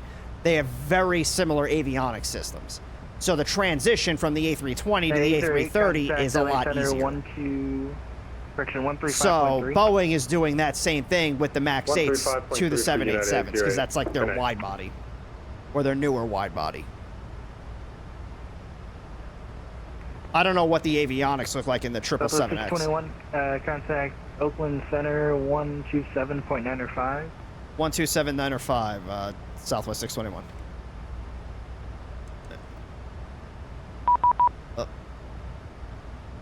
Oakland Center, Southwest 621, flight level 310. Southwest 621, welcome. Above. Seattle and Oakland centers I had were very, yeah, coming from Portland down to Oakland was busy. But we're flying out to Las Vegas now, so it's kind of away from the FNO, so it's not going to be as busy. But I'm sure if you were to go back up to like the Pacific Northwest, I mean, they got a lot of planes that are up there, so these dudes are going to be on fire. So yeah, you got a lot going on. Challenges 5, 0X there. Took the center a bit to get my info when I was departing, yeah. Well, Eureka wasn't really, it wasn't a, an event field either, so they probably weren't prioritizing it as much. So that probably has something to do with it, too.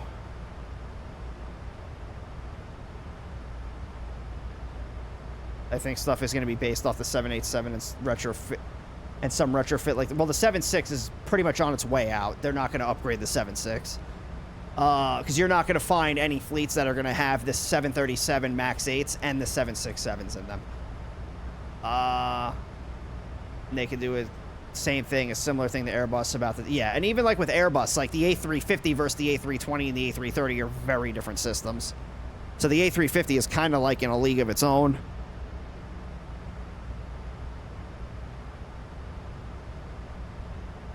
Some TPC pilots are flying out of it, so theoretically they coordinated. Yeah, that is true, I guess.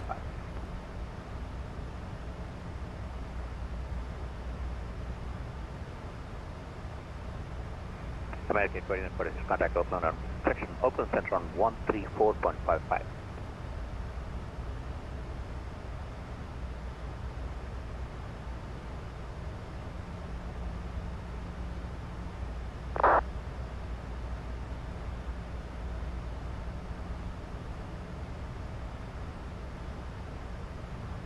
Over to 134.55, American 1046. Oh, I'm actually looking at cockpit photos of the 777 X-ray. It's got the same avionics as the 78. So the MAX 8s, the 787s, and the 777X. Contact LA Center on 124.625. So was that for Southwest 621? 621, affirmative. Los Angeles Center on 124.625. 124625, Southwest 621. It's a very quick time in this guy's airspace.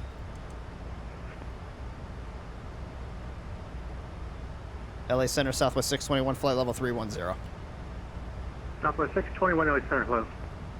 Yeah, so the 777 X-ray, 607, it has the same avionics as the 787. So yeah, all of Boeing's fleets are going to have the same avionics, like all the newer ones. And all the other planes are eventually going to get phased out. I mean, the 7.5 is already pretty much out. So is the 7.6, except for, like, you know, people still fly for cargo. I don't think there's too many airlines that operate the 7.6s anymore. I think United is one of them. I think Delta got rid of theirs. I could probably look it up real quick and see, like, who still uses it. But I think Delta is getting rid of their 7.6s and replacing them with, I think that's what they're using the A350s for.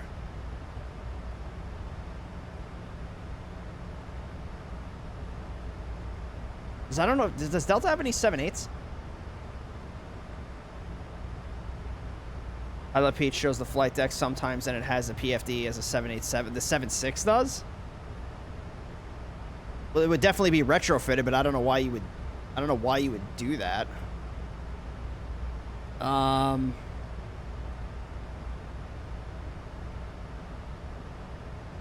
Express flies the 7.6. Trying to see if I can find operators of this damn thing. 2254, contact LA Center now, 124.62. 124.62.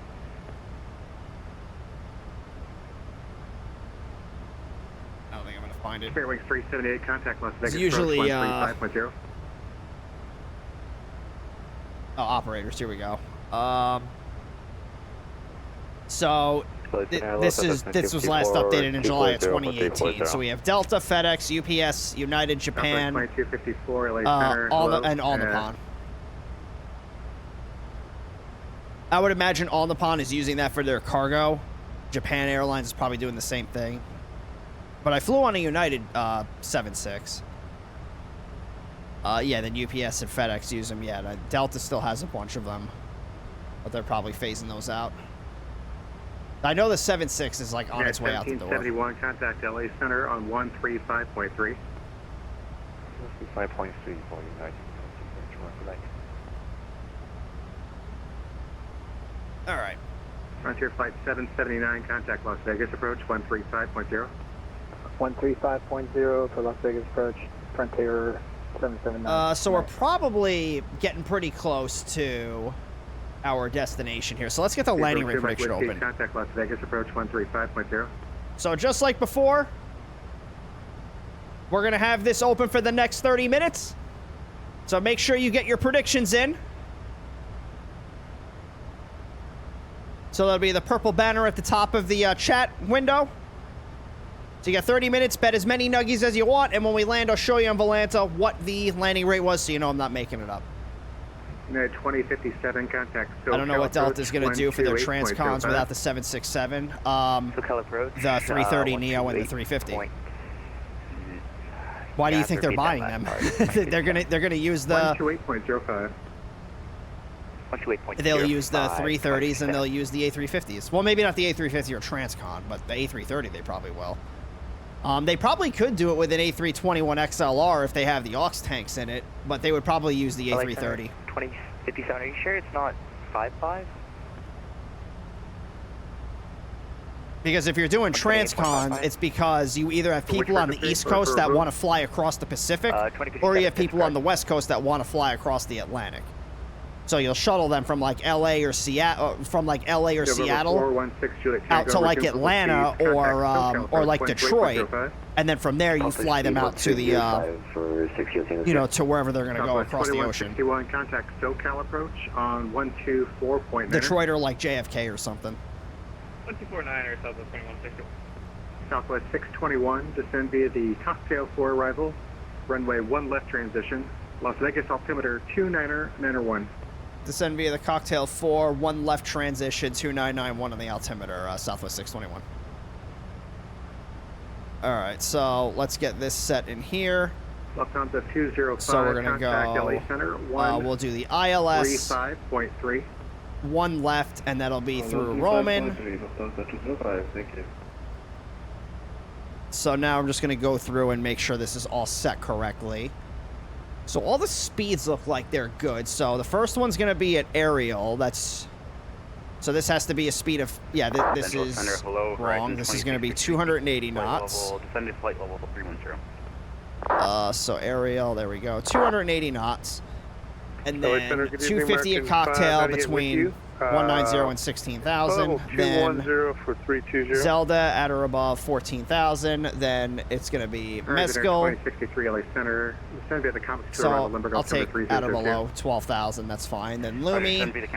Then Zinpi. This has to be at or above 9,000. So let's just set this to 9,000. We'll just make it at 9,000, not a big deal. That was American 598. And then, yeah, bomb is the only one that's technically incorrect. American 598, LA Center, climb and change level 320. 320 this whole thing is... for American 598. So bomb, Roman, okay, so this is the approach. 16,000, so that's for the ILS, 1 left. Maintaining 300 knots or greater. Yeah, so the approach, yeah, so it's just bomb. 1520 LA Center, climb and change level 360. So yeah, that's the only fix that's not right. November 721 Lima Charlie. I see Delta 7. Yeah, well, yeah, they're going to use them while they have them. But when they phase them out, they're going to go with something else. It's likely going to be the 330s.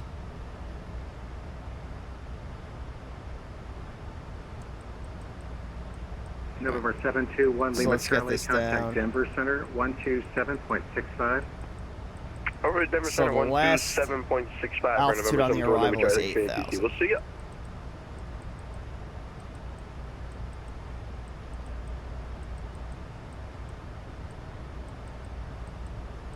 Southwest 2254, contact LA Center 135.3. Well, it would be surprising. I don't think that they may. I don't know.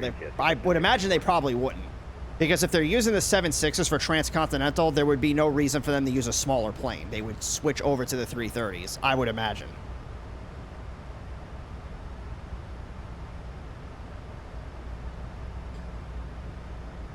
That would be my guess. Frontier Flight 1520, clear direct Kino. Can you say it again, please, for Frontier Flight 1520? Frontier Flight 1520, clear direct Kino, or Kino. It's Kilo Echo November Oscar. All clear direct Kino. All right, so let's take a look at this arrival again. So we are on our way towards Fletcher. Scotty Cool, thank you for that follow. Welcome aboard.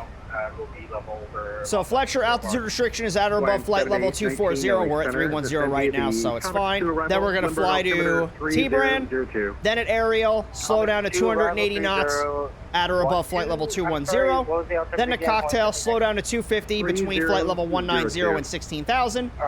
Then to Zelda, at or above 14,000. Then because we're going to be landing 1 left, we're going to fly out to Mezcal between 12,000 and 10,000. Then out to Lumi, then to Zinpi at 210 knots at or above 9,000. Then to Slots at 8,000. This is where that fixed bomb is showing up. And then we're going to fly out to Roman, slow down to 210 knots at 8,000 feet, and then transition right to the approach for runway 1 left. So I'm planning on the ILS. That's what I'm going to use as the backup unless they give me some other type of approach to do. But the ILS is what we're going to plan for right now. So if you do have any questions about this, feel free, pop your questions in the chat. I'd be more than happy to answer any of those questions for you. Affirmative. And we'll be starting our descent here in a couple of minutes. Instructions shortly. American 1134, descend via the Hollywood 1 arrival, Ontario altimeter 2998.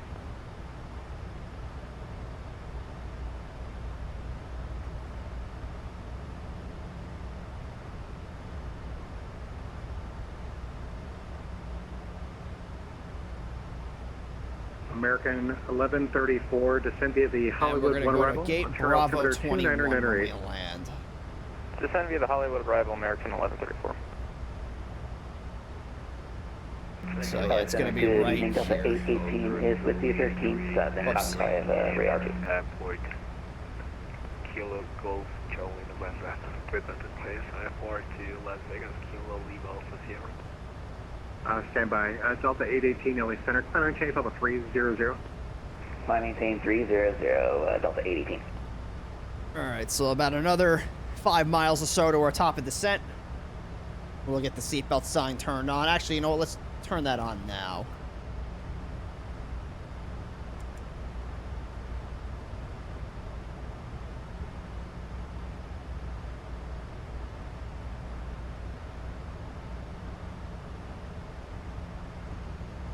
Ladies and gentlemen, the fasten seatbelt So don't forget, sign landing rate prediction is up. At Please Grand leave Canyon. your seat with your seatbelt visible and fastened. Thank you. 0283, requesting clearance IFR to Las Vegas. No more bathroom breaks, that's right. You gotta hold it. Ozark 283, LA Center, cleared to Las Vegas Airport. Parks for departure, then is filed. Maintain 10,000. Expect flight level 180, 5 minutes after departure. Departure frequency departure frequency 124.62. All right, here we go. Squawk 4766.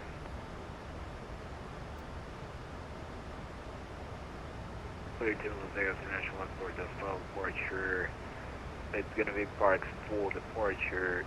Expect 180, 10 minutes after departure. Squawk 4766, departure frequency 124.62, Ozark 283. Ozark 283, read correct. Advisory for taxi. We'll call ready for taxi, Ozark 283, thank you. Oh, what happened? LA Center, good evening. United 1986 on the rate. Alright, so we'll start doing our performance for landing here. United 1986, LA Center, climber and change level 340. So we're going to do show landing. Airport search is going to be KLAS. Where's A? Bravo 3077, resume normal speed. Number Bravo 3077. So runway 1 left, condition is going to be dry. Winds are going to be, per the ATIS, calm. United 1478, contact Albuquerque Center 132.8. Outside air temperature is 23. The altimeter up 23C, not 23F. QNH is 29.91. And flap configuration, we'll land at flaps probably 30, right? It is an 8900. Yeah, we can do flaps 30. ACs are going to be on, and anti-ice is going to be off. Brakes will set to 2. VREF will add 5. And we'll calculate this. So it looks like approach speed is going to be 151 knots. That sounds about right. Los Angeles, good evening. Air Canada's 856 with you, 380. So we'll go with that. What we'll do is we'll plug this in here. So this is showing us a very different number here. So it's going to be 147 knots. I don't know why there's such a difference between the EFB and the FMS. Salt Lake City, Cloud, down to that. Roger, thank you. And then we'll set the auto brake for 2.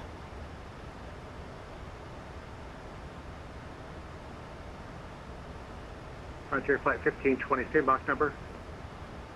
Yeah, we'll help the plane slow down a little bit here. 85 for Frontier Flight 1520.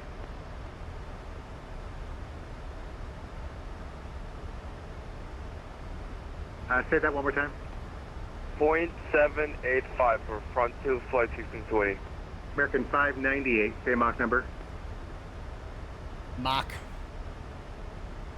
I would say Mach number. Straight up Mach number.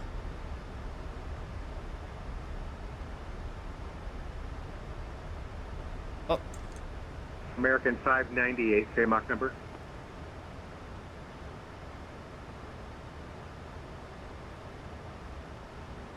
American 598, LA Center. Uh-oh. What, do you step away and not say nothing?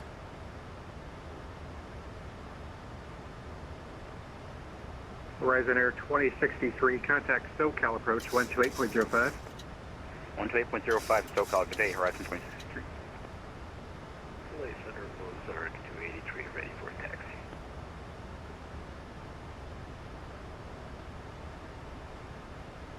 Ozark 283, runway 21, taxi via Papa.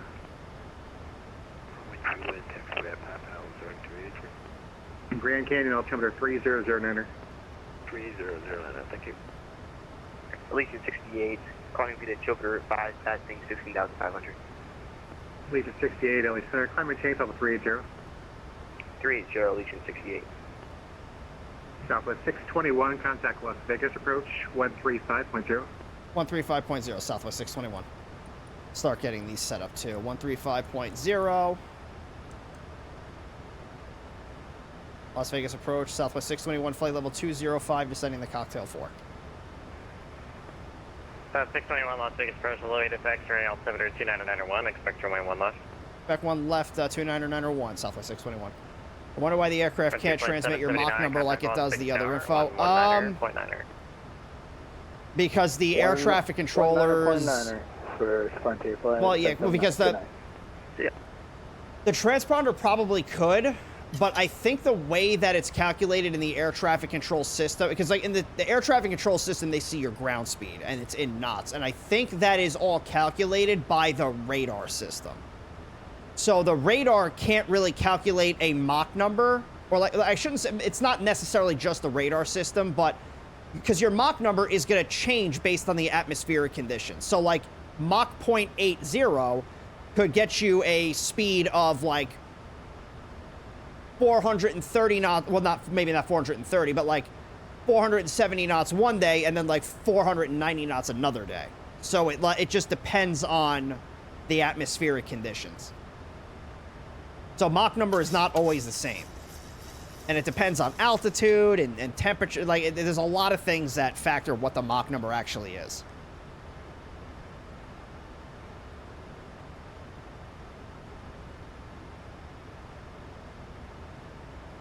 So it's just easier for them for the ground speed because they can see how much faster you're actually going than somebody else, or like what your speed is relative to somebody else. I remember when I was we went over that when I interned at ZNY, because there was a similar question that somebody had brought up, but it's something like that. Probably not remembering it right, but that's how like the computer calculates it.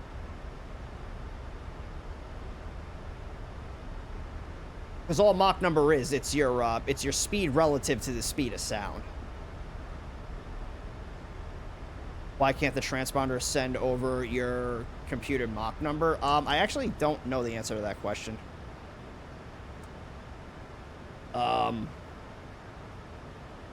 Because obviously the plane like knows what, and then the transponder takes it all off of like this stuff. So yeah, it would know what your Mach number is, but it's probably easier for air traffic control just to know what your ground speed is more than what your Mach number is. It's the same reason why air traffic control doesn't see what your indicated airspeed is, because it kind of doesn't really help them. Because if they saw your indicated airspeed, they wouldn't see that you're catching up to somebody else. But if they see your ground speed, they'll know that...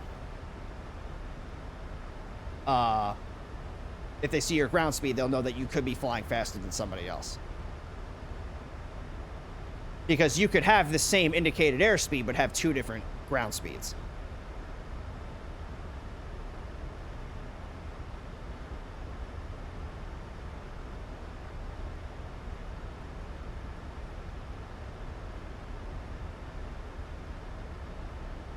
So that might have something to do with why it doesn't show the Mach number either.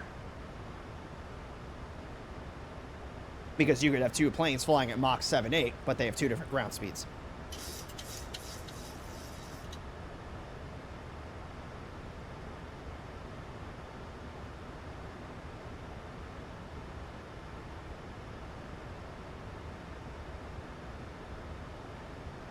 Ladies and gentlemen, as we make our final descent... Alright, I'm going to stop the music here. Please stow laptop computers and similarly sized electronic devices.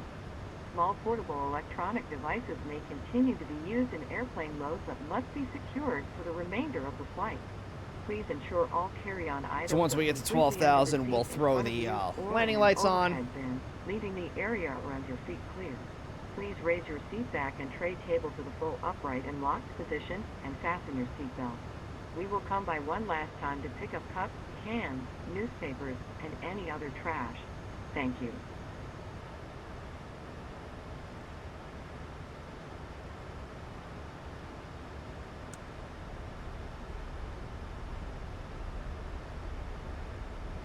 This plane's a little slippery in the descent, huh? Typical 737 behavior.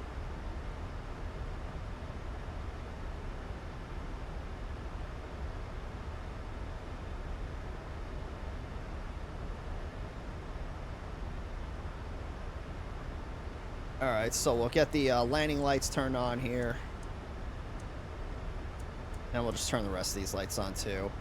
ILS frequency, we're not expecting the ILS, but I'm just going to set that in here. So it's going to be 110.1. Whoops, 110.1.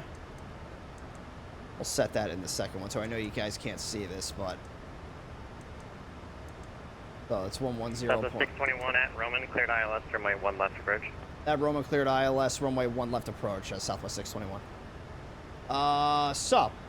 Now, we are going to be using this. So, the decision altitude is 2460. So, let me just scroll this all the way in here.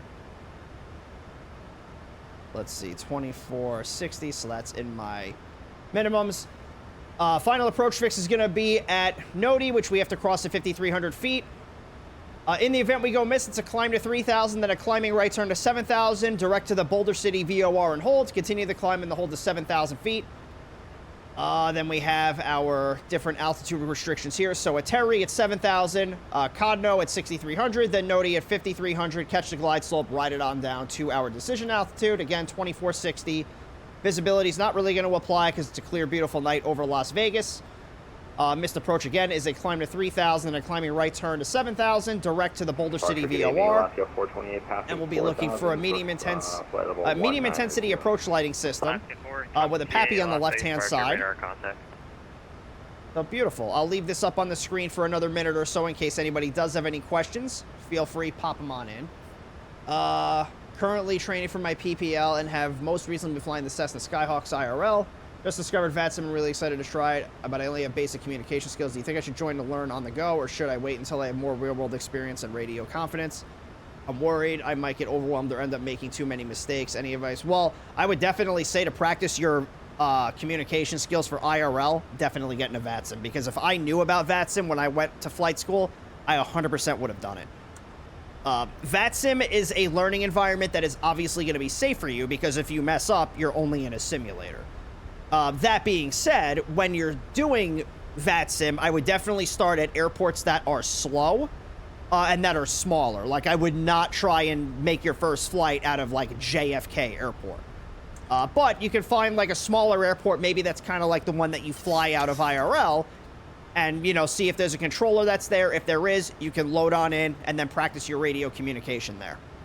So find a smaller airport that's slow, maybe has a controller or two that's online. And you can certainly practice your communication skills on VATSIM. I would say if you're going to make a mistake anywhere, make it on VATSIM. Because if you make it in the real world's a little bit less forgiving.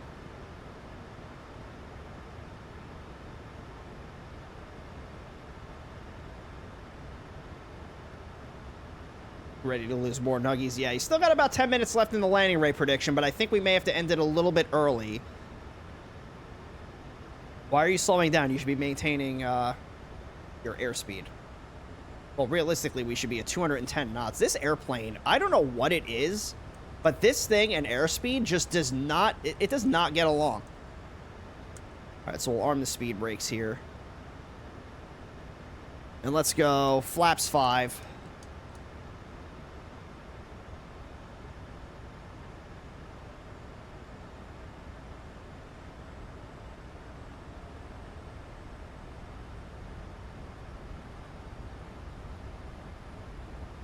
So the airport's going to spawn. Oh, that might actually be it right there.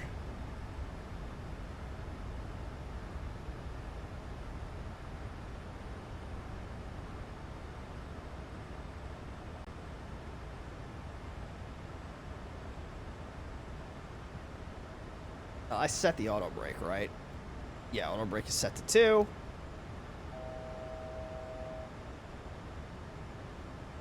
Let's bring this down to 5,000 feet.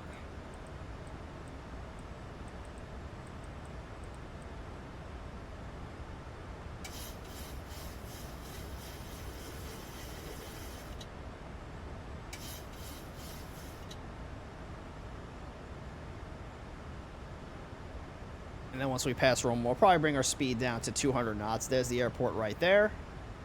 Alaska 428, contact LA Center 124.62, good day. Oscar 428, SILCN Center, good night.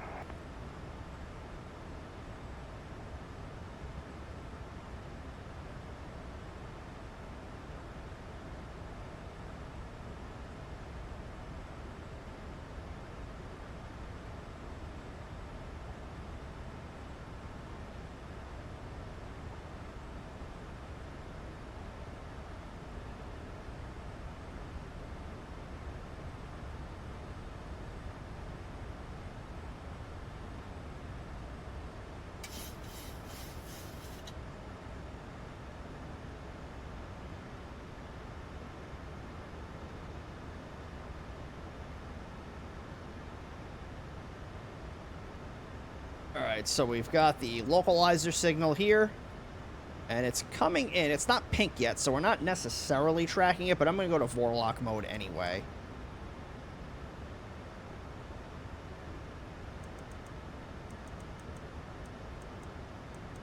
Oh, my localizers are not set right. 014 over here.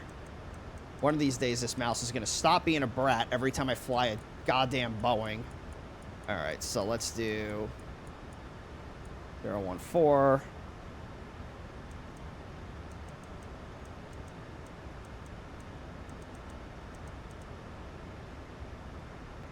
I'll say start hello, Southwest 1308 at 15,300 centimeter rounders. So let's go 200 knots. There's that stupid friggin' sphere. So 1308, Las Vegas Church, hello, altimeter is 29901, expect runway, actually, I'll activate the runway approach cleared mode. ILS, runway 1 left approach. 29901 cleared, There we go. runway 01 And we'll left set our approach. go-around altitude, which is going to be 7,000 feet.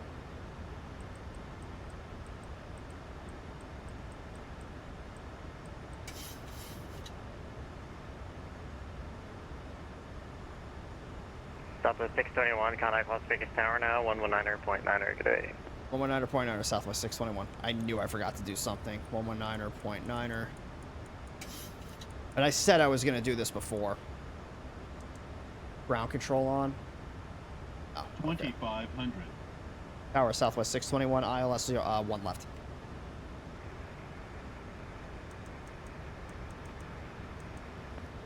I think you're muted. Nothing came through. Alright, gear down. Southwest 621, Las Vegas Tower, the wind 260 at 5, runway 1 left, clear to land. 1 left, clear to land, Southwest 621. Alright, flaps 15.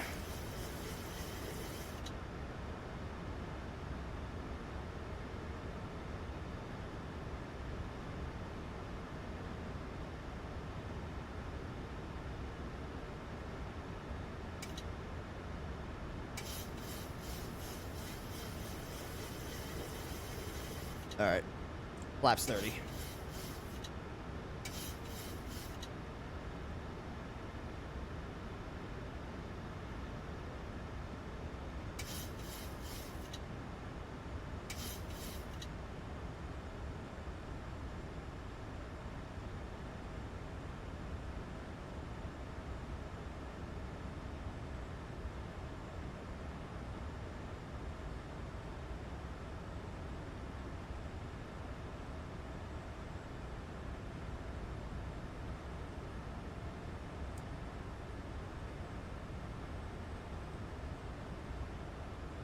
I bet on the soft landing this time, so just saying this could be a great flight to teach go-arounds if everything doesn't look spot on. Yeah, we got some pretty good go-around training last night.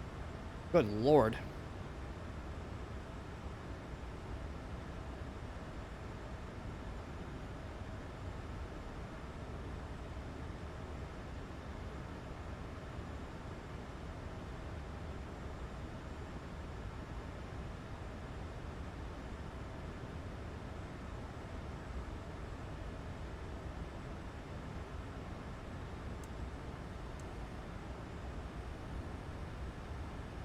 Okay, auto throttle is off.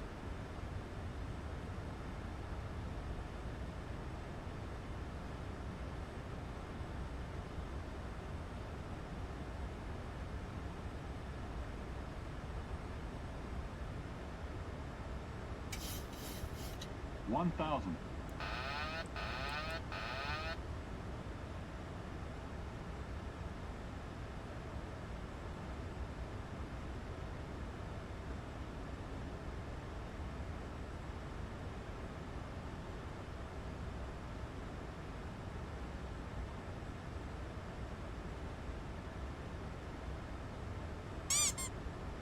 Approaching 0, 1, left.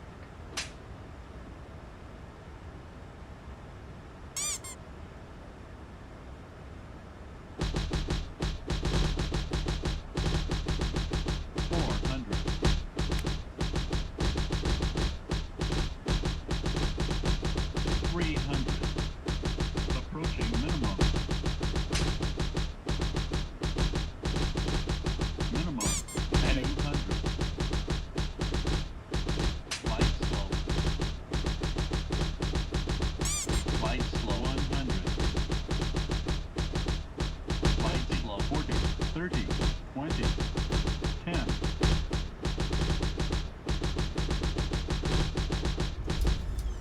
I floated the hell out of that thing.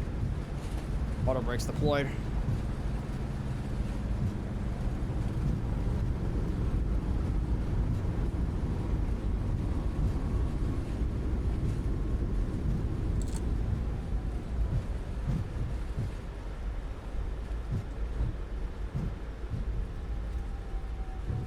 Auto brakes off. Get off right here at November. On behalf of this flight crew and Southwest Airlines, welcome to Las Vegas. Please remain seated with your seatbelt fastened, seat back and tray table in their full Turn the upright lights and off. locked position, and all carry-on items completely under And the wing seat light in can front come of you. off. When the captain turns off Southwest the fasten 261, welcome to Las seatbelt Vegas. sign, please be careful Taxi when Park opening QB at the November overhead Delta Golf, bins. press runway 1 right at Items may have November. shifted during flight Okay, and November for Delta fallout. Golf, You may cross now use the runway sound or 19 left function at of your November, small Southwest portable 621. electronic devices, but please All right, remain so seated November and Delta leave your Golf. carry-on stowed. Pretty Please easy, be so we're advised gonna the go aircraft doors will be open during ground November servicing. Delta For your safety, please Golf, ensure that you and any and then we're children gonna you are come right out supervising here remain to the B clear of gates. the front and back doors. So a nice easy If you are taxi for us connecting here tonight. to another Southwest flight, please Yeah, check that the was monitors definitely in a the terminal very for your soft landing. flight I and gate floated it. number. I did We not certainly deserve to have touch enjoyed down that sharing softly, part of our day with you. We know you have a choice when you fly, but and we I'll thank take you it. for I'll take my choosing dubs where I Southwest can get them. Airlines. Minus, you think it was minus 240? I don't know. I think it's gonna be sub 200. That was pretty soft. That felt like it was pretty soft. Maybe I'm wrong, but that felt like it was pretty soft.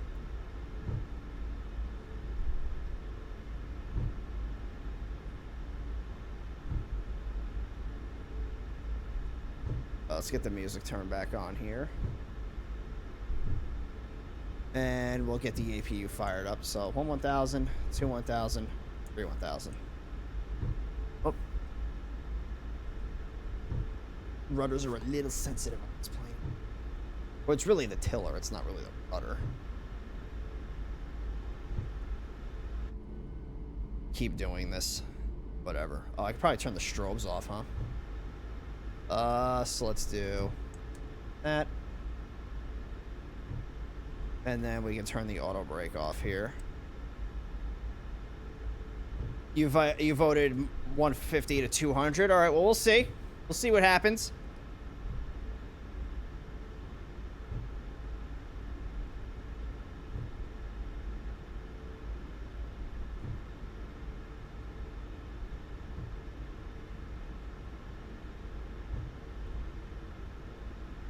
So this is golf right here.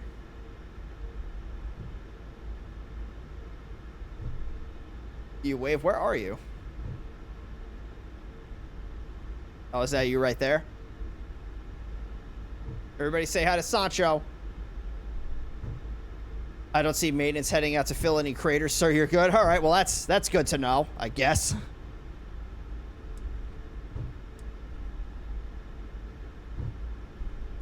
Missed the landing. I think we did pretty good.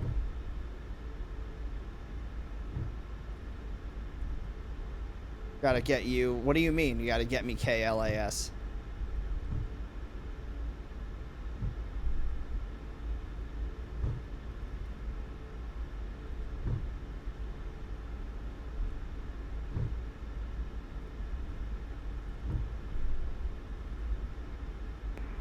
This is LA wages, no, huh? Fully established Atlas 01 left. I have no idea what you're referring to, Jay. Las Vegas Tower. I think my brain is too smooth for that one. The wind 2605 for wind 1 left, current land. Oh, Las Wages. Oh, yeah, this is Vegas.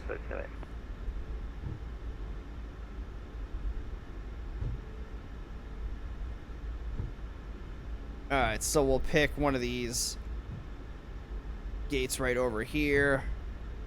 Yeah, let's take that one.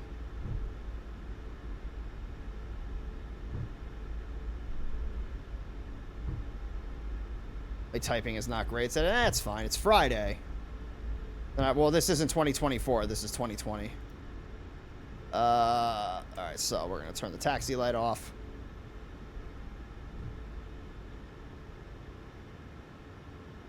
All right. So we'll get the parking brake engaged. Turn the light on here. We'll get the APU generators on. APU bleed on. ISO valve is going to come to open.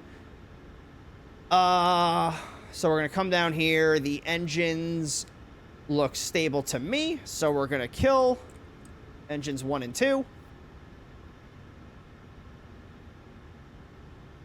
And then below 40% on the N2s, we're going to turn the beacon light off. If I can find it. There it is. Beautiful. We'll turn the wheel well lights on. Seatbelt sign can come off. We'll get the jet bridge out here.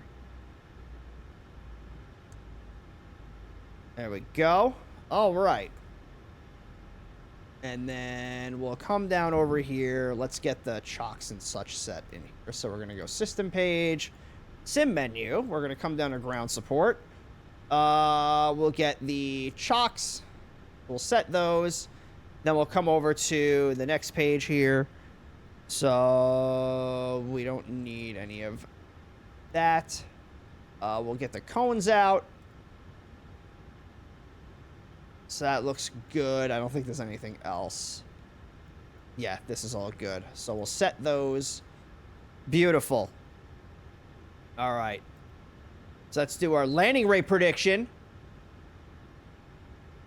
Oh, boy. All right. So. Or you just shut up, Aleskis. I forgot how much Cross was such a celebrity that Fresno Chase shows up. I don't know about me being a celebrity. I don't think I've achieved that status. All right, so are you guys ready? In 3, 2, 1. Bruh. Hold up. Hold up. Hold up. Hold up. Hold up. How do you get minus 265 feet per minute with a landing G-force of 0.97?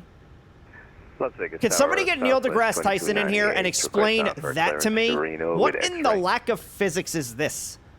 Let me disconnect here. What is this? What is this? And it's not like it was a sloped runway. It's 2175 here and 2078 right there. It's not like it's not. Somebody's ripping me off. Somebody's ripping me off. And kneecaps are about to get busted.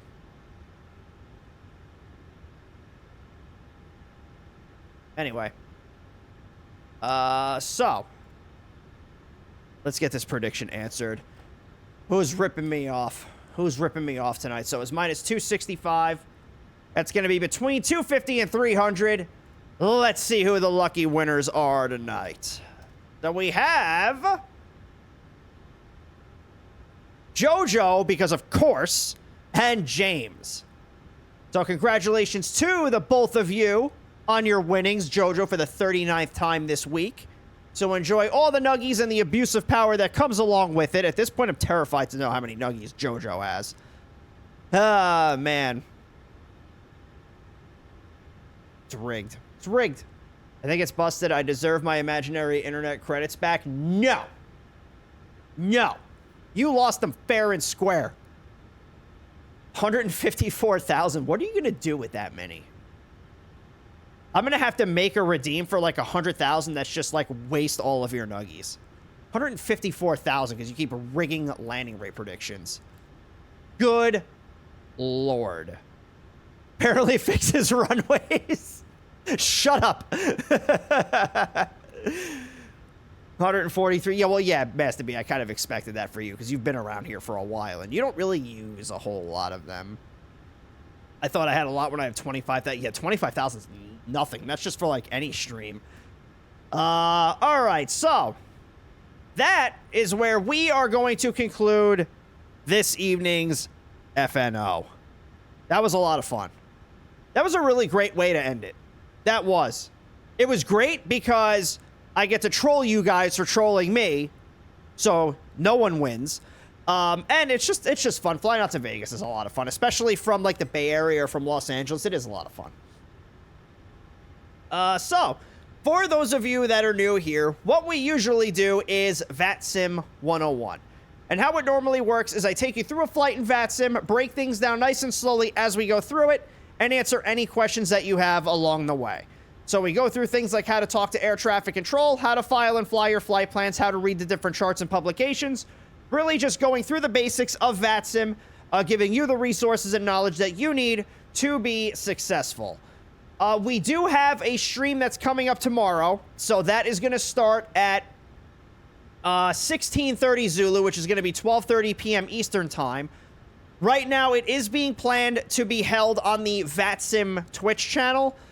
If you go there tomorrow at the stream time and I am not there for whatever reason, come back and check here, because if for some reason I can't get it on the VATSIM channel, I'm going to do it on this channel here. I'm just waiting for the people that run that channel to get me the information I need in order to stream there. So like I said, planning to do it on the VATSIM Twitch channel. That's where everything is supposed to be held. But if for some reason it's not, we're going to be over here, and that's where we're going to do it. So the flight that we're going to do tomorrow is going to be in the Airbus A320. We're going to be flying the Phoenix A320 for that. And we're going to be flying from Istanbul in Turkey out to Budapest. So it'll be, I think that's going to be about a 2-hour long flight. So it's going to be a lot of fun, and it's an off-stream day for us that is not part of our normal stream schedule. But anytime the First Wings events do come around, which is usually once a month, I definitely do like to take advantage of those. I'll show you what our normal stream schedule looks like, though. So, Tuesday through Friday, we start at 2300 Zulu. Tuesdays and Thursdays are the VATSIM 101 streams, where we go through things nice and slowly, break things down as we go through it.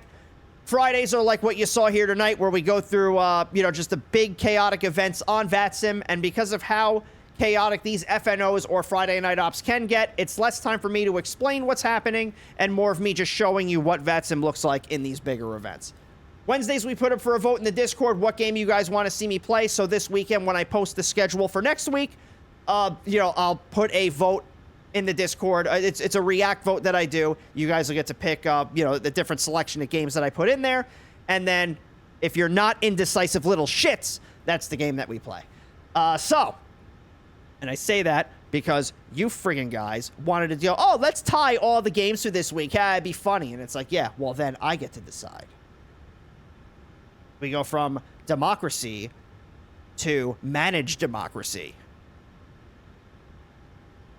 So, the choice is yours. Anyway, so I did drop the Discord and the socials link in the chat for you guys. So the Discord is 18+, so just keep in mind if you do want to join the Discord, you will need to be 18+. The socials link is where you can find me on some other platforms like YouTube and TikTok, where I do have some VATSIM 101 style content for you to take advantage of, and I also have been posting the FNO streams that I've been doing to YouTube as well, if you guys want to go back and watch those. Or for those of you that missed the stream, of course, you can watch the FNOs on YouTube as well. So, with all that being said, I do want to thank all of you for coming out tonight and hanging out for as long as you have. Yeah, it was definitely a lot of fun. The scenery over in Portland, we didn't really get to take a look at it as much as I really wanted to or thought we were going to. And that's partly on me, but we will certainly be revisiting Portland. So let's, I'm just going to see who we are going to raid this evening. Oh, I think I have a raid target because I usually watch him in the morning. I don't know why he is streaming this late at night. He's been going for he must be doing like a 24-hour stream or something. So we'll say hi to him. But next week, the CRJ, the Aerosoft CRJ is getting a new update, by the way. It's the CRJ V2, they're calling it. So we are going to be flying that on Tuesday. And if for some reason it doesn't work or it doesn't drop or for some reason it breaks, we can certainly find another plane to fly. But we are planning to fly the CRJ on Tuesday. So for better or for worse, that's what we're going to be doing. And before we get this raid set up, I do want to remind everybody we are still raising money for the California Fire Foundation. So if you don't know who they are an organization that is currently assisting those that have been affected by the Palisades wildfires earlier this year. So I do ask that if you are considering throwing any money at the stream, that you instead consider donating it to the California Fire Foundation so they can continue their efforts helping those in need. It's all done through the Twitch donate. So if you do decide you wish to donate, you're not obligated to. But if you do decide that you would like to, that is how you can do that. So anything is appreciated. And myself and the people of California, thank you in advance. You should do PDX again. They redid the airport. It's nice now. Yeah, well, I got the, what is it? The Blue Yonder scenery. I bought that today. So we definitely will be going back to Portland. I'm just not really sure when yet. So, let's get this raid set up. We're going to go say hi to, I want to make sure I say his name right, Blubbly Blubfish. So, he is another VTuber like myself, and he's actually an Aussie fur. So, speaking of the FNO Down Under that's coming up in a couple of weeks here, we're going to go say hi to an Aussie. Yeah, he's like 14 hours into this stream, so he must be doing like a 24-hour or something. I have V1. It was really nice. I guess I got to give V. Yeah, the CRJ in its current state is a very fun plane. But, you know, it is quirky, and it does have some issues with it. So, definitely the V2 is going to be great. And there's actually somebody that comes in here all the time in chat. And he's apparently one of the guys that's been working on the CRJ. I remember he mentioned it a couple of months ago that they were working on it. So, it is going to be exciting to see what updates they're going to be bringing to the CRJ here. So, let's get this raid set up on Blub. And when we get into his chat, you know the drill. Spam the Nuggie. I see that there was a new follower, by the way. It did not pop up. I did not get a notification for it. I apologize for that. That's Riffsan1. Thank you for that follow. Welcome aboard. I do not know why my sound alerts decide at midnight they're going to die. But anyway, we're going to go say hi to Blub. Spam the Nuggie once you get in there. If you're not subscribed to the channel, you can use your Nuggies to unlock the Nuggie. Spam it into Blub's chat once we get in there. Spread the love and the positive vibes in his direction. And make sure you tell him that Cross Hyperu sent you. So we're going to be back tomorrow afternoon, everybody. 16:30 Zulu, 12:30 p.m. Eastern Time. Planning on being on the official VATSIM Twitch channel. If we are not there, we will be here. Either way, I'm going to announce it in the Discord when we go live with the channel that I'm going to be on. But either way, we are going to be streaming the VATSIM First Wings in Europe.